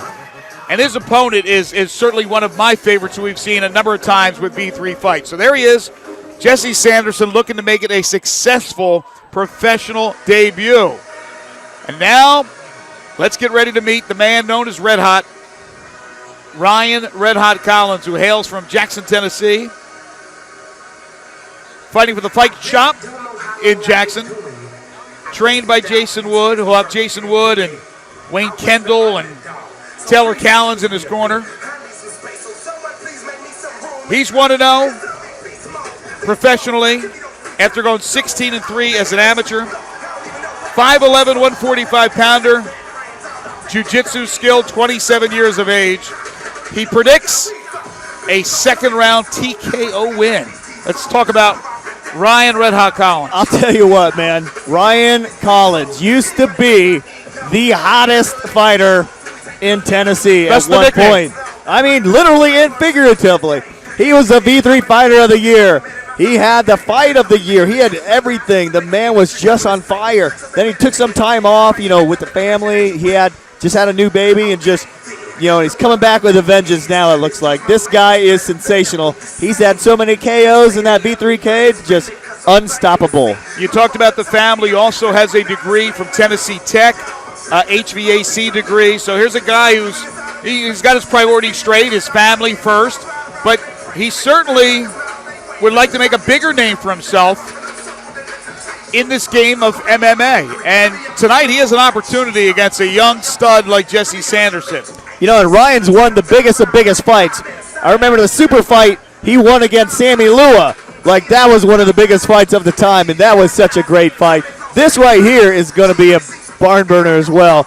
Ryan Collins only fights the best, and Jesse Sanderson is one of the best. So you got former champion versus former champion. This is going to be amazing. I cannot believe I'm here right now. I'm so happy to be watching this fight.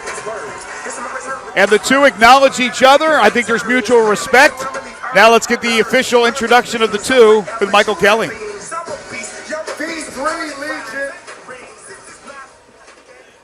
This professional bout is brought to you by Sachi. It is ever 3 5-minute rounds in the 145-pound division. And when the bell rings, the referee in charge of the action, the third man in the cage will be Dave Ferguson. Introducing first, fighting out of the blue corner. He wears the red trunks with the black trim. At 5 feet 9 inches, he weighed in at 145 pounds. An all-around fighter, making his MMA debut, representing the House MMA, and fighting out of Wynn, Arkansas, Jesse Sanderson. And across the cage, his adversary fighting out of the red corner. He wears the black trunks with camo trim.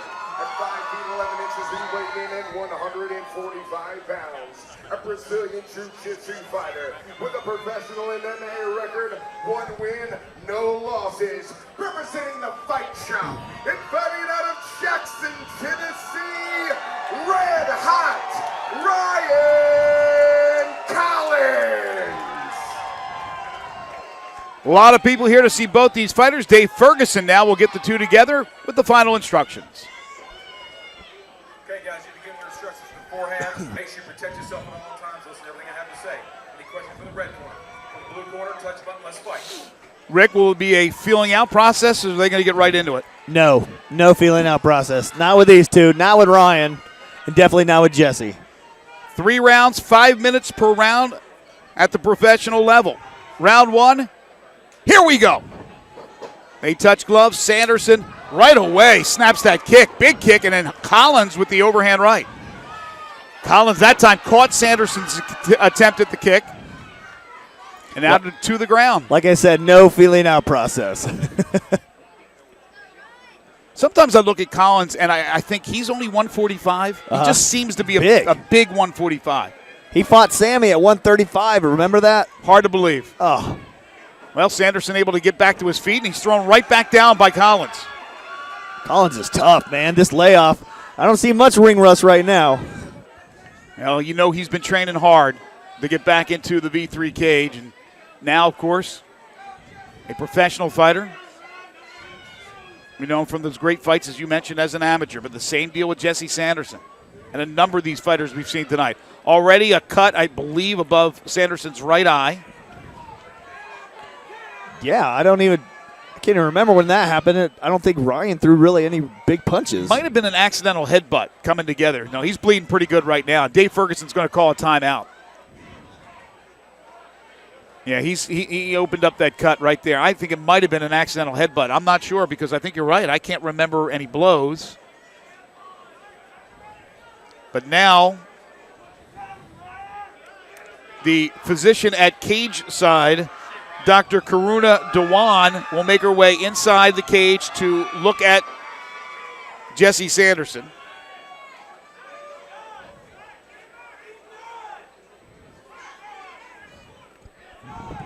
Ryan. Meanwhile, the director of the Tennessee Athletic Commission, Jeff Mullins, also taking a look at the cut.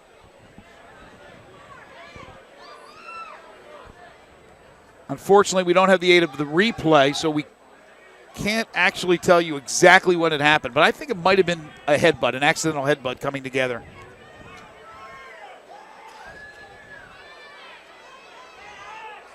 Now, Rick, explain to our viewers if this cut is too bad and they can't continue. Is it a no contest? Oh, not happy. And that's the way it's going to end. So the cut is too extensive. That is a monster, though, and it's perfectly right in the eye. And Ryan Collins got off to a great start. I mean, Red Hot jumped all over Sanderson. Are you going to make your way inside? Okay, we're going to see if we can get to the bottom of it. Rick McCracken's going to make his way inside the cage. But this fight will not go on. And I know fans are disappointed, but it's safety first. It always is. Now let's get the official announcement from Michael Kelly, and then Rick McCracken will make his way inside the cage.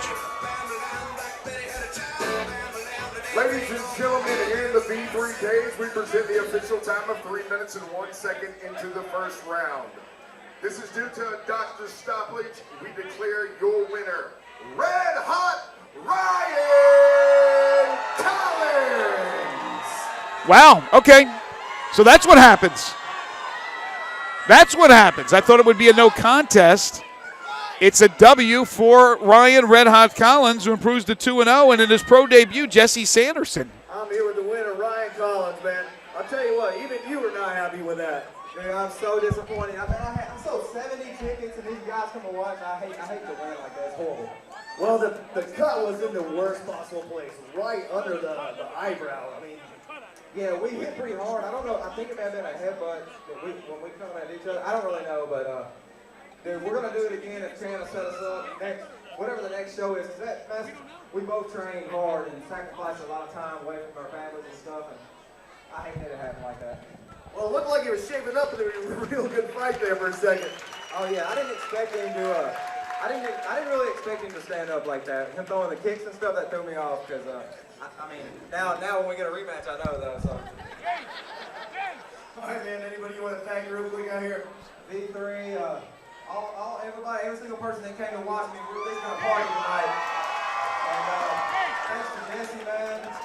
And like I said, I hate I won like that. Warpath, Ultimate Foods, and I got Bumpus. I mean not Bumpus. Golden Circle Ford. I got a few other sponsors. That's sorry I forgot y'all. All right, so where's the party at, man? 152 at Electric Cowboy, and wherever I go.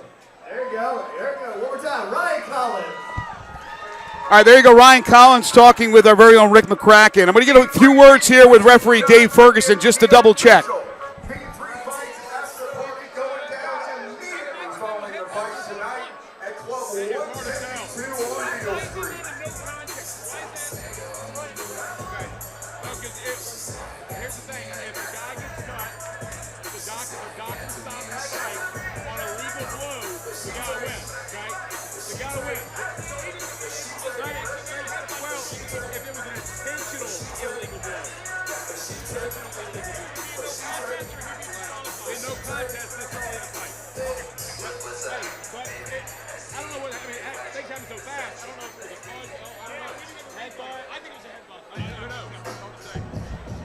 Okay, so I just spoke with referee Dave Ferguson, who's one of the best, and what they're basically saying is that a punch that causes a cut that can't be stopped in the eyes of the commission and the cage side physician, even if it's an accidental headbutt, and we're still not sure how it happened, they do declare a winner, and the fighter can't continue, and Sanderson obviously lost that fight.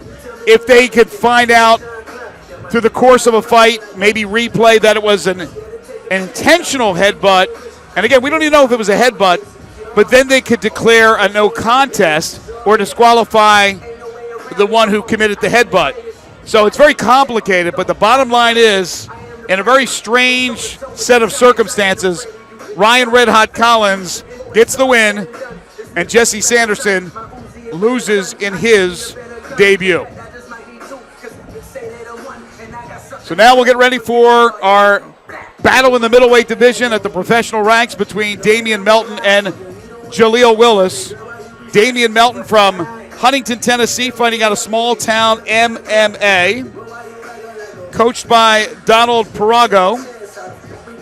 He'll have Ben Brewer, a good friend of his. Ben Brewer will be in his corner. We've seen Ben many times on V3 Fights, now a professional fighter. Melton, a former basketball and football player at Huntington High School. He's just 3-11 in his pro career. 6'3", 185-pound freestyle fighter. 31 years of age. Took the fight with 3 days' notice, and that's going to be a big challenge for Melton when he goes up against Jaleel Willis in just a few moments. I'll tell you what, thank you, Damian Melton, for stepping in and making this fight happen. But the thing about Damian, he's always in shape. He's always ready to go and ready to fight. So that man never stops training and never stops.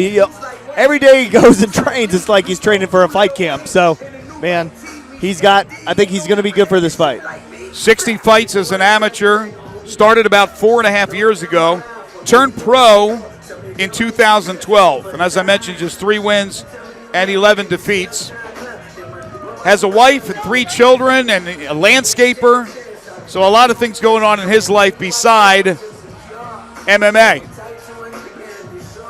But it certainly will be a big challenge because Jaleel Willis is another one of those fighters we talked about, V3 Fights, signing 4 fighters to contracts, and one of them being Jaleel Willis. It's a multi-fight deal with V3 Fights. Yeah, Jaleel Willis signed a good contract, and man, he deserves it. This guy is a monster in the cage. He comes in, he's unstoppable. He's not been stopped as an amateur or a pro yet. Super athletic, great base wrestling. Man, he's the realest. Fighting out of Memphis and Memphis Judo and Jiu-Jitsu. Jason McDonald and Nathan Pang in his corner. Joel Gingery is here, the two-time Jiu-Jitsu world champion. Roland Genesis is strength and conditioning coach. He's got a coach for just about everything. Of course, Dave Ferguson, that's his show at Memphis Judo and Jiu-Jitsu. I had a chance to talk to Dave about Jaleel, who started at 170, then he came to 155, and he's back to 170. He said 155 was impossible. He's very comfortable at 170. That's where he's at. He's a former high school wrestler at White Station High School. As you said, 4-0 as a pro, and as an amateur was 10-0. He was a V3 champion and defended it 4 times. Nobody has been able to put a blemish on this guy's mark. Also tipped the scales at 185. A wrestler, but really an all-around fighter at just 23 years of age. You talk about a fighter with promise. A lot of ceiling there, a lot of ceiling. Man, Jaleel, this is going to be a good little fight here. Jaleel's got a really strong base in everything he does, super athletic. Damian is just a good MMA fighter. He comes out and he can fight. He really can fight. What will Jaleel try to do right off the bat? Man, I think Jaleel's going to stand and bang. I think he's going to stand and bang, take a little lesson from Chip Carter. And here he is. Big sigh before he enters the cage. There he is, Jaleel Willis. It's Melton, it's Willis. Middleweight division battle, pro ranks. Let's meet the two. Here's Michael Kelly. V3 Legion, this professional bout is brought to you by Platinum Jewelers, and it's set for 3 5-minute rounds in the 185-pound division. And when the bell rings, the referee in charge of the action. The third man in the cage will be Jason Wilkerson. Introducing first, fighting out of the blue corner. He wears the black trunks with the red and white trim.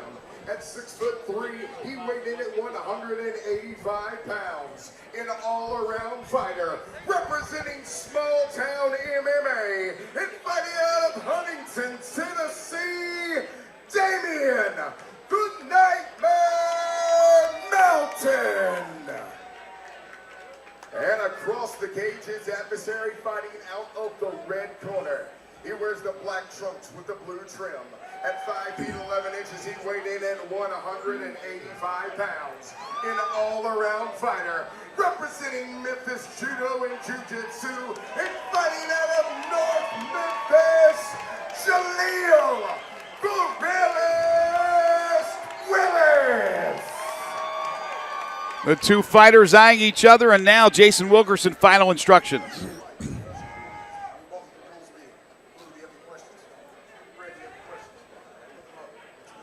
They call Damian Melton the Nightmare, but will it be a nightmare for him? Jaleel Willis, he doesn't have a nickname. Maybe it should be Bad Intentions. He looks like he's ready to rock. 3 rounds, 5 minutes per round. Round 1, here we go. Big kick. Jaleel's looking for a highlight, it looks like. Melton comes back. Not the extension that we saw with Willis's kick. Melton, though, long and lanky, as you said. He's a game fighter. That time he caught Willis, and Willis comes back with a knee. You know, the only thing that is going to give Jaleel any trouble here is the length of Damian Melton. That's a good point.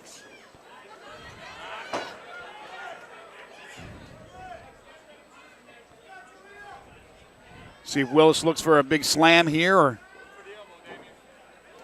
there it is. Oh, could have been bigger, but Damian put those long legs down.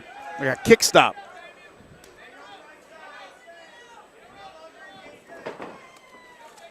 Now right against the side of the cage, right in front of us. And Melton stood it up. Willis brings it right back down to the ground.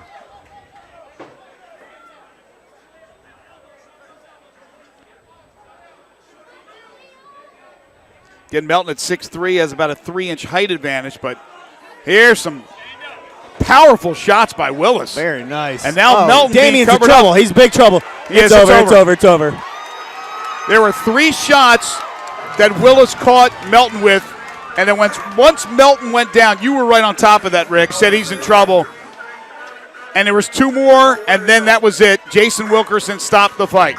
Again, you have a guy taking a fight, short notice, and going up against a power like Jaleel Willis, who has never lost. It certainly was a tall task for Damian Melton. Oh, man, just too much power. Once he got him down and in a bad position, it would just rain down some monsters. I think it's bad intentions, baby. I think that's what he should be called. Jaleel Willis improving to 5-0 as a pro as he takes care of Damian Melton and does it in short work and quick fashion here inside the V3 cage.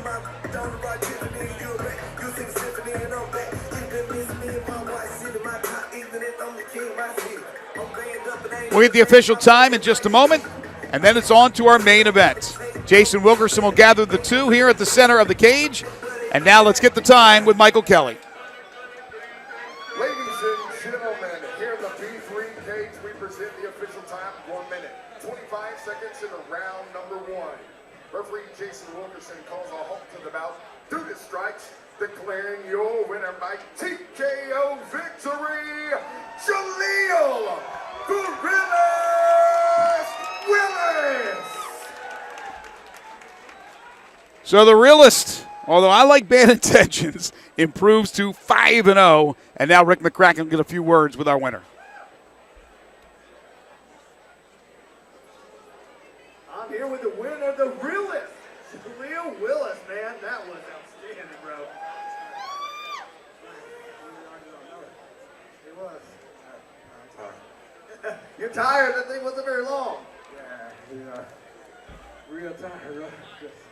You know what I mean? But, you know, I got to appreciate and thank my team and rolling over there, transforming the bodies. You know, they made sure I was, you know, completely 120 for this one.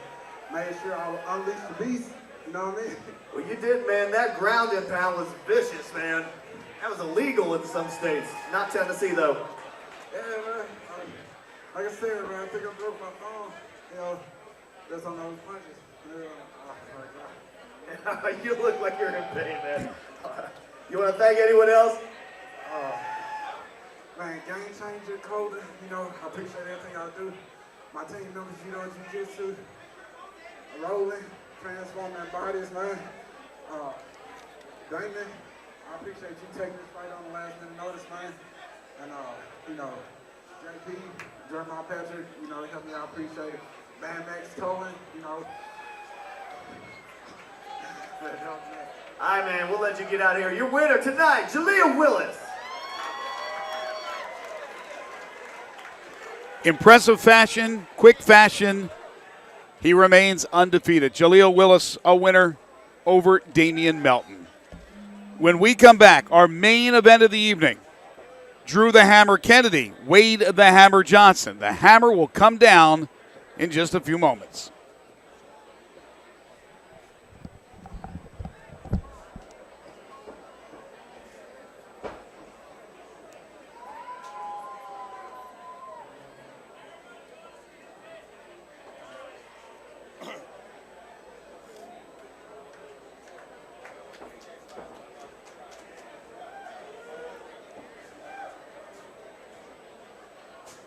All right, ladies and gentlemen, we would now like to recognize some of our sponsors.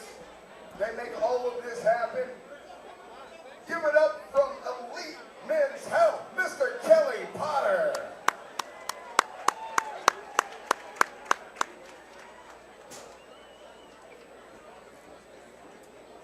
Kelly is also a huge part of Club 152. Don't forget, that is where our official V3Fights after party is going down.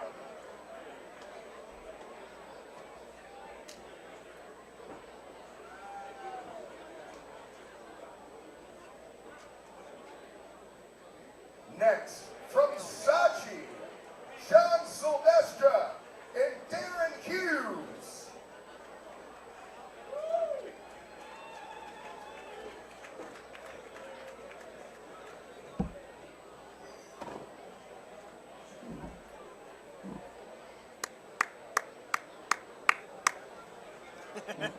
From Beast Fighting, Joe Spion.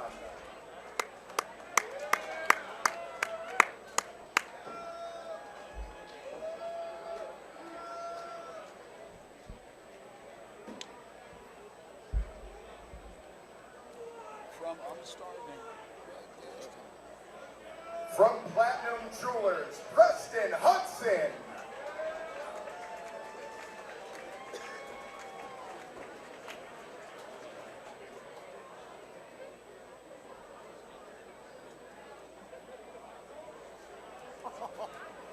And last but not least, from Budweiser, Anthony Johnson.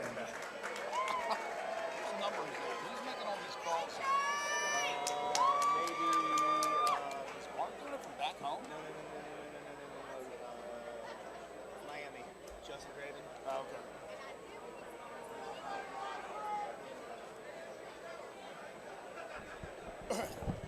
Fight fans, we would like to thank all of our sponsors. Are y'all ready for the main event?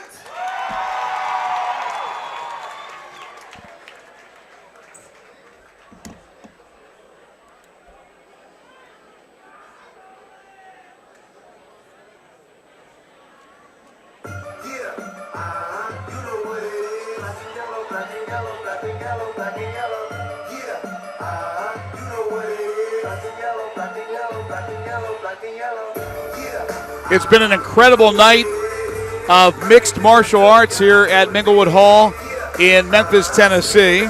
Greg Gaston alongside Rick McCracken. We certainly hope you are enjoying your evening, but we have one more fight to go before we say goodnight.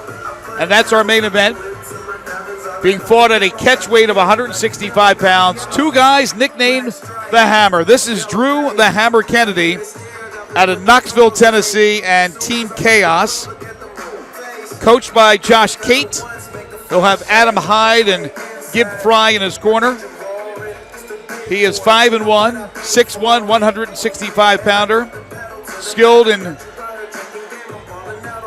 many of the disciplines, but especially with jiu-jitsu, and he's very confident in his stand-up. He's 29 years of age, but he has not fought in 2 years.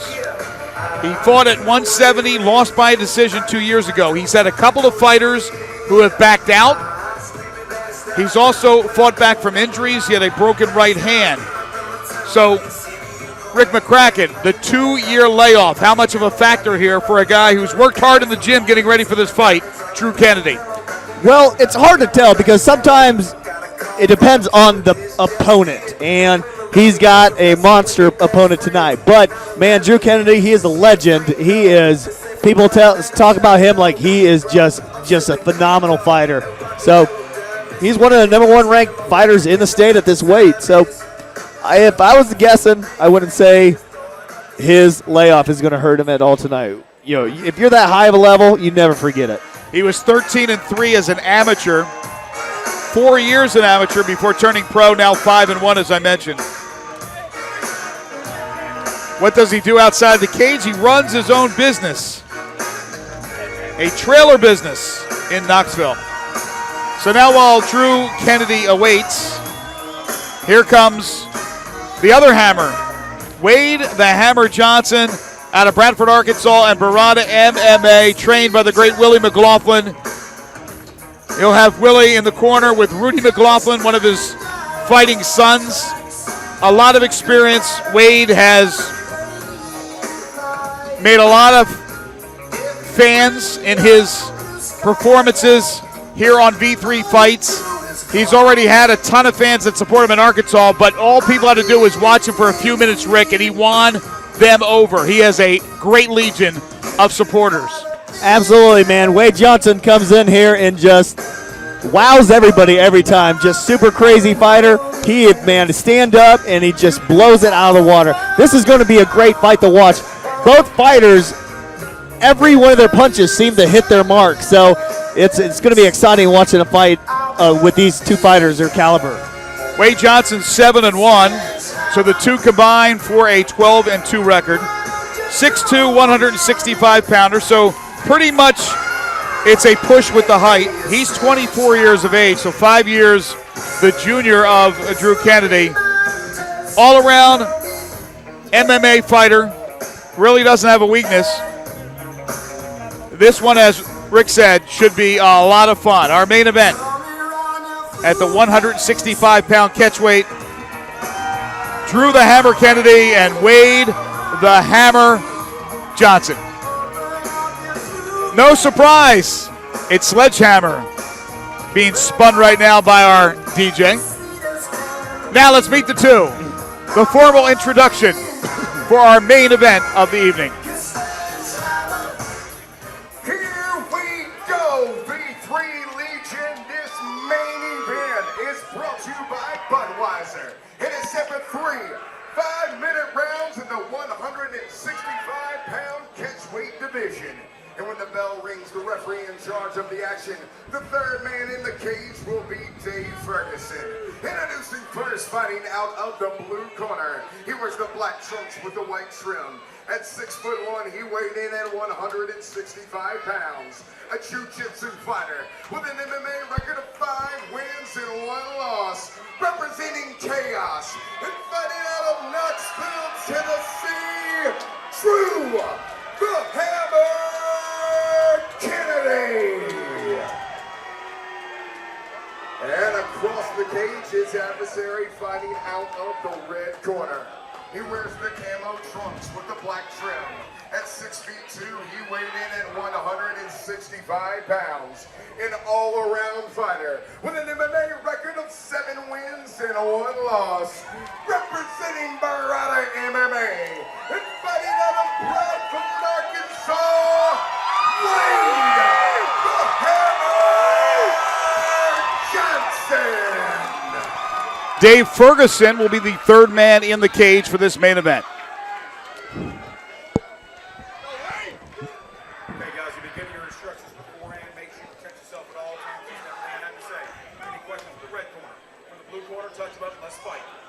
All right, Rick, your expectations before we start this main event. Man, I think there's going to be a little bit of a feeling out process, but these two boys are going to go to war.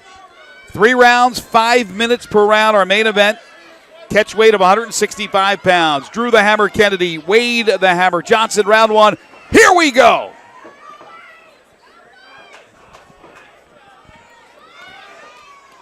Wade Johnson, slipped, but yeah, he connected, right? Yeah, he did. Kept his eye on his target. That would have been devastating. Left off the mark from Drew Kennedy. Man, both these guys are good. You can just tell just how they're moving and how they get in.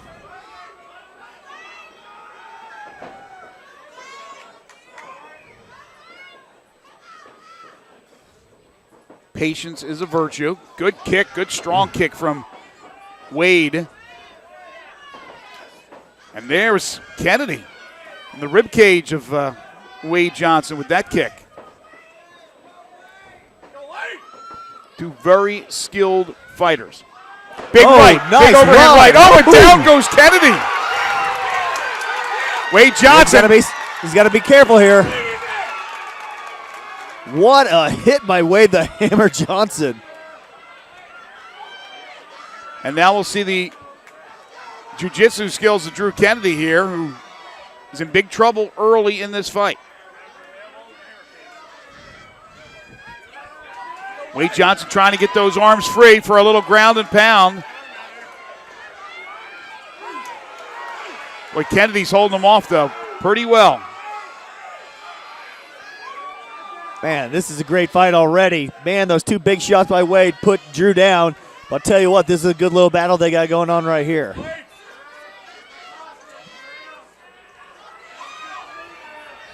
Wade just trying to get that mallet free. Stretching out Drew Kennedy as best he can. He says, nope, let me get away. Let's start this thing over again. He didn't like where he was in that position on the ground. Like a smart fighter, though, Wade thinks he has the advantage standing up. Oh, he does. Whoa. Boy, that was a big right after the lead left. Set up the right. Yeah, left, right, pop, pop, hit right on target, man. Great leverage there. The height on that kick. There's a certain point when a fighter knows that he's outgunned, and I think Drew thinks he's a little outgunned. I think Wade knows he's just a little bit faster than Drew right here. Well, will Drew try to get it to the ground? No, he wants to stand too. Well, he's taking a punishment right there. That was 3 in succession by Wade Johnson. Wade's got to be careful, though. Anybody can knock anybody out right here. Wild right. Wade lunged in there with that left. Waiting for the counter, though, from Drew Kennedy. We haven't seen it yet. Again, straight left. That's a great lead for Wade Johnson. Now right in front of us. Good Great knee. knee. Great knee. Oh. Another one. Watch the knees. There's a fourth in succession by Drew Kennedy. You had 5-minute rounds at the professional ranks. Drew Kennedy has not fought in 2 years. He's 5-1. Wade Johnson 7-1. Now they break. This fight's big worth every kick by penny of Wade it. Johnson. Kennedy not protecting himself, though, swinging a little wildly, and Wade Johnson had a chance to jump all over that. Boy, that kick, though, almost took down Drew Kennedy. A lot of pop behind that. As you can see, Drew switched stances right there. Oh, that almost was a fight ender. You heard the oohs and ahs from the crowd here. Drew at ducked Englewood right Hall. under it. Perfect timing by Drew. Connected again with that right. There we go. I figured he'd try to take it down, Rick, only because he was getting beat pretty good. Yeah. Just striking. Great takedown, great timing by Drew Kennedy, man. He set that thing up perfectly. Waited for that left to come of Wade Johnson, shot right under him, took him down, no problem. All right, so now what does he do once he has it now on the ground? You're Drew Kennedy. What are you trying to accomplish? Oh man, I'm not sure what he's got planned right here. Right now, he just looks like he's kind of pinning him against and resting right now. Trying to get some hand control, hand fighting. Now they're back to their feet. Knee from both of them in succession. And down goes Kennedy. I'm not sure if Kennedy was hit and went down or just went down on purpose. Oh no, he got hit in that that exchange. This could be it. This could no. Final seconds here, round number 1.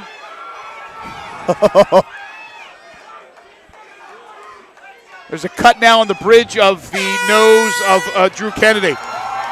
Rick, I saw about 5 punches thrown, and today they looked all off the mark, but then he did go down, so I didn't know if he was trying to go down and bring him down with him, but he probably was taken down by a punch. But there was about 5 or 6 in a row, and most of them missed the target. But there's no question that Wade was the aggressor. I'll tell you what, it doesn't matter if most of them miss their target. All it takes is one. Right? I'll tell you what, this is a fight. This is a fight. Well, it's a fight if Drew Kennedy shows us a little something here. He took him down. He tried it on the ground. As you said, and very astutely pointed out, I think he was trying to get a little rest.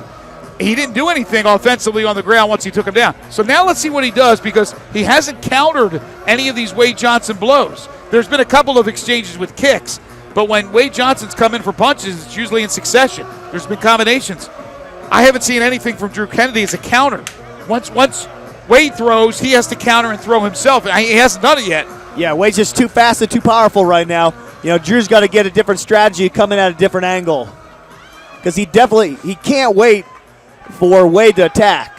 Exactly. Because it's not working.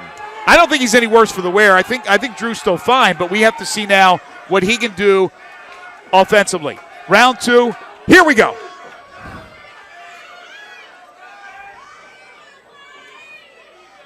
Kennedy starts off with the kick. Another one a little bit harder, a little bit stronger. Big kick by Drew, man. That was a perfectly placed right on the knee.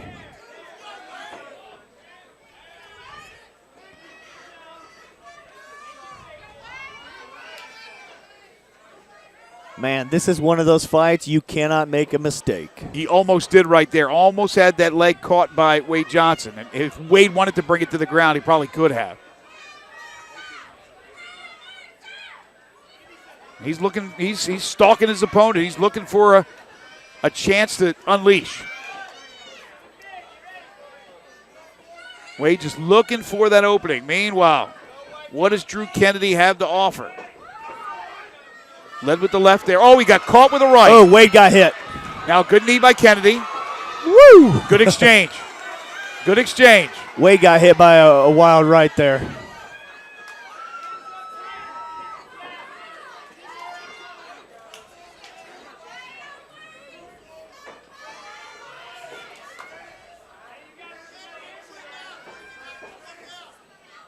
Couple of kicks, or at least attempted kicks, off the mark from both fighters.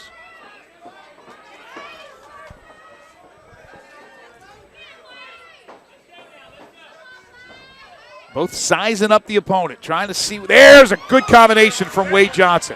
That connected. Nice hit. I think Drew got a little something in that return, though, too. I didn't think his hit as solid as Wade's first two did. That kick was blocked, but the first one got through.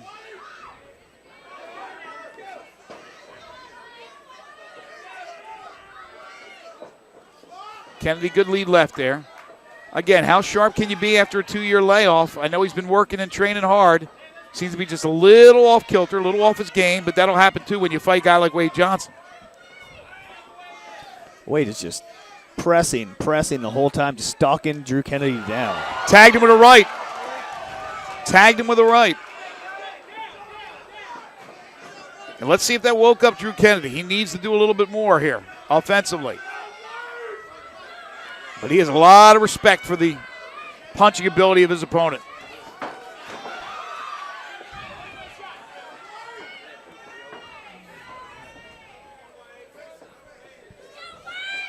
Oh, that right barely missed of Drew Kennedy. Just missed, but a good opportunity there. I like that. Grazed the chin. Man, when Wade backs up, he needs to put those hands up. Good right by Kennedy there.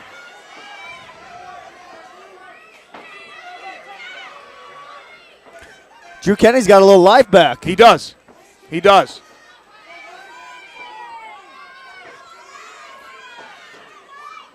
If Drew can hold Wade to just one punch, as opposed to 2 or 3 in succession, the combinations, that's when he's in trouble. There's a combination from Johnson, or from Kennedy, I should say.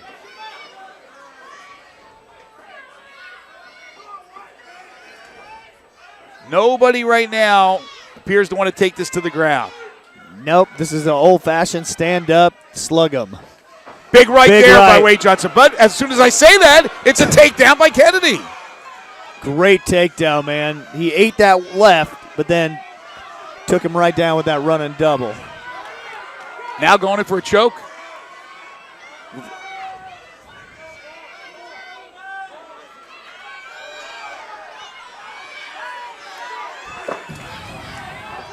Second round action.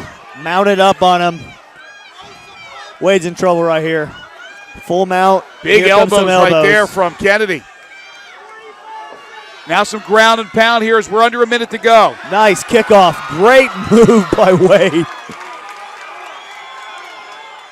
That was some athletic ability right there. Now Kennedy has his back, has Johnson's back. Now we'll try some ground and pound. Again, Johnson's doing a good job holding Drew at bay. Nope. Whew. Back in mount. Time winding down in round 2. In fact, 10 seconds to go in the second round. 10 seconds. He's got to survive. This should be a heck of a third round as Kennedy found life, I think, right when we talked about it, although I think he surprised both of us by taking it to the ground. But once he took it to the ground, seemed like he had a pretty good advantage. Man, what a reversal, man. It's been crazy. This is one of those fights you don't ever want to see go only 3 rounds. Well, what do you think through the first 2? Man, 1-1, man. You got to give that second round to Drew, man. He looked really good. He forced Wade to only come out, abandon his combos, and Wade was only throw single punches, and he was on the defense a little bit. At the beginning, Wade was pressuring him, but then Drew came on all of a sudden. I think that's a great analysis.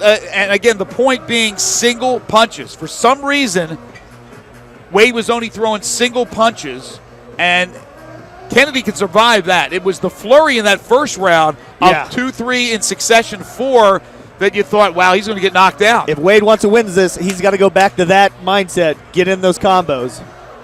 Now, do you think Kennedy will try to take it to the ground again? Having a little bit of success. I think Kennedy wanted to stand up and get some hits in. I think we'll see a repeat of the second round, but I'm not sure who's going to be the more aggressor. Our final round of the main event, 165-pound catchweight battle between Drew the Hammer Kennedy and Wade the Hammer Johnson. Round 3. Here we go.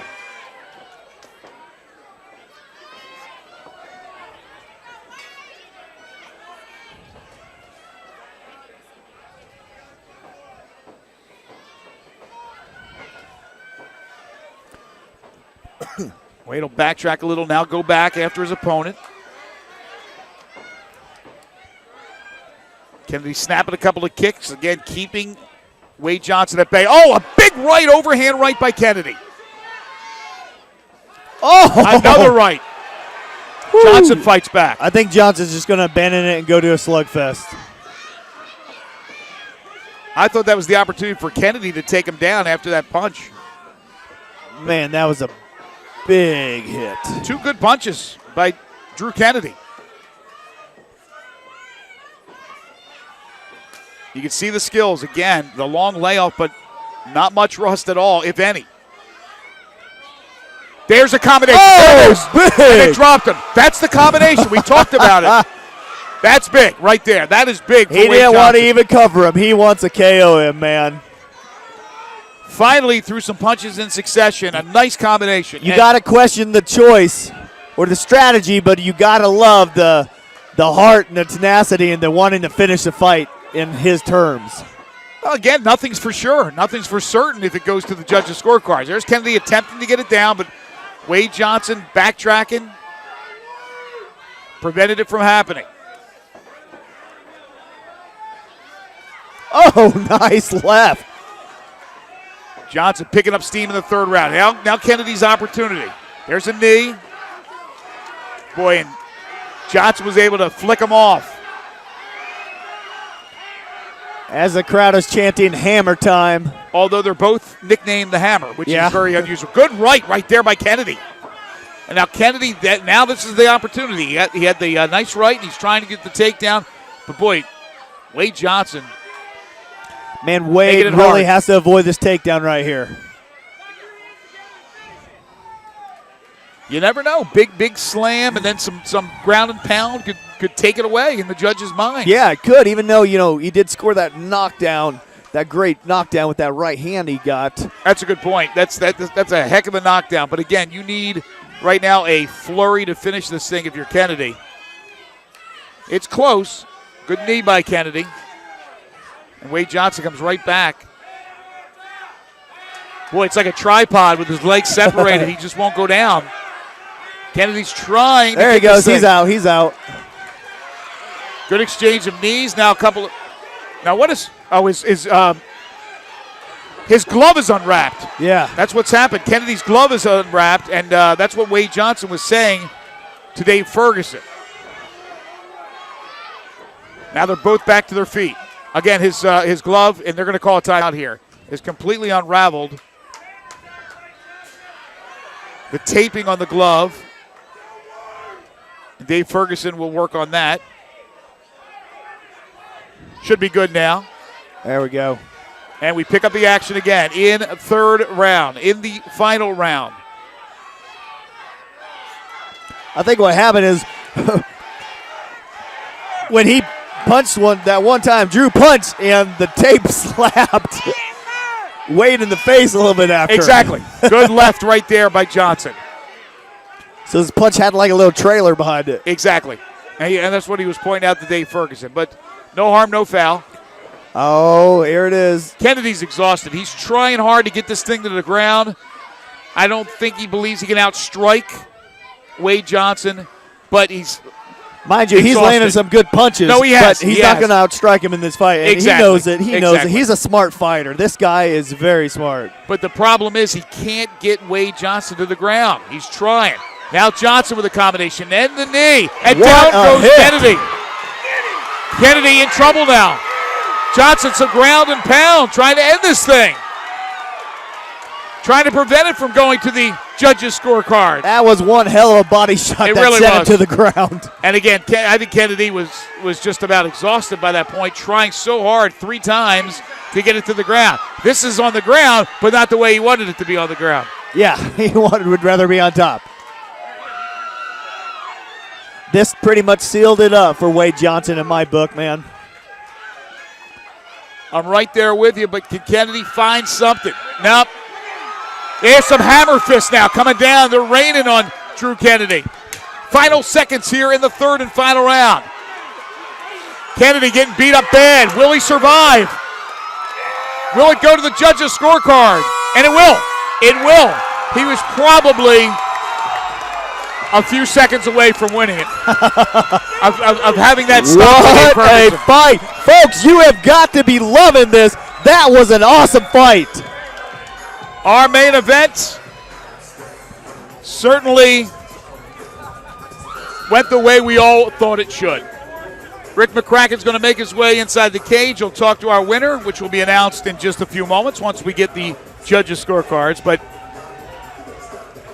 Chandy Wason, of course, is our matchmaker, V3Fights, who does an incredible job. And most of the time it works out. Once in a while, you get a main event that may not be what you had hoped for. This was everything and more. Everything and more. And again, the Hammer versus the Hammer. Drew Kennedy, the 29-year-old from Knoxville, again, hadn't fought in a long time and put up a game effort, a strong second round.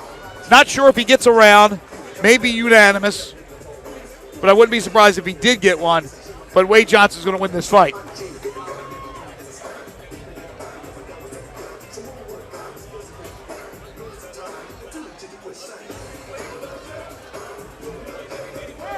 The judges' scorecards are in. And now let's get the announcement.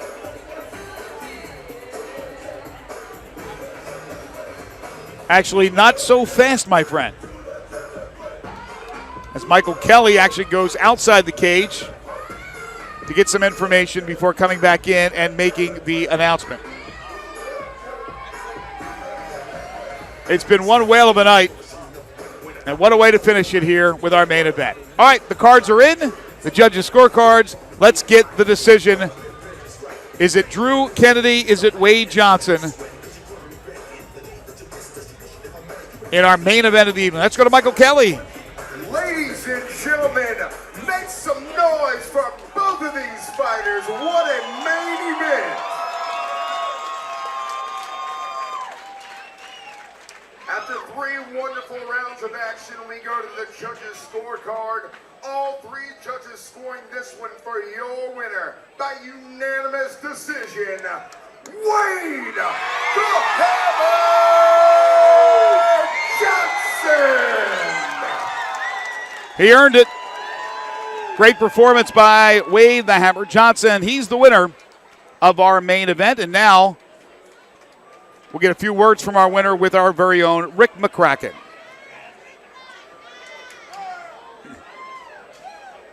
Man, I am here with the winner of an exciting final main event fight, Wade Johnson. Man, that was a slugfest, bro. Man, I know coming in this fight, he's a big tough guy. You know, it's one of them things, he's a hammer, I was a hammer.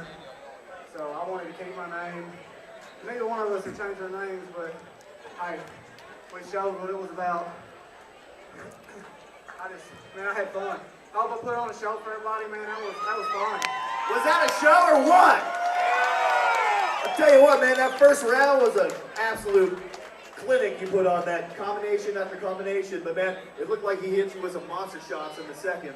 Oh, yeah, man. He caught me a couple times once again. You got my last fight, dropped my hand, got caught. It's one of them things. I dropped it again, got caught. I eventually keep him up.